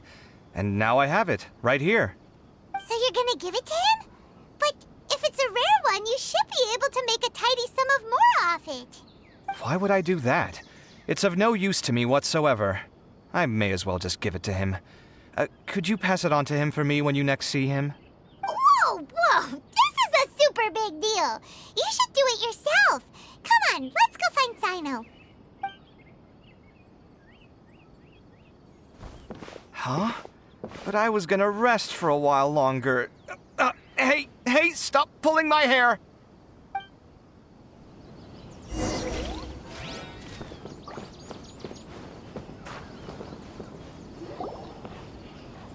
What you looking at, Sino? I'm still thinking about the Sachin issue. What brings you here? Well, they gave me this limited edition Genius Invocation card, and I figured you'd have more use for it than I. But it's a limited edition. Are you sure you want to give it to me? What else would I do with it? I have no use for it. But it's limited edition. Kaveh, are you in trouble? You don't have to do all this. Just tell me what's wrong and I will help. Oh, that's not what I meant at all. Yes, I have all sorts of problems, but that has absolutely nothing to do with this card.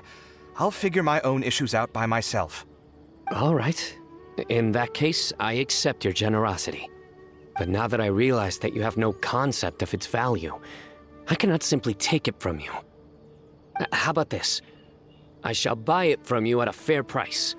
Namely, the price that the previous limited edition card sold for. Oh, come on. It's just one card. How much could it really be worth? He's about to go shocked. 1 million more at the very least. How much? $1 million more? If you feel that's too low, I can go a little higher. 1 million mora for a card? But you already have a whole bunch of these, shiny ones, don't you? I saw your deck last time we played. Not every card is this valuable, and some cards are exquisitely designed, but not rare. Huh. Well, I guess they must pay you plenty to be General Mahamatra if you're splashing out on things like this. But really, it's fine. I'd feel bad taking mora from a friend. Don't feel bad. I save a lot. I can spare the mora for this card. You don't spend all your savings on your hobbies, do you? You should watch that, you know. You definitely don't want to end up borrowing money in a moment of impulsivity. Living with debt is miserable. Sounds like you're speaking from personal experience. I guess you've been through a lot? I don't want to talk about it. In that case, maybe you're the one who should be listening to your advice. In any case, I, Sino, will take this precious card, and it shall join the deck of destiny. Kaveh, come with me in a few moments to collect the mora. Thanks to you, I have achieved my goal for participating in this tournament. All right, if you insist. Far be it from me to refuse your courtesy any further. Well, at least I'll be able to keep on top of my bills this month. Maybe I'll even have some left over. In fact, let me treat you all to a meal later. Bring Tainari and Kale, too. Well, this is what they call all's well that ends well. Paimon wonders how the other contestants are doing. Let's go check in with them, shall we? Since we're guest commentators and all.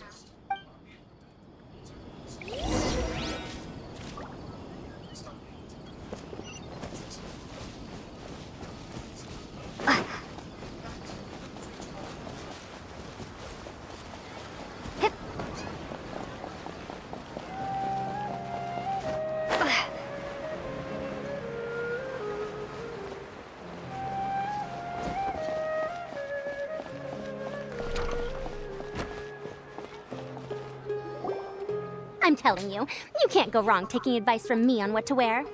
Back in the day, my fashion style was considered cutting edge by everyone in the academia. Really? Well, then, sure, Madame Farzan. Maybe you could pick out a few fashionable outfits for us. Farzan! Nilu! Even Dia and Candace are here! What are you all up to? Candace and I bumped into these two while we were strolling through the streets. Madame Farzan here is pretty friendly. When she heard that we were buying clothes, she decided to give us some help. I don't really see anything I'm familiar with. Never mind. We can purchase some textiles and make the clothes ourselves. Let's go with the plain fabric as our base.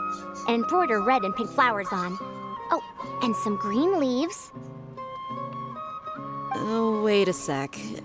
You sure that's the latest style? That sounds a lot like what the older folks back home would wear. Don't worry. This style is a timeless classic. No thanks. This is actually sounding pretty weird. Wait. Madame Farzan's right. That style is a classic and used to be mainstream fashion. But these days, there are some other options too. If you don't mind, how about I pick some clothes out for everyone? It's not often that we get to meet up, especially since Candace rarely makes it to Sumeru City. Also, I know a few places where I can get a great bargain. Sure. I'm happy to leave it to you. I'll come with you to have a look. One always has to keep on top of what the youth of today are into. Madame Farazan? Come quick! She's over here! Who are you? We're new in the academia. We saw all the amazing things you did during the competition. Do you have any classes we could sign up for? Of course I do. And you're both very welcome to join. That's great! We can't wait. What's your area of research? Precision mechanics? I'm from Haravatat. Huh? But you seem like an expert in machines. Wait, sorry. I remember now. You were representing the Haravatat Darshan in the championship. Oh, their classes are so boring, though. I'm sorry, ma'am. Let me know if you run any other classes in the future. I'll be there. I knew it. What about you? Aren't you going to leave with your friend? I think you're amazing, Madame Farazan, and I'd like to learn from you for a while, if possible. I can take the class you're teaching as an option, even though cross-Darshan lessons might be a little tough to arrange. But I look forward to learning from you. I see. You're a good egg, child. Don't worry. Study under me, and I promise you, you will get the best teaching available. Thank you so much, ma'am. Well, I won't disturb you any further. See you in class. I don't quite understand what happened there, but congratulations, I think. Traveler, Paimon, would you two like to come and pick out some clothes? Sorry, we can't. We've got a meal with Kaveh later, and we have to check in with all the other contestants before then.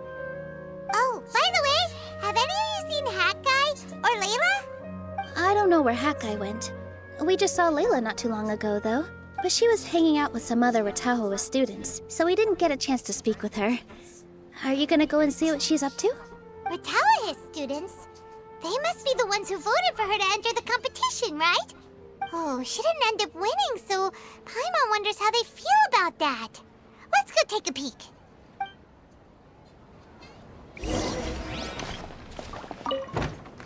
If you don't come to Sumeru City often, classic floral designs aren't a bad choice. Those don't really go out of style. And of course, since you're putting this on your body, you need to consider the type of fabric the clothes are made from. Some materials might look stunning, but they can be terribly uncomfortable to wear. Agreed. After all, is fashion not the constant phasing in and out of classics? In that sense, you could always consider the style I suggested too. Wait, sorry, ma'am, but I think it could be quite a while before the style you recommended comes back into fashion. I actually think the style recommended by Madame Farazan is quite beautiful. Isn't it just? You have a discerning eye, my dear.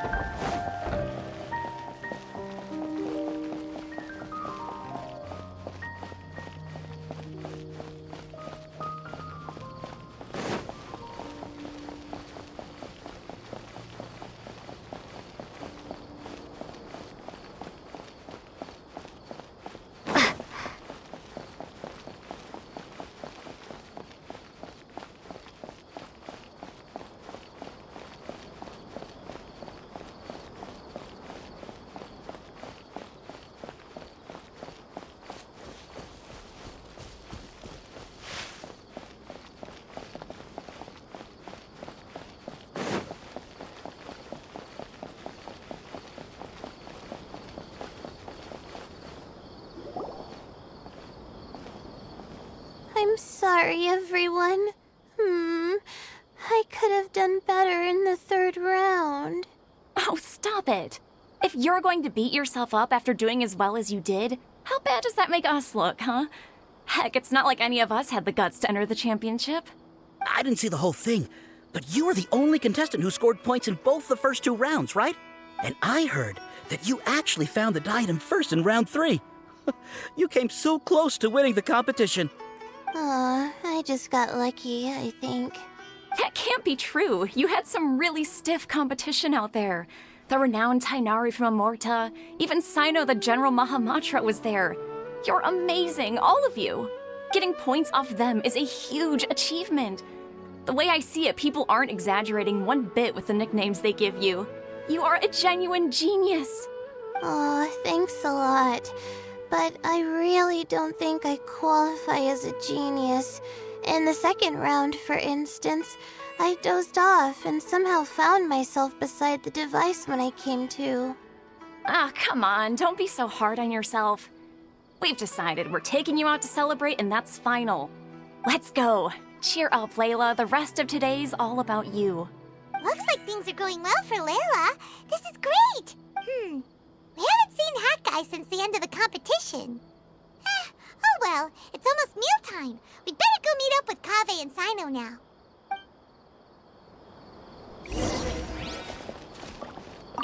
I can't believe it. But in the end, no one was disappointed in me. What a relief. Finally,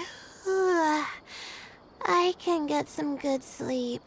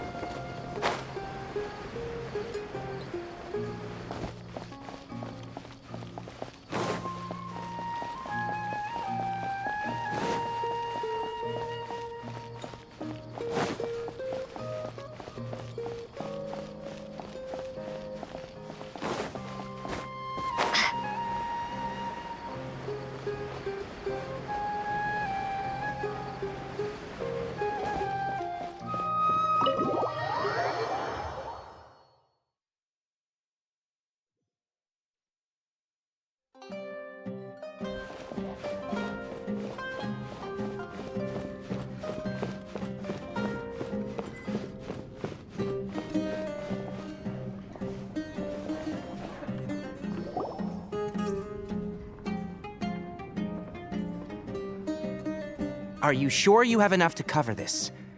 Don't blow it all at once. Don't worry. I budgeted very carefully, and this is well within my means.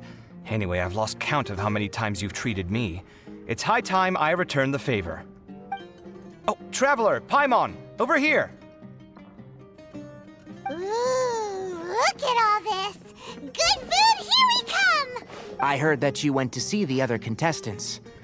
How's everyone doing? Farazan found herself a student, and Layla's classmates are bowled over by how well she did. We couldn't find Hat Guy, though. Who knows where he's gone? Al-Haytham's gone missing in action, too. Huh. The one time I'm actually in a good enough mood to treat him to a nice meal, he disappears without a trace. That guy. Where the heck could he have gone? I still have questions about that note he left. Well, whatever. He can do what he wants. Now, let's eat.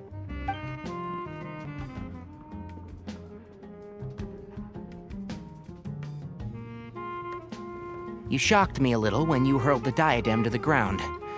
On further reflection, of course, it made sense, but at the time I was expecting at least some amount of deliberation. Sachin's voice started talking to me inside my head from the moment I picked it up. I could feel his emotions, too. It was a mix of despair and horror swirling around inside my mind. He bombarded me with his ideas relentlessly, like he was trying to brainwash me. It gave me a splitting headache that only got worse as he went on. Like I was saying at the time, his views are not necessarily completely without value. But if all his research does is lead to misfortune, then we're probably better off without it. If his forbidden research were to spread in a harmful form and cause people to suffer, the Mantra would step in and ban it. I think you did the right thing. I suppose another way to approach it would have been to claim that you agreed to inherit his research, but give up the research as soon as you've inherited the wealth. But that wouldn't have been your style. I won't comment on his theories or experiments, but I don't believe that he was careless in his choice of candidate. He chose you. That means he knew what he was doing. Perhaps. I just think that if you accept someone else's things, you should honor their wishes. That's a good thing. It means that you have integrity. Thank you, oh my god, thank you. See, you get me, Kale. It's a good thing Alhaitham isn't here right now. He'd be quick to explain why you're wrong. Seems like you always include him in the conversation, even when he isn't here. Yep, no dinner with Kaveh is complete without a few words about Alhaitham. I sense that Alhaitham has in fact been here with us all along. He's here? Where? Why didn't you tell me? He lives rent-free in each of our hearts.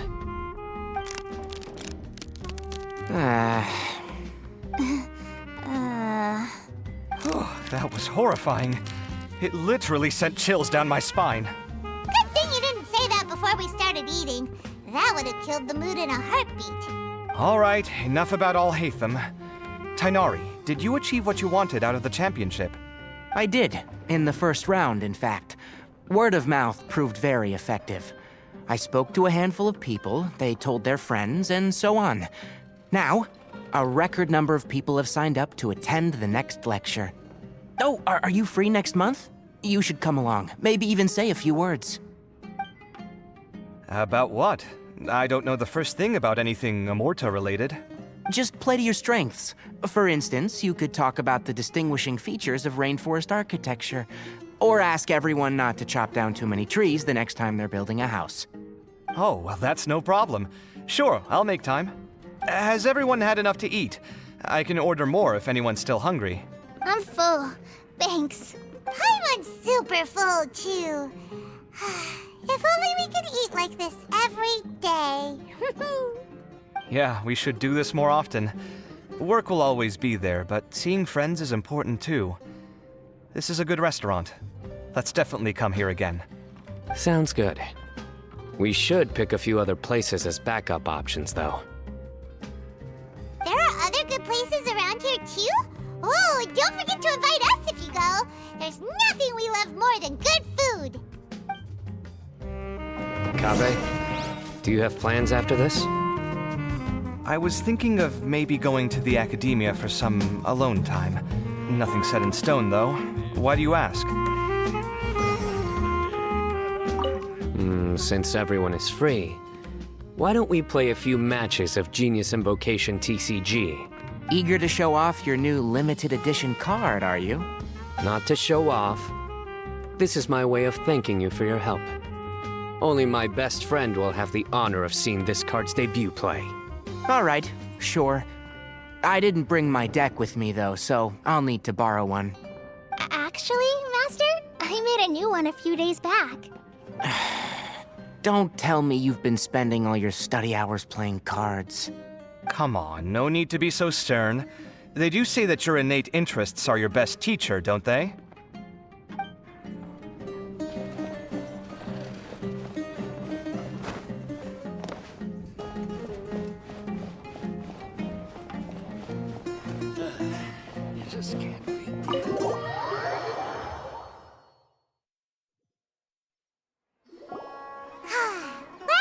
It looks like this Inter-Darshan Championship's a wrap. All that stuff with Sachin and the diadem got sorted too. Have you still got anything else on your mind? Oh, right. Yeah, Sachin said that he placed his research materials at somewhere beginning with but Kaveh smashed the diadem of knowledge before he could finish. It might be dangerous if someone someone finds his old research stash, right? Where do you think it could be? Holy smokes, you're right! He said he spent all the time researching in the desert, didn't he? So it's very possible that that's where he'd leave all his suits. Alright then, let's head off to Aru Village and try our luck!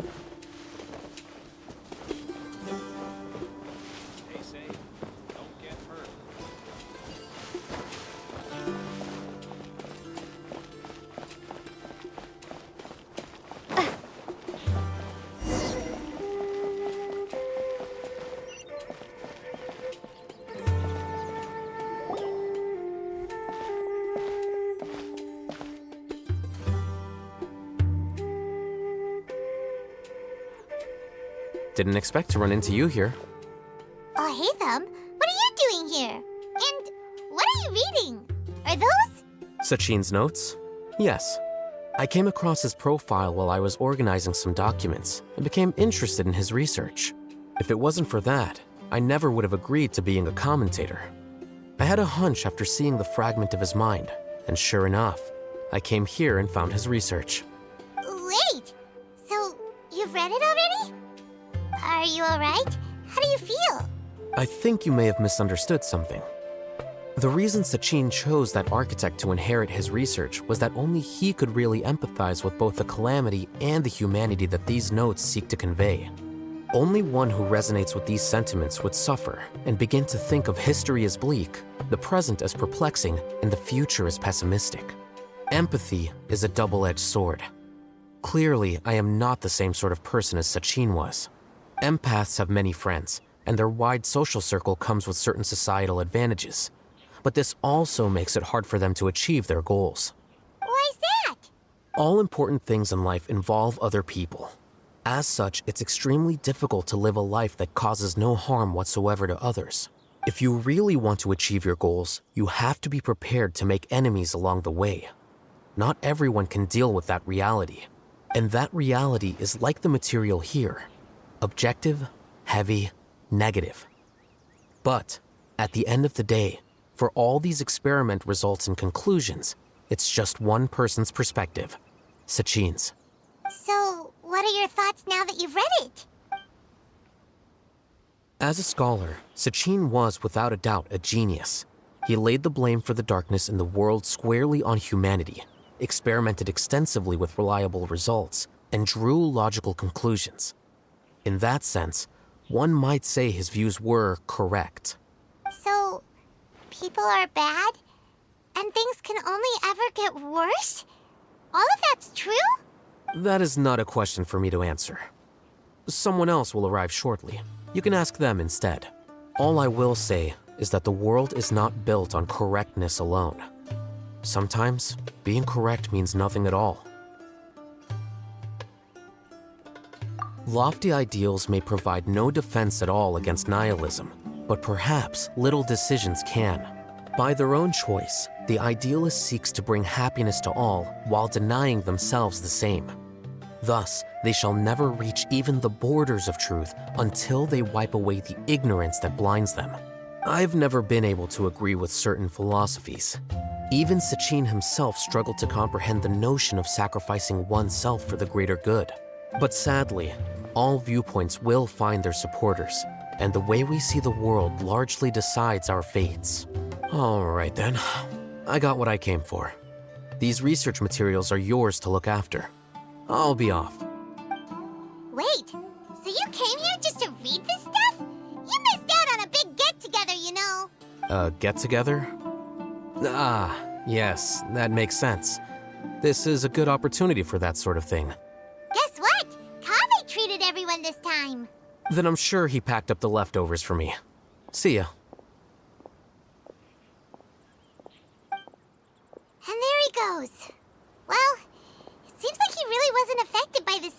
research. He said that someone else would answer our questions. Who do you think that'll be?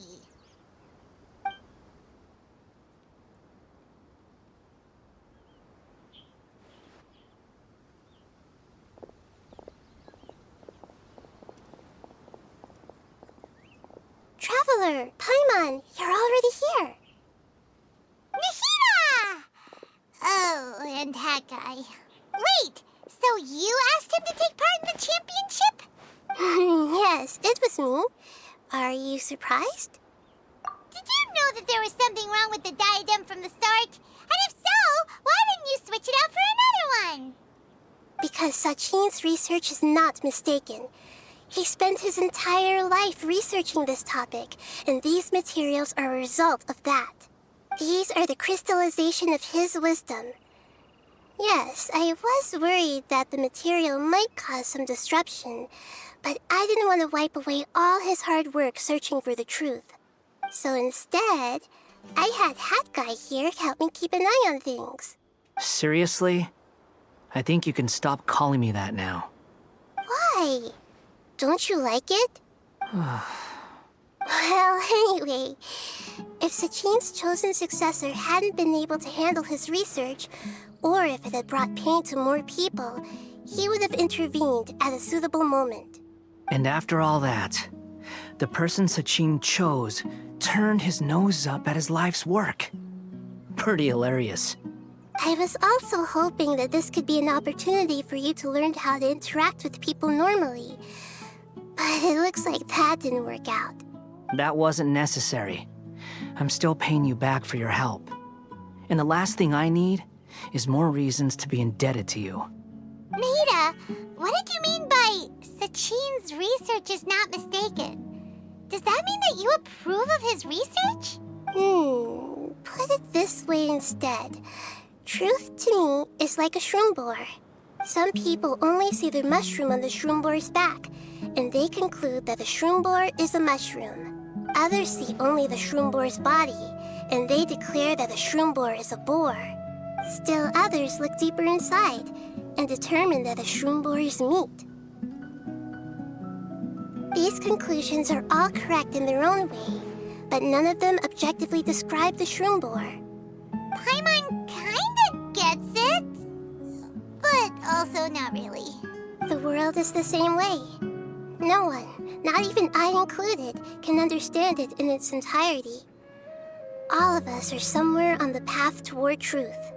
Within the confines of our limited knowledge, some may blindly believe in the beauty of this world, and others may focus only on its evils. In truth, the most important thing isn't what state the world is in now, but what people hope it will become. But of course, I don't mean that as a criticism or a call to action.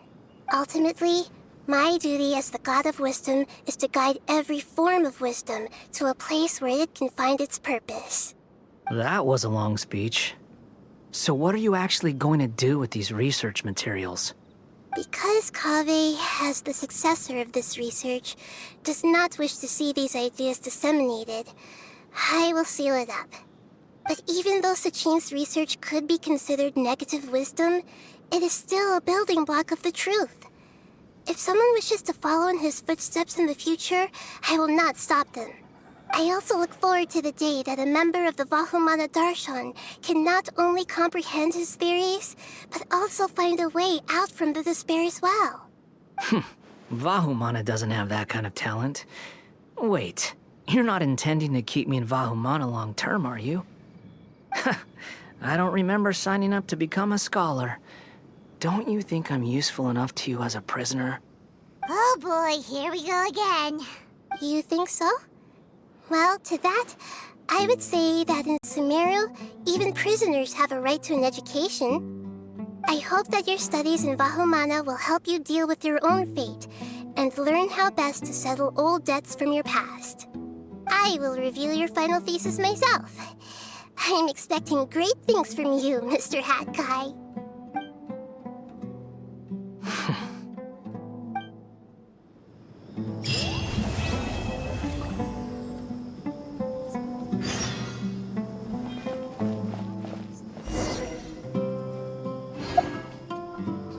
Huh?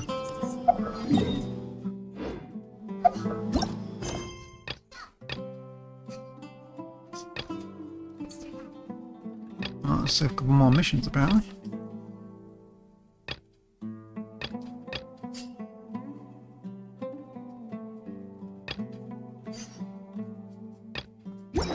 Let's do the cafe one quickly.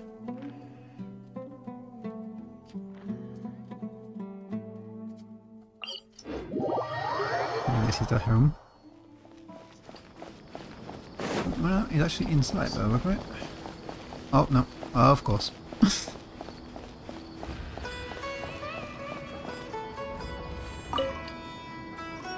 Where were you while the rest of us were eating together? I don't recall being obligated to report my whereabouts to you. Did you go find another hidey hole to read in? You need to change your ways, you know. You can't survive on books alone. Surviving on meals paid for by you would be harder still. You? Whatever. It doesn't take a genius to guess what you've been up to. You were investigating Sachin, weren't you? It was obvious from your notes. However, I don't believe his research alone would have been enough to pique your interest. His way of doing things is disturbing, while you... Well, to be fair, your philosophy disgusts me too, but you and Sachin are nothing alike. I don't imagine your views intersect at all. Egoism and nihilism are not the same thing. My personal interests aside, Sachin's legacy is not entirely meaningless. He conducted experiments on a great scale and left his findings behind. Also, thanks for the compliment, but I'm actually just passing through. I didn't come here for the conversation. Well, not this one at least. What do you mean? What topic of conversation could be more sacred among scholars than the exploration of differing philosophies?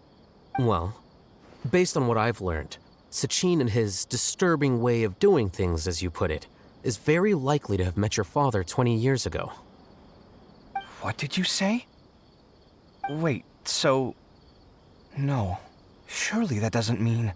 Huh. So that's why he thought I looked familiar. My father must have gone into the desert due to his influence. I'm afraid so. Good thing I shattered that diadem. From now on, nothing like that will ever have to happen again. The boundaries of knowledge are ever expanding. Someone else will inevitably pick up the same line of research one day, and Vahumana regards it as a reasonable research direction. Oh, not this again. Even if you're right and people are bound to fall into the same intellectual traps, things won't necessarily go the same way again next time.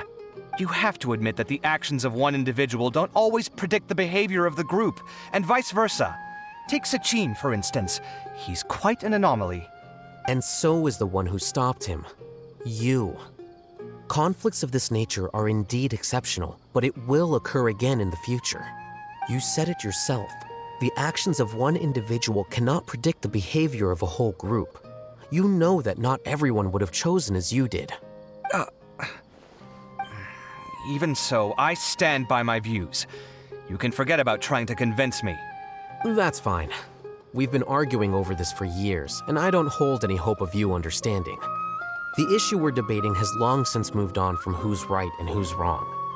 Thanks for letting me know all this. What? I said, thanks for letting me know. Hey, stop acting like you didn't hear me. You're doing this on purpose, aren't you? They say that earnest thanks should be given thrice, so one more time, please.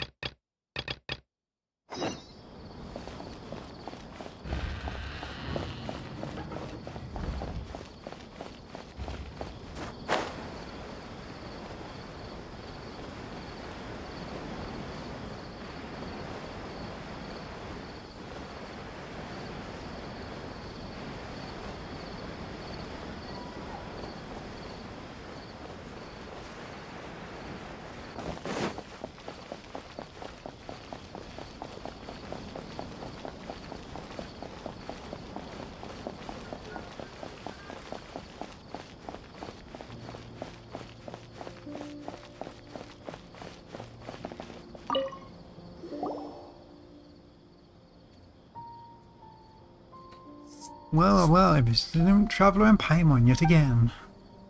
I have the latest update on the Academia Extravaganza. Would you like to hear it? How much is it? It's free. Lord Sagmahay Bay isn't Lord Sagmahay Bay generous? Genius? Read that so many times. Do you guys remember Sachin? The guy who sponsored the Academia Extravaganza? Paimon heard that guy's prize money and the diadem of knowledge came from him. Bingo! In fact, not long ago I was in a business in the desert when I met an old businessman. And guess what? I got from him a dealer's ledger. With it, I can avoid dangerous areas in the desert and go to more places. Of course, the most important thing is the ledger mentions Sachin. Turns out that Sachin had been into the desert to investigate the people's local conditions and customs. He also had a cordial exchanges with traveling merchants in the desert. Much of the text is lost, but this is a first-hand account of a big sponsor behind the Academia Extravaganza. Would you like a look? Okay, let's have a look then. Sandstorms are raging, the caravan has stalled. We ran into a scholar calling himself Sachin. He said he would sponsor the caravan provided we... This is a trial of human nature, betrayal, plunder. There's nothing we could do. No one could withstand. If I could do it all over again, I would never have taken the money. Then I wouldn't have had to die, and I wouldn't have been living like this. Fate worse than death. People are the most terrifying animals in this world. Yeah, that's all. Yeah, this is all hard to understand, Dory. What does it all mean? What does it mean? I'm afraid you need to tell... I'm afraid... Alright again. What does this all mean? I'm afraid that if you need to have it analysed, it will cost you extra million more, of course. But get it then? Well, since you're not paying. That'll be all for Dory's special news. But let me give you a hint. There should be someone here who's been a lot of... There should be someone here who's been up to a lot of Academia Extravaganza. Perhaps you could talk to them.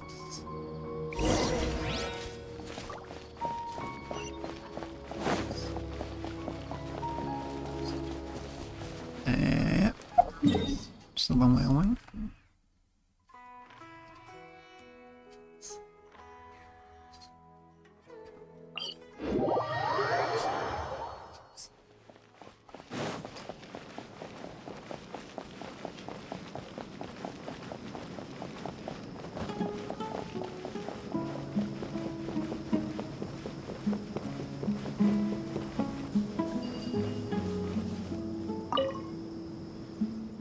Alas, seeing these young children, I can't help but reminisce about the past. The Indian Darshan Championship has always been a stage of young talent. Unfortunately, not every genius will be successful. Eventually. Why do you say that? Geniuses are most stubborn and cold, and find it hard to understand the pain of others. Imperfect people, on the other hand, often fall into self-doubt and depression. People who are not firm can only stand still, while people who are determined to but walk down the wrong path refuse to look back. There's a lot to think about here.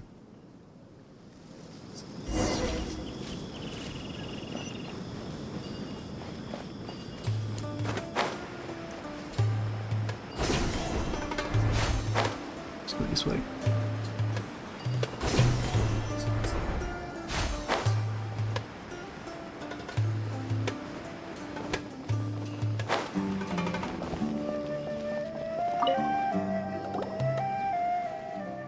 For this year's Indian Darshan Championship, my favourite has to be Sino.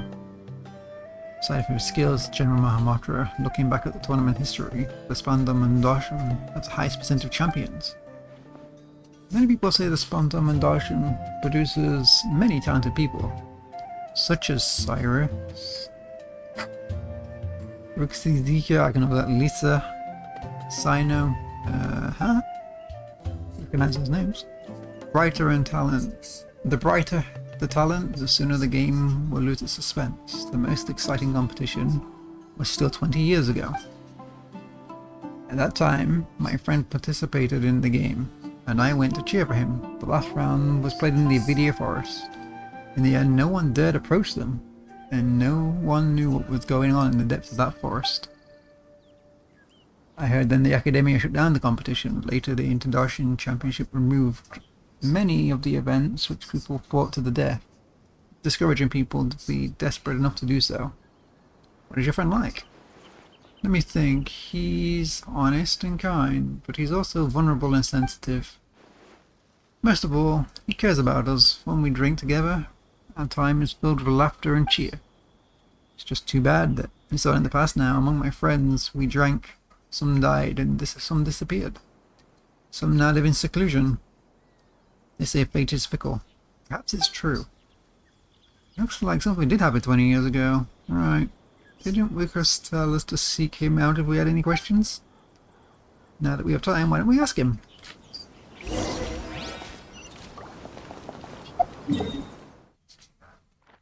Anyway, all the way back here.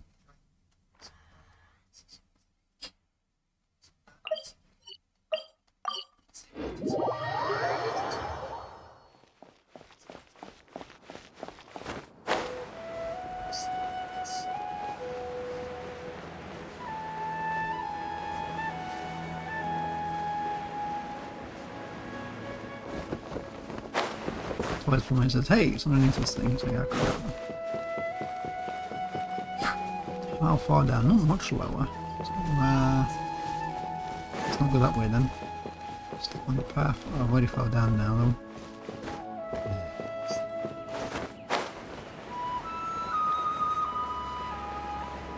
It's gonna be inside, right?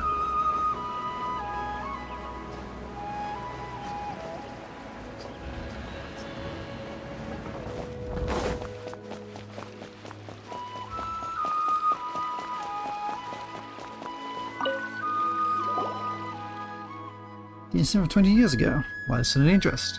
Did you hear any particular information? We heard that the diadem seemed to be lost 20 years ago, and some contestant's personality has changed. You seem to know a lot about that. Well, of course, is there something you're not telling us? Not exactly. I was 5 years old when it happened. How would I know? But there are things that I've never told anyone. I'm actually part of the Academia Extravaganza Planning Committee, because of the influence of my senior colleague. A senior colleague and I met on a trip. He was a bit timid and would always flee and cower somewhere at the first sign of an emergency. One day, years ago, or 4 years ago, I said to him, I want to go back to the Academia. The Academia Extravaganza is about to begin. And then, upon mentioning the Academia Extravaganza, he got startled and said something about, it has nothing to do with me. When I said goodbye to him, he insisted on getting drunk with me, getting a drink with me, getting drunk. After several drinks, well, he did get drunk with me, he started talking about all sorts of nonsense. I also had too many, and I'd been drinking stupid. I didn't really hear him all that well. I only remember that he said he lost the Diadem of Knowledge for a while. He was in charge of the distribution and recovery of the Diadem of Knowledge. He nearly had a heart attack upon realizing the diadem went missing. Fortunately, he finally found it in a tree hole, like the one we saw before. He said that was the Diadem of Knowledge, with very valuable treasure, which is recorded in many ancient books of legend that it was built upon a famous craftsmanship in ancient times and carries a secret with it that no one knows. Sachin had entrusted the Academia to safeguard the diadem after all. If my senior was responsible for the diadem's disappearance, he could not afford to pay for it with his meager wealth. Even if the loss was temporary, no one should have known of it, lest alone the Academia find him guilty of gross negligence even. So he covered it up? Yes, it seems that he also said that many people will come to inquire about it, including children. But he also said the diadem had never been lost. But he was so scared that when things blew over, he quit his job and left the Academia. I drank too much that night. When I woke up the next day, he was gone. The more I thought about it, the more I had a feeling that bad issues would crop up in the Academia. extravaganza, if entrusted to someone like him. I didn't have a job at the time, so I joined the Academia Extravaganza Planning Committee. I tried to investigate things on the inside too, but I couldn't find anything. And the diadem was found. The man whose personality said to have changed was dead. And there was nothing more that could be found. So 20 years is a long time. Long enough that people involved in the beginning are no longer remember, nor care. That's all I know. If you're curious, keep investigating, then maybe one day you'll discover the truth. It's easy for you to say, we don't have much to go on. Do you have any more information, like where the senior colleague went? I haven't heard from him. Later, I also went to the desert to look for him.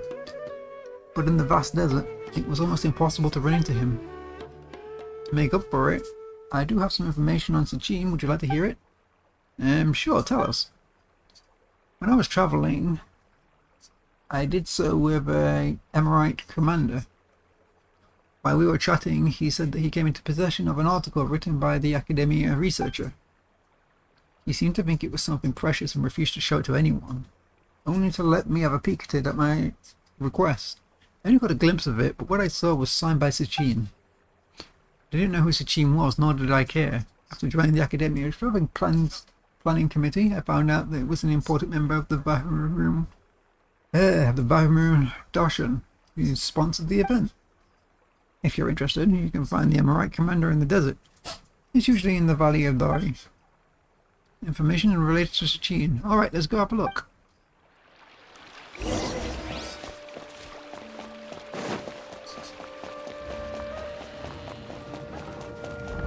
Welcome to Back to the desert.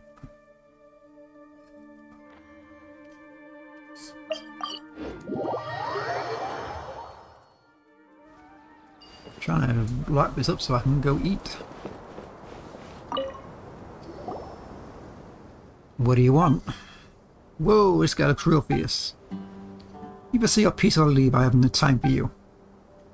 Actually, we heard you have Sachin's article on you. I was wondering if we could have a look. Are you kidding me? No, why would I ask you that? It seems like you guys really don't know. Some time ago I had the article appraised. Turns out it was nothing more than personal travel journal. And is of little value. I hired my father to keep him safe. Oh, he hired my father to keep him safe. Sachin fellow would often talk and ask, write, and mumble. There was one time his papers were blown by the wind, and he said it was no big deal. My father, however, thought that everything written intellectuals must be valuable. So he looked around and found them at night with a torch. None among my family can read. My father cherished the article and then passed it on to me. I had no idea it was completely worthless. Sounds unfortunate, but do you still have it? Yes. You want to have a look? You can have a look as much as you want. Since it's not worth anything, there's no need for me to be so stingy. How goody. I'm just going to skim read this.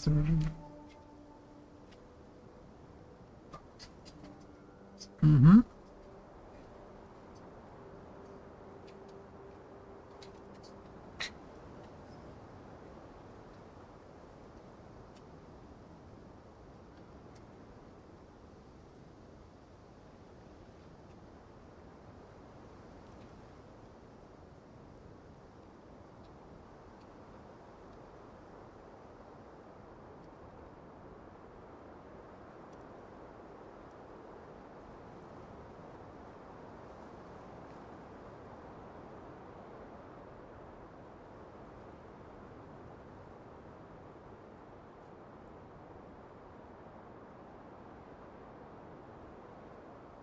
Okay. So this is the article Sachin wrote. Yeah, to be honest, Paimon can't make sense of any of it. But judging from the crummy handwriting, Paimon can't exactly say why. But Paimon has a feeling that he was going through a tough time. Well, we're done reading it. Thank you very much. You're welcome. It's not worth any money, but I'm going to keep it anyway. Well, my father entrusted it to me. I'll see me again if you want to have a look at it again. I might read that again aloud one day then. Let's just make a note of you here. Well, you're next to this teleport anyway. We'll just put this here. Can we put here to remind myself? That, I suppose.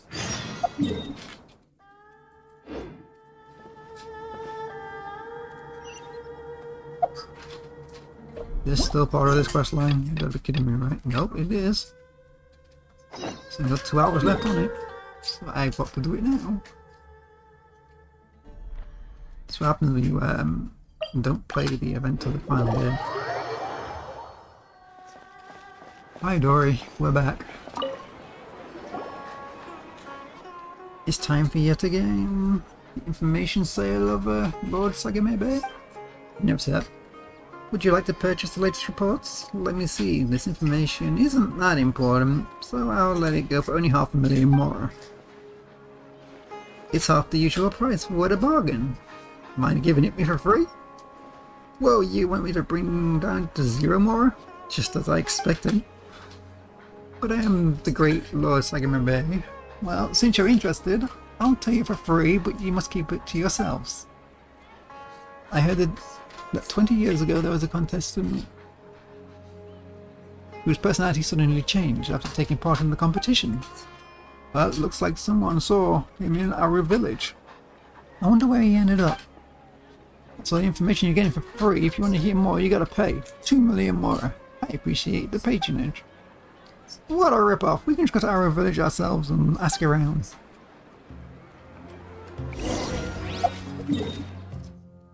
And back to the desert. I'm noticing a pattern here.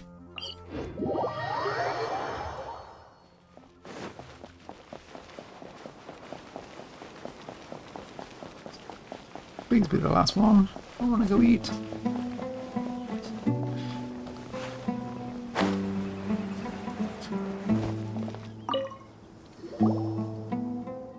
Years ago, Ayuman did appear here. But back then, life was much harder than it is now. Poverty, disease, ignorance. They tormented us constantly. That young man was clearly from the academia with a bright future, was nonetheless willing to come here and help us. He taught us how to deal with wind and monsters. He brought a lot of medicine with his money out of his own pocket and took care of the ill all by himself. He sounded like a great guy. Yeah, too bad. The good die young. He was always frowning and no one knew what he was worried about. Everyone was wondering if he was going to leave us. This place did not have the means to properly host him. Still, many said he was a bit crazy to begin with. For example, he would sometimes tell children stories about how as a child he taught a strange creature to write. Later he would often leave the village and explore the desert. Once I asked him what he was looking for, he said all he wanted to do was talk to someone from a Naga or something group. Later on, I heard him died in the desert. He died in quicksand. He said that he encountered a caravan trapped in quicksand on his way to investigate something. He saved the people, but himself was unable to get out in time. Signed, there was still half-finished letters addressed to his child at home. After he died, my son took that letter with him, thinking about delivering it someday. Is that unfinished letter still here? No, it's not here. To leave a better life, my son became a mercenary. He was killed in a scuffle a few years ago, and his belongings were taken. Many years have passed in the blink of an eye. I wonder how this child turned out, and if they hold a grudge against him. Not many people know these things anymore. I'm getting old. Perhaps I'll forget these things soon too. You want to chill, dog? And I think that's fine at the end. I can go eat now. Once I go back over here anyway. Go here for now, I suppose. Yeah, this works. Right, I'm gonna call it here, and I'm gonna go get something to eat. Why have you got a marker on you? No, not that. I'm just gonna double check, make sure nothing else popped up. Doesn't look like anything's there. Maybe that's looking to the future. Okay, I'm gonna leave it here. I'll be back on later. I'll probably be on Kai later. Or Zelda. May have to restart Zelda because of my audio issues. Yay. But, yep, I'm gonna leave it here. Just so you heard me. Thanks for watching.